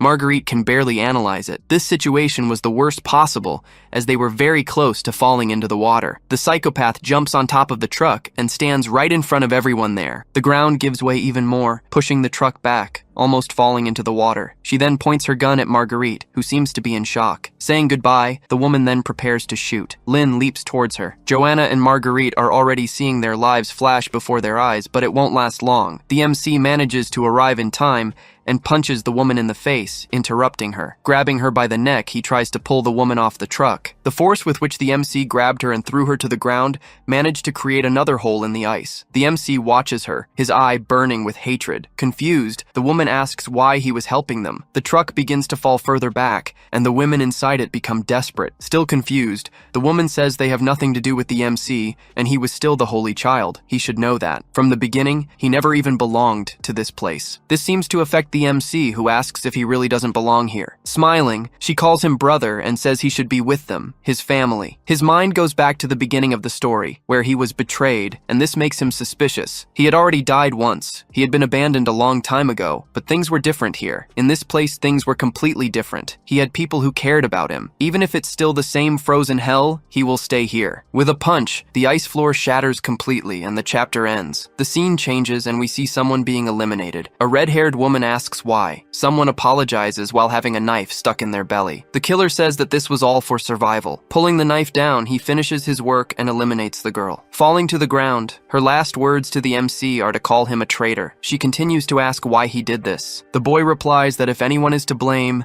it's better to blame this frozen world. He steals the bags from the dead and says that with this, he can survive for another month. Something inside the woman's body says that now he will pay the price, and red veins appear on her lifeless face. The MC hadn't noticed this, and a monster begins to appear behind him. He finally notices the movement and looks back to see what it is. A white skin appears and lunges to attack Lin Mo, which startles him. The giant snake manages to grab his backpack with its mouth and still wrap its body around him. Trapped, the monster calls him a traitor once more. It opens its mouth and lunges to devour the protagonist once and for all. We return to the present, with the MC's final punch on the madwoman. He looks down, and something catches his attention. Black snakes appear, trying to grab him. Several of them advance on the MC. The woman begins to smile again as she conjures the snakes. We see an explosion where the boy was. He manages to dodge it by jumping back, but is thrown very far away. Unfazed, he says that this was not very surprising in the end. Standing up, the woman, who has now turned into a kind of Medusa, says that it's not bad coming from the one who managed to hurt Yilin, so she would need to take this fight seriously. The truck was falling more and more into the water. Marguerite shouts that they are going to fall, and the door won't open because of the previous impact. With the system failing, they were completely trapped inside the truck. Changing its center of gravity, the truck begins to slide towards its end. Finally, it begins to fall into the abyss, and everyone starts to scream in despair. Looking at this, the MC notices that the situation was bad. Lee shouts for everyone there to hold on to something, and Maggie clings to her mother. Lin Mo activates his armor to try to save his friends. The truck was falling at full speed. Suddenly, it stops falling, which leaves everyone there confused. Lin was using all his strength to hold on to a small part of the truck. Inside, Lee realizes that the truck was starting to rise again. The MC begins to scream with all the force he is exerting. After much effort, he manages to save the truck and put it back on the ground, and I have no idea how the psycho didn't take that opportunity to split the boy in two. Looking up, we see something strange and purple-colored above them. The madwoman's weird snakes advance on the MC. They manage to bite the boy through the armor. This seems to have poisoned the MC as he falls to his knees while the woman approaches. She asks if he still doesn't understand what was happening. Look at him now. To her, he was just a child playing hero. She had told him this before. Those people inside the truck were insignificant. She wanted to know if he would choose for the truck to sink into the sea with them, or would he prefer her poison to devour the boy completely. The truck hits the ground. Joanna then asks if this was the work of Code Zero, and Marguerite says they are safe. The MC was transformed into his berserk form, yet he seemed very calm. Curious, he looks at his hand for a moment. Lin then calls for the parasite and asks if she was the one who did this, but she says she only used the energy from the protective suit. He should thank that dangerous woman who gave him the suit. The MC asks if she was talking about Joe and asks if she hates her. The parasite changes the subject, saying now is not the time to talk about that, and points forward. Charging at full speed was the mad woman, ready to strike the MC. It wasn't exactly the woman, but a rocket she had conjured. Lin deflects it with ease, and the missile flies past him. The explosion occurs far from where he was, in a safe place. Safe for him, at least. Who's to say he didn't just destroy the refugee camp with it? Looking at the woman, he says that once again, he had almost forgotten about her. Once more, she says this was interesting. Was this the power that defeated number 13? It was understandable now why the speaker was so interested in him. The stronger the opponent, the stronger the MC became, and that was enviable. The speaker always instructed them to act according to the plan, but he would probably want to take this gift from the MC when the time was right. All this talk makes the boy curious. The parasite is already aware and says that the so-called gift was her. Continuing her speech, the woman says the speaker emphasized that she should not attack the MC, only eliminate the mortals. However, if he continues to interfere, she will have no other choice. For her, disobeying the speaker's orders wouldn't be a problem, and so she lunges at the MC. She wanted to test the boy's strength, so she charges in a straight line, which the MC finds perfect. Lin starts running towards her, excited as well, wanting to test his own power. Advancing, the woman uses her legs to make an X-shaped cut in the air. As if she had opened a portal, she steps into the gash. The next instant, she was behind Lin Mo. He turns to try and defend himself. Unfortunately, he wasn't fast enough and takes her blow to the chest. This teleportation ability caught the MC by surprise. The crosses in the air seemed to be the portals that allowed her to move freely. The parasite explains that this was actually a spatial rift. Unlike a portal, it was a pocket dimension, and she can pass through space to appear behind him. The energy of these dimensions is extremely unstable and full of antimatter. This makes him remember that the slits on her body were spatial rifts. The weapons she created were inside these rifts, which is why they vanished after being used. Even the parasite is impressed with the psycho's skill level. He hears the parasite say it was something close to the source and asks what she meant by that. This wasn't the moment to talk about such things, as the psycho was already behind the MC again. He tries to turn and defend against the blow. The psycho uses a point-blank sword slash against the boy. Initially, she thinks she landed the hit, but she soon sees he was no longer there. Startled, she looks to the side. Lin had leaped to avoid the blow and was now in an advantageous position. Taking advantage of the distance between them, the boy prepares a leg strike. Smiling, the psycho thinks this was perfect. She then prepares to defend and launch her counterattack. Convinced, she says the boy was a meal walking straight into her mouth. A spatial rift opens right above the psycho,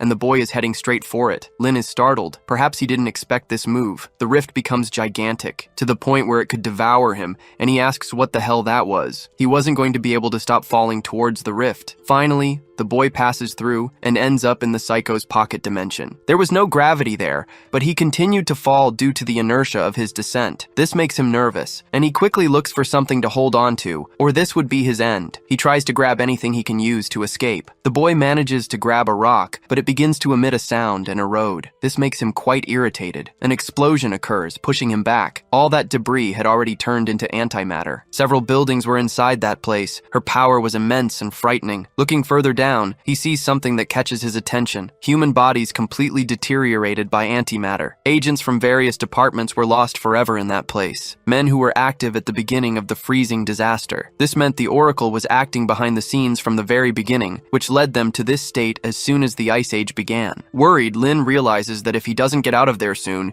he too will turn into antimatter. A rift to the real world opens near him, and he wonders why it appeared. Deciding not to think too much about it, he throws himself towards the exit as fast as he can. Passing through the portal, something takes him by surprise. As soon as he passes through the rift, he is thrown towards another rift. As he passes through the real world, the psycho asks if he really thought she would let him escape. Until she was satisfied, he would remain in this situation, just like Loki in Thor 3. The MC's falling speed begins to accelerate absurdly. He was already passing through the portals at a speed a normal human could not withstand. This was a very very effective method of torture, and finally, it was about to end. Pulling a gigantic weapon from her body, she says that a moment like this requires a big gun. Her body creates this weapon, which seems to be a piercing type. The next instant, a sniper rifle is created and is aiming at the boy. The bargain bin Medusa gives a smile, ready to eliminate the MC once and for all. With perfect aim, she takes the shot the moment the boy appears. A blast of power erupts from the sniper rifle. The bullet seems to be on a perfect trajectory with no chance of missing. Realizing he was about to be hit,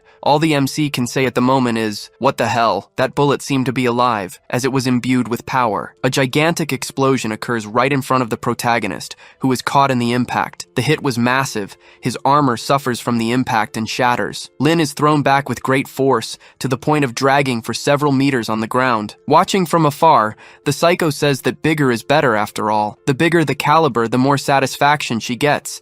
And now I have no idea what the hell she's talking about. The MC is lying on the ground and seems unable to get up. Curious, the parasite asks if he was still alive, or if he was about to seek the light at the end of the tunnel. He replies that he's alive. Pieces of the suit begin to fall off, but he says he won't pass out. Observing the fallen pieces of armor, Lin gets an idea. He uses his power to make the debris float. Now he had a strategy to defeat the enemy. The MC creates a chain and breaks it in the middle. The next instant, the chains wrap around his arms, transforming him into a distorted Kratos. The face on his back severs the ends of the chains. Prepared, he says that to deal with a lunatic, he has to tie her up properly. And just like that, the MC was now a guy who's into shibari. Finally, he was ready to end this battle. The chains were ready and cut. The Medusa observes from afar, letting him finish his transformation. He then says that now he feels more complete. Sticking her tongue out, she says that this is indeed very interesting. Lin then begins to spin his chain as if it were a sling. The girl also wastes no time and prepares another sniper shot. The MC launches the chain towards her. With absurd speed, the chain traces a direct path to the girl. She also fires, and the two projectiles are heading in opposite directions. The collision between them causes a large explosion between the two enemies. Neither of them was hit, but the wind from the impact is really strong. Frustrated,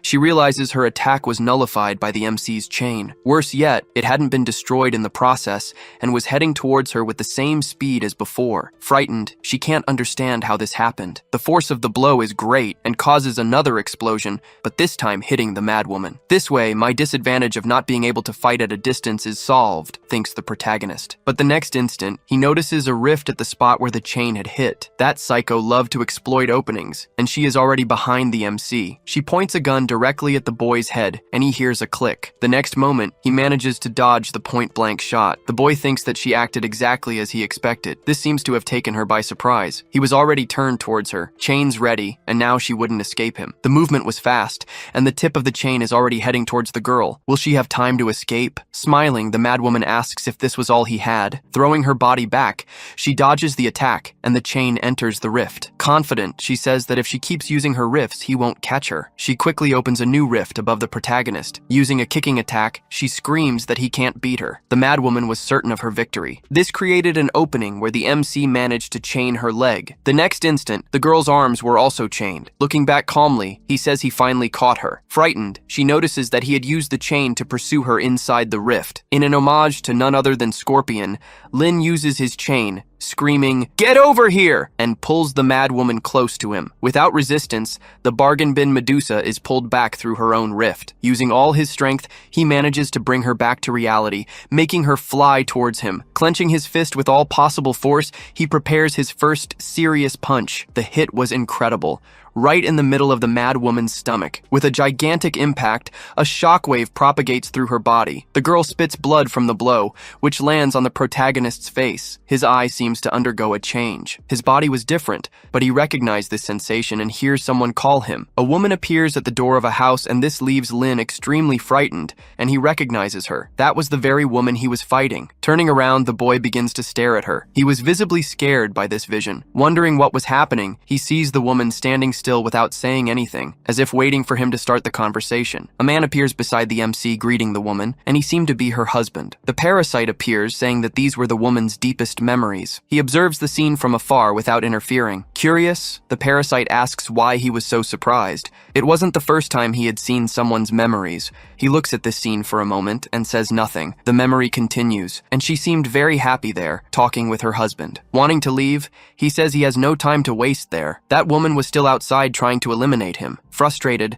the parasite asks if he isn't curious to know more about her. There could lie the true purpose of the Oracle, and also something else. Why are they so interested in the MC? This seems to catch his attention. Returning to the scene, he asks if they don't already know this, but she says he should at least try to understand this issue more deeply. Quoting Sun Tzu, she says, "Know yourself and know your enemy, and you will never be defeated." This was a unique opportunity, and the MC knew it, the parasite tells him. The battles against the Oracle Society were becoming increasingly difficult. Even if they win now, there's no guarantee they will win the next one. Resolved, he says she can do what she wants, to which she replies that it's an excellent choice. Opening a portal within the memory, she says they can go now. Someone opens their eyes, and this person is badly injured. It was the mad woman. She was pregnant and trying to console the fetus. That was a car accident. The parasite sees this scene and feigns pity. Curious, the MC asks what this had to do with the Oracle's society. She replies that everything has a cause and effect, and all things have a destiny. Behind them, something appears,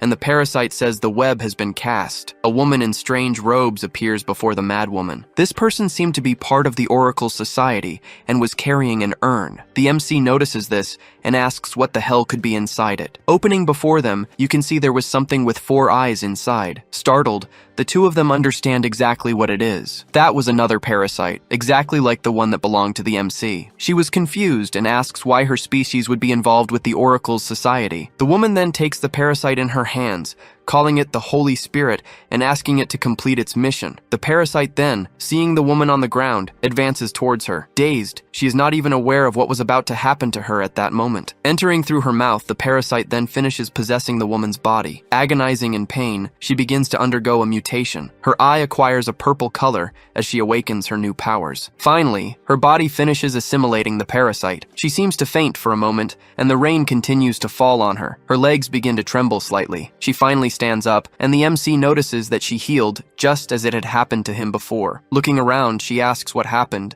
and he notices that she had lost her memories. This confuses him. How could he be in her memories of something she doesn't even know? It doesn't make sense. The parasite laughs and says this also happened to him, but he doesn't remember. Conjuring a golden magic, the woman from the society begins to aim at the mad woman. She then tells her to travel through death and go to the other shore. Finally, she launches the spell directly at the mad woman, which passes through her easily. The hit was exactly on her neck. She had no chance of survival there. The cultist then says that death is not the end. The Lord would guide her on the path she should follow, and then the chapter ends. Death is not the end. These words make the mad woman open her eyes. For some reason, she is in a different place with different clothes and people. She has no idea where she is, nor who this man trying to lick her is. His tongue starts to make the girl feel disgusted. Standing up quickly, she slaps the man across the face. This leaves her very confused, and then she realizes something. Looking at her belly, she notices her child was gone and doesn't understand. Then the woman remembers the masked woman, and this gives her a bad feeling. She had done something to her. She had stolen her child. Now she was in a situation she couldn't explain. A new life began after her previous life was taken, and everything was broken. These broken parts only brought her emptiness. The man who was slapped gets angry, and another woman tries to calm him down. Furious, he pulls a gun from his clothes and points it at the woman. With a scary face, he says that today he will teach her a lesson. The woman doesn't move, doesn't react. Nothing made sense to her anymore. Pulling the trigger, he shoots the girl in the forehead, throwing her body back. She falls on top of a table full of bottles. The man says such a beautiful body shouldn't be wasted like that. The way she was now was much better to enjoy. How sick. Spreading her legs, he tries to use the girl, saying this is how an obedient woman should be. Purple veins begin to appear on the woman's face. Her eyes open, and they were no longer the same as before. Raising her hands, she tries to grab the man's head, who is startled to see her still alive. Her forehead had a huge hole in it, and yet she grabs his head with hatred. Desperate, he asks why she didn't die, and she was already in her Medusa form. Smiling, she tells him to guess. The next instant, he is afflicted by an instantaneous decomposition of his body. Antimatter takes over the bandit's body and makes him explode in front of everyone there. Blood splatters everywhere, soiling everyone in the room. She looks at those present and says she has finally found something that can fill the emptiness she feels. With her tongue out, she begins to prepare to clean that room, but in the opposite way. The doorknob has a blood stain on it. In front of the door was the MC, understanding what had happened to her. In the MC's case, he became awakened by accident, but that memory was proof that the Oracle Society was creating awakened beings artificially. Furthermore, they seem to have some kind of connection with parallel worlds, which appears to be a prerequisite for creating these awakened. If that's the case, face. Things are only going to become even more problematic. The MC is in a hallway. What appears to be another version of the MC is talking to someone named Cross. He approaches the room where the madwoman is and says he will leave her with him, to which Cross asks why he came there personally. The alternate MC jokes that Cross is a kind of pastor who can persuade anyone, which makes him embarrassed. They had to deal with that problem, so Cross enters to talk with Han. Something strange happens. The alternate MC knows of the real MC's presence there and speaks to him. Once again, Lin had been through this before. He had already seen that he was seen by his other version. He says they have already met in the near future, and it was the last time they saw each other. Lin is confused. His future self would meet this alternate MC. Seeing that the MC is confused, the alternate realizes that he is a projection from someone's memory. He should have realized that in the end, this is the true reality. This scares the MC, and the alternate says that everything has cause and effect, everything has its destiny. Time is not continuous. The present is 1 hour before the freeze. At this moment, his past self must be contemplating the prelude to the disaster. His current self and his past self can coexist,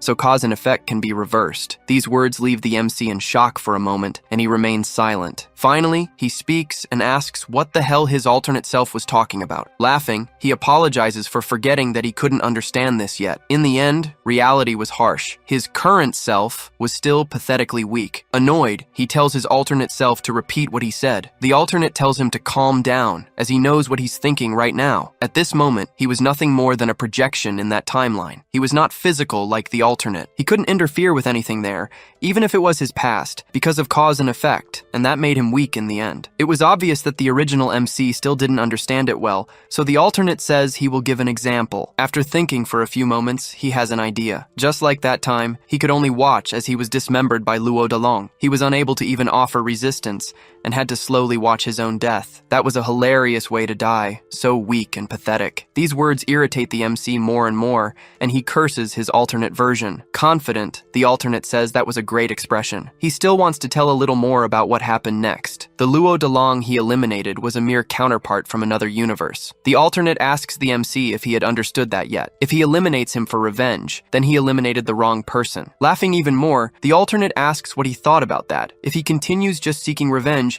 he will always find the wrong target. Lin is speechless. He doesn't know what to say, but is very angry. The second one then approaches and says he has good news to share. The guy who eliminated him the first time has already become an empty husk out there. In other words, this meant the MC could still eliminate him. All Lin 2 wanted was to offer his help to Lin 1 and asks for his trust. With his face close to the MC, he then invites him to join them. Lin 1 looks at Lin 2 and asks if that was all. The alternate then notices something strange. Lin then says that Lin 2's attempt at provocation was useless against him because it was so obvious. Trying to control him with anger? This kind of cheap trick only works on children. Lin 2 shouldn't underestimate him. Still confident, Lin 2 then apologizes for his presumption. The MC then says that his present self is no longer his past self. Luo Dalong was not the true cause, only the effect caused by the freeze. If, as he says, cause and effect can be reversed, then his true target for revenge was precisely this cause and effect. This brings another smile to Lin 2's face, who says that this was very interesting. The MC knows that the alternate was seeking to accelerate the freeze even further.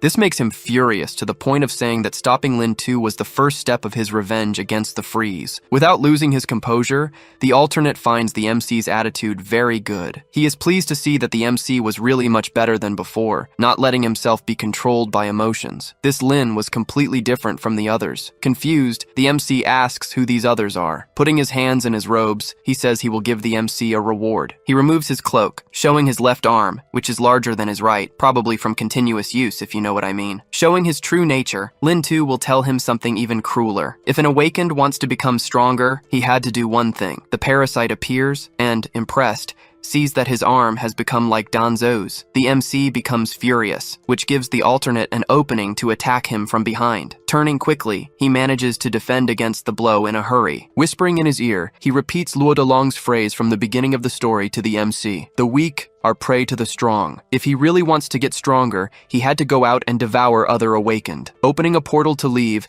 the alternate welcomes the MC to the survival of the fittest. The MC was thrown into the portal and now had his other self's last words in his mind. He needed to find this source of power, and then he finally returns to reality. Even back, he notices something different. He had returned a few seconds before entering the madwoman's memory, and this confuses him. Again, he prepares his final punch to defeat the girl. As he clenches his fist, he thinks that he can't do the same thing as before. If he does everything the same, it could put him in an infinite loop. Lin then decides to bind her with the chains instead of using his final punch. Right after that, he realizes that this might not have been his best idea. She creates a spear tip from the palm of her hand and prepares to pierce the protagonist. The girl, freaking out, screams, asking why he is distracted at this moment. Raising his arm, the MC uses the chains as a shield against the attack. It was two monsters fighting each other. The pressure of the blows and defenses was enormous. Excited again, she says he can't lower his guard in a fight. Bringing her face close to the MC, she says she will devour him soon. The girl's snakes begin to move towards the MC, ready to attack. Hissing, they open their mouths,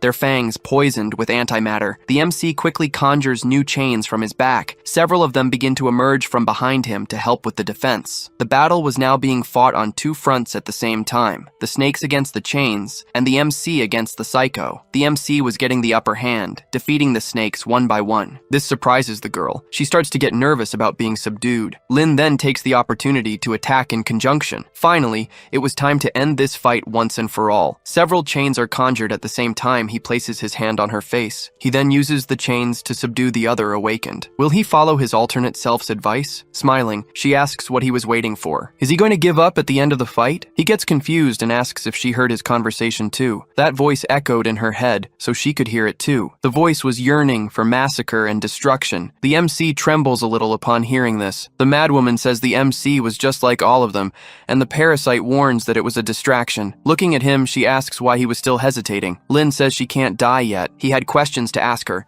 so he asks her where the speaker was. The voice begins to enter his head, telling him to satisfy himself and fill the void in his heart with massacre. Resolute, the parasite says it's no use. She won't tell him anything. He screams at the voice in his mind to obey him immediately. Death was not the end, but her body begins to deteriorate. The madwoman was trying to self-destruct using antimatter. Seeing that he had no other alternative, the MC then uses his power to finish her off for good. Headless, the body falls to the ground, inert. From afar, the truck with the humans was still nearby. Marguerite says it was finally over, and Joanna looks on, stunned. Lin watches the body, which now looks like an empty husk. His only clue to get revenge against the Freeze was gone. That voice continued to echo in his mind, talking about satisfaction. He looks at the parasite, who is confused by the boy, but it wasn't her voice saying these things to him. All things have a cause and effect. The MC turns to leave, accepting that he will need to find more clues to achieve his goal. But wait, a hand appears from inside the empty husk of the madwoman's body. She had not been completely defeated yet, and the MC thinks that all this has only created more questions in his head than it has given answers. As the madwoman moved, Lin realizes she was still alive. Looking back, he waits to see what she will do. Coming completely out of the husk, we see she looks like she's made of mud and falls to the ground. This leaves the MC very disturbed. Finally, the girl stands up, and her presence was like that of a serpent. She begins to grow gigantic, and the parasite explains that the MC had destroyed her brain. Her body could still function, and when that happens, she becomes something much worse than before, an empty husk. The monster seemed to be about 8 meters tall, something like the female Titan from SNK. Furious, Lin asks why she didn't warn him about this before. With a silly face, she slaps her own head and says she only remembered it now. Activating his armor, he decides to let it go and eliminate the madwoman again. The parasite says she doesn't want to be a spoilsport, but she needs to remind him of something. His energy was drained, as he had given almost everything in the last battle. He needed to be careful, as he might not be able to maintain his infinite state, so he needed to end this quickly. Advancing, he hears her say that in the end, his greatest advantage was his speed. Lin is in Lightning McQueen mode, and runs while the husk summons snakes. He manages to dodge them and makes a direct charge to try and end this. With a few leaps, he reaches the height of the monster's face. Lin then begins to conjure his chains again. Covering his arm with them, he prepares to deliver his final blow. Raising his arm, he leaves his hand open to use a piercing strike. The husk seems to have identified this movement. With a movement too fast for its size, it grabs the protagonist in midair. He is confused and wonders when this happened. From afar, we see that she used a rift to grab him in a blind spot. Lin was trapped, and she opens her mouth to use an antimatter cannon against him. The MC gets nervous. He had no way to escape that. The human's pickup truck starts to accelerate. We see that the cannon is charging. This blow has the potential to be fatal for the boy. Someone loads a rifle and takes aim. The shot hits what should be the monster's temple, but it's enough. The distraction makes the husk release the MC, who falls to the ground. He manages to land without difficulty right at her feet. Looking from afar, he sees the car continuing to approach approach them. The shooter doesn't lose her aim and continues to target the empty husk. It also tries to hit the car with its antimatter beam. The car is not hit directly, but the impact throws it far away. The one who was shooting had to jump from the car. Her landing was very beautiful, I have to admit. Smiling, she gets up and says the MC can't do anything without her. He is surprised to see her. The person there was none other than Dr. Joe. Teasing him, she calls him her dear test subject. Lin is startled to see the doctor there. He approaches her nervously and asks why she was there. Still teasing, she asks if he isn't happy to see her. He quickly says no. Looking at the overturned car, he asks who the driver was. The system begins to speak and says that it was the one driving, which impresses Lin Mo. Cutting the small talk,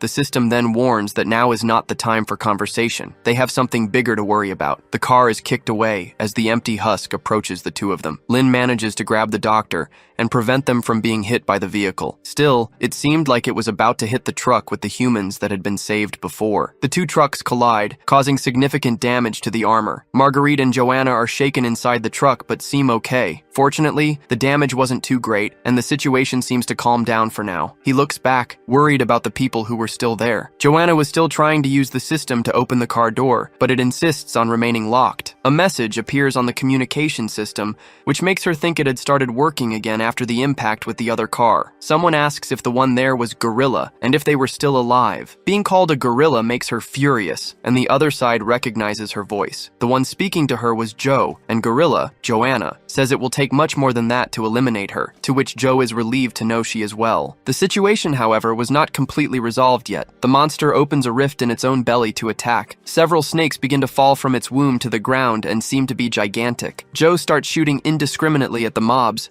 eliminating several of them alongside Lin. From inside the car, Joanna hears an apology from Joe and finds this attitude strange. Annoyed, she shouts that the doctor was playing a trick on her again. She wanted to save everyone, just like Joanna, and so she asks for her help in that situation. Joanna doesn't respond immediately, and Joe calls for her one more time. Frustrated, she says she feels like an idiot for believing a bastard like her. Still, she agrees to help and asks what she can do. Joe tells her to get something that was inside the overturned car. It was in the back seat, and she needed to be careful with the remaining snakes. Managing to get out of the car, she gets a giant case and asks what to do now. The doctor asks her to open it, and the sight of what was inside surprises Joanna. Taking the weapon from the case, she asks if this wasn't experimental. How did she get access to it? Joe tells her not to ask questions. Preparing herself, she asks what she should do now. Aiming at the empty husk, she asks if that was the target, but Joe says no. Confused, she then asks who their target would be. The doctor then says that the one who should receive the shot was Code Zero. This leaves the girl confused, and she asks if this was some kind of joke, but Joe says it wasn't. All she asks is for Joanna to stop wasting time and trust her, so she shoots. Furious, Joanna says she doesn't care anymore. If anything bad happens, it would be Joe's fault. Pushing in a radioactive bullet, she prepares her shot against the MC. She aims exactly at the protagonist's back, who seems to be waiting for the shot. A green beam comes out of the weapon, like fell magic from World of Warcraft. The bullet travels at full speed, causing great damage to the ice floor. Joanna shouts for the MC to get ready, and he says it was finally here. Lin is hit in the back by the green beam, and it seems to have caused some damage. The beam dissipates, and we no longer see the protagonist standing. Joe remains impassive, waiting to see what would happen. She remembers the last moment they had together. The experimental weapon was inside the car. Lin says that dealing with the enemy ahead was the priority, but she says she wants to use that energy for the boy to absorb, since he claims he can absorb any type of energy. This should include atomic energy. Wouldn't he like to try? It could make him evolve to the next stage. If this succeeds, things would be different, combining atomic energy and then evolving to the next stage. With this, the MC would have a power that would break all his limiters. A surreal amount of power was emanating from the MC's body. Joe is pleased to see this. It seems her theory has been proven correct once again. Watching from afar,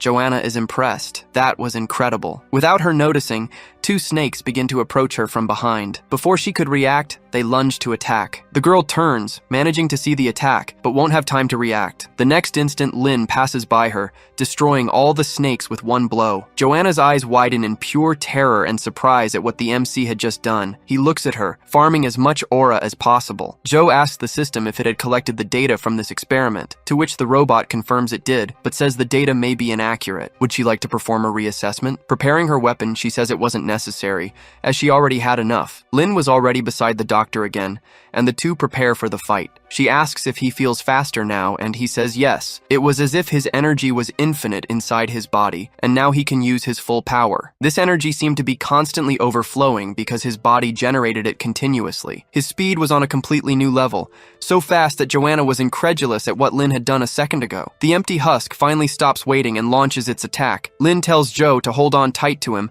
but she brandishes her weapon and says she doesn't need to. He is confused by this and looks at her. The monster strikes the ground with full force, causing a large explosion. Joe takes advantage of this opening and leaps, ending up right in front of the monster's face. Using the debris that rose in the explosion as support, she begins to jump towards the empty husk. With her weapon in hand, she aims directly at the monster's forehead. Without hesitation, she unloads the entire magazine into the monster's face. An explosion hits right in the husk's eye, which is left dumbfounded by this. Another larger explosion occurs, throwing Joe back. She manages to rebalance herself, even in midair, and observes what happened. Without celebrating victory prematurely, she throws more bombs and starts firing at the monster again. The explosion gets even bigger. I don't know how she isn't caught in the impact. Lin approaches and says it seems she had also improved a few things, and she says it wasn't a mere upgrade. The suit she was wearing had his blood running through her clothes. Curious, the MC asks what she means by that. Joe continues, saying that she now has an experimental weapon with various functions. With this type of equipment,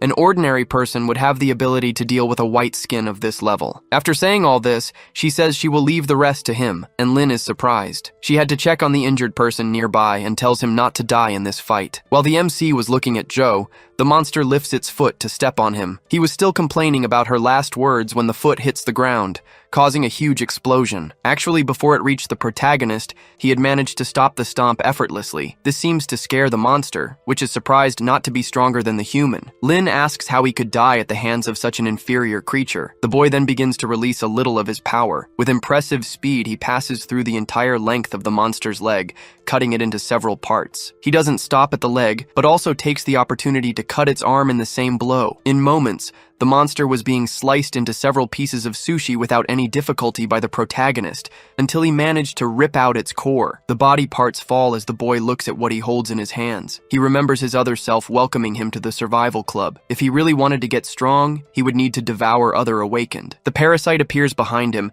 tempting him by asking what he was waiting for. She tells him to devour the awakened, and he was bringing her core closer to his mouth. Thus, her soul and powers will be his. Lin had not yet devoured the monster's core. He continues to observe that thing as it pulsed in his hand. It seemed he was undecided. What would be the best path to take? His mind turns to the face of his other self, and once again the question is asked, what was he waiting for? Something strange happens with that core. It begins to expel a strange substance. Confused, the MC wonders what was happening. Why did that core open on its own? His own core also goes out of control, and he seems to be trapped between the two. Lin realizes that the one doing this was the parasite, and she was merging with the other core. He seems to be in agony, as he lets out a roar as the fusion happens. His consciousness begins to fade away. The next instant, he opens his eyes again. In front of him, a hallway that looked like it belonged to a hospital. Waking up completely, the boy's eyes widen. He was trapped in that black substance. The parasite was doing this to him, trying to free himself from it. He thinks he needs to find the way out of this place. Someone appears before him, saying that the MC was finally there. Looking ahead, the MC tries to identify who it is,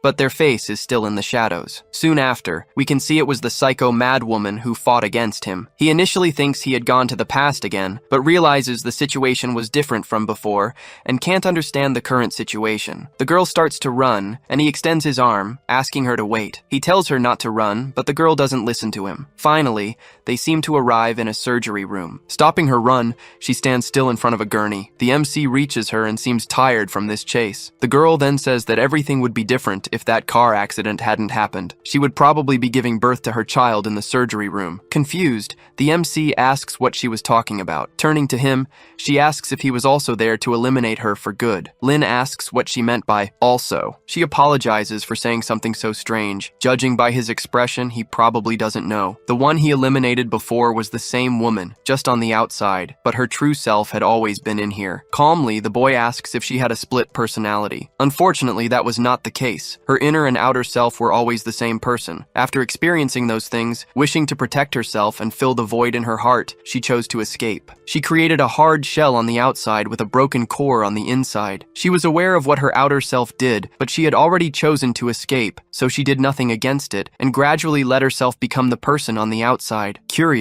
she asks if he wasn't there to hear her story. Opening her arms, she asks him to finish her off, since that's how battles ended, according to the speaker. The weak are the prey of the strong. He must understand this principle well. Lin clenches his fists, repeating the phrase she had just said. He then says he doesn't think she understood the situation well, and she is confused. The boy asks if she never thought about revenge against those who caused this to her. Her current situation was also experienced by the MC before. His survival instinct was reduced by having pushed away his sense of self and only sought to satisfy his most primitive desires, only knowing how to survive in any situation. In the end, all that remains is to act on instinct, like a body driven by desire. The final result of all this was indeed death. He asks if this sounded familiar to her, and she shows that it does. These were the things he went through when he awakened, and this could be her end. But for an awakened, death is not the end but a new beginning. She, along with him, they had other choices. Extending his hand, the MC offers her an alliance, thus ending the chapter with the decision of the mad girl who was not as mad as we thought. Thanks for listening. The final moment really stood out to me. Instead of devouring his enemy for power, Lin offered her an alliance. What do you think? Was that the right choice? Let me know in the comments below. See you next time.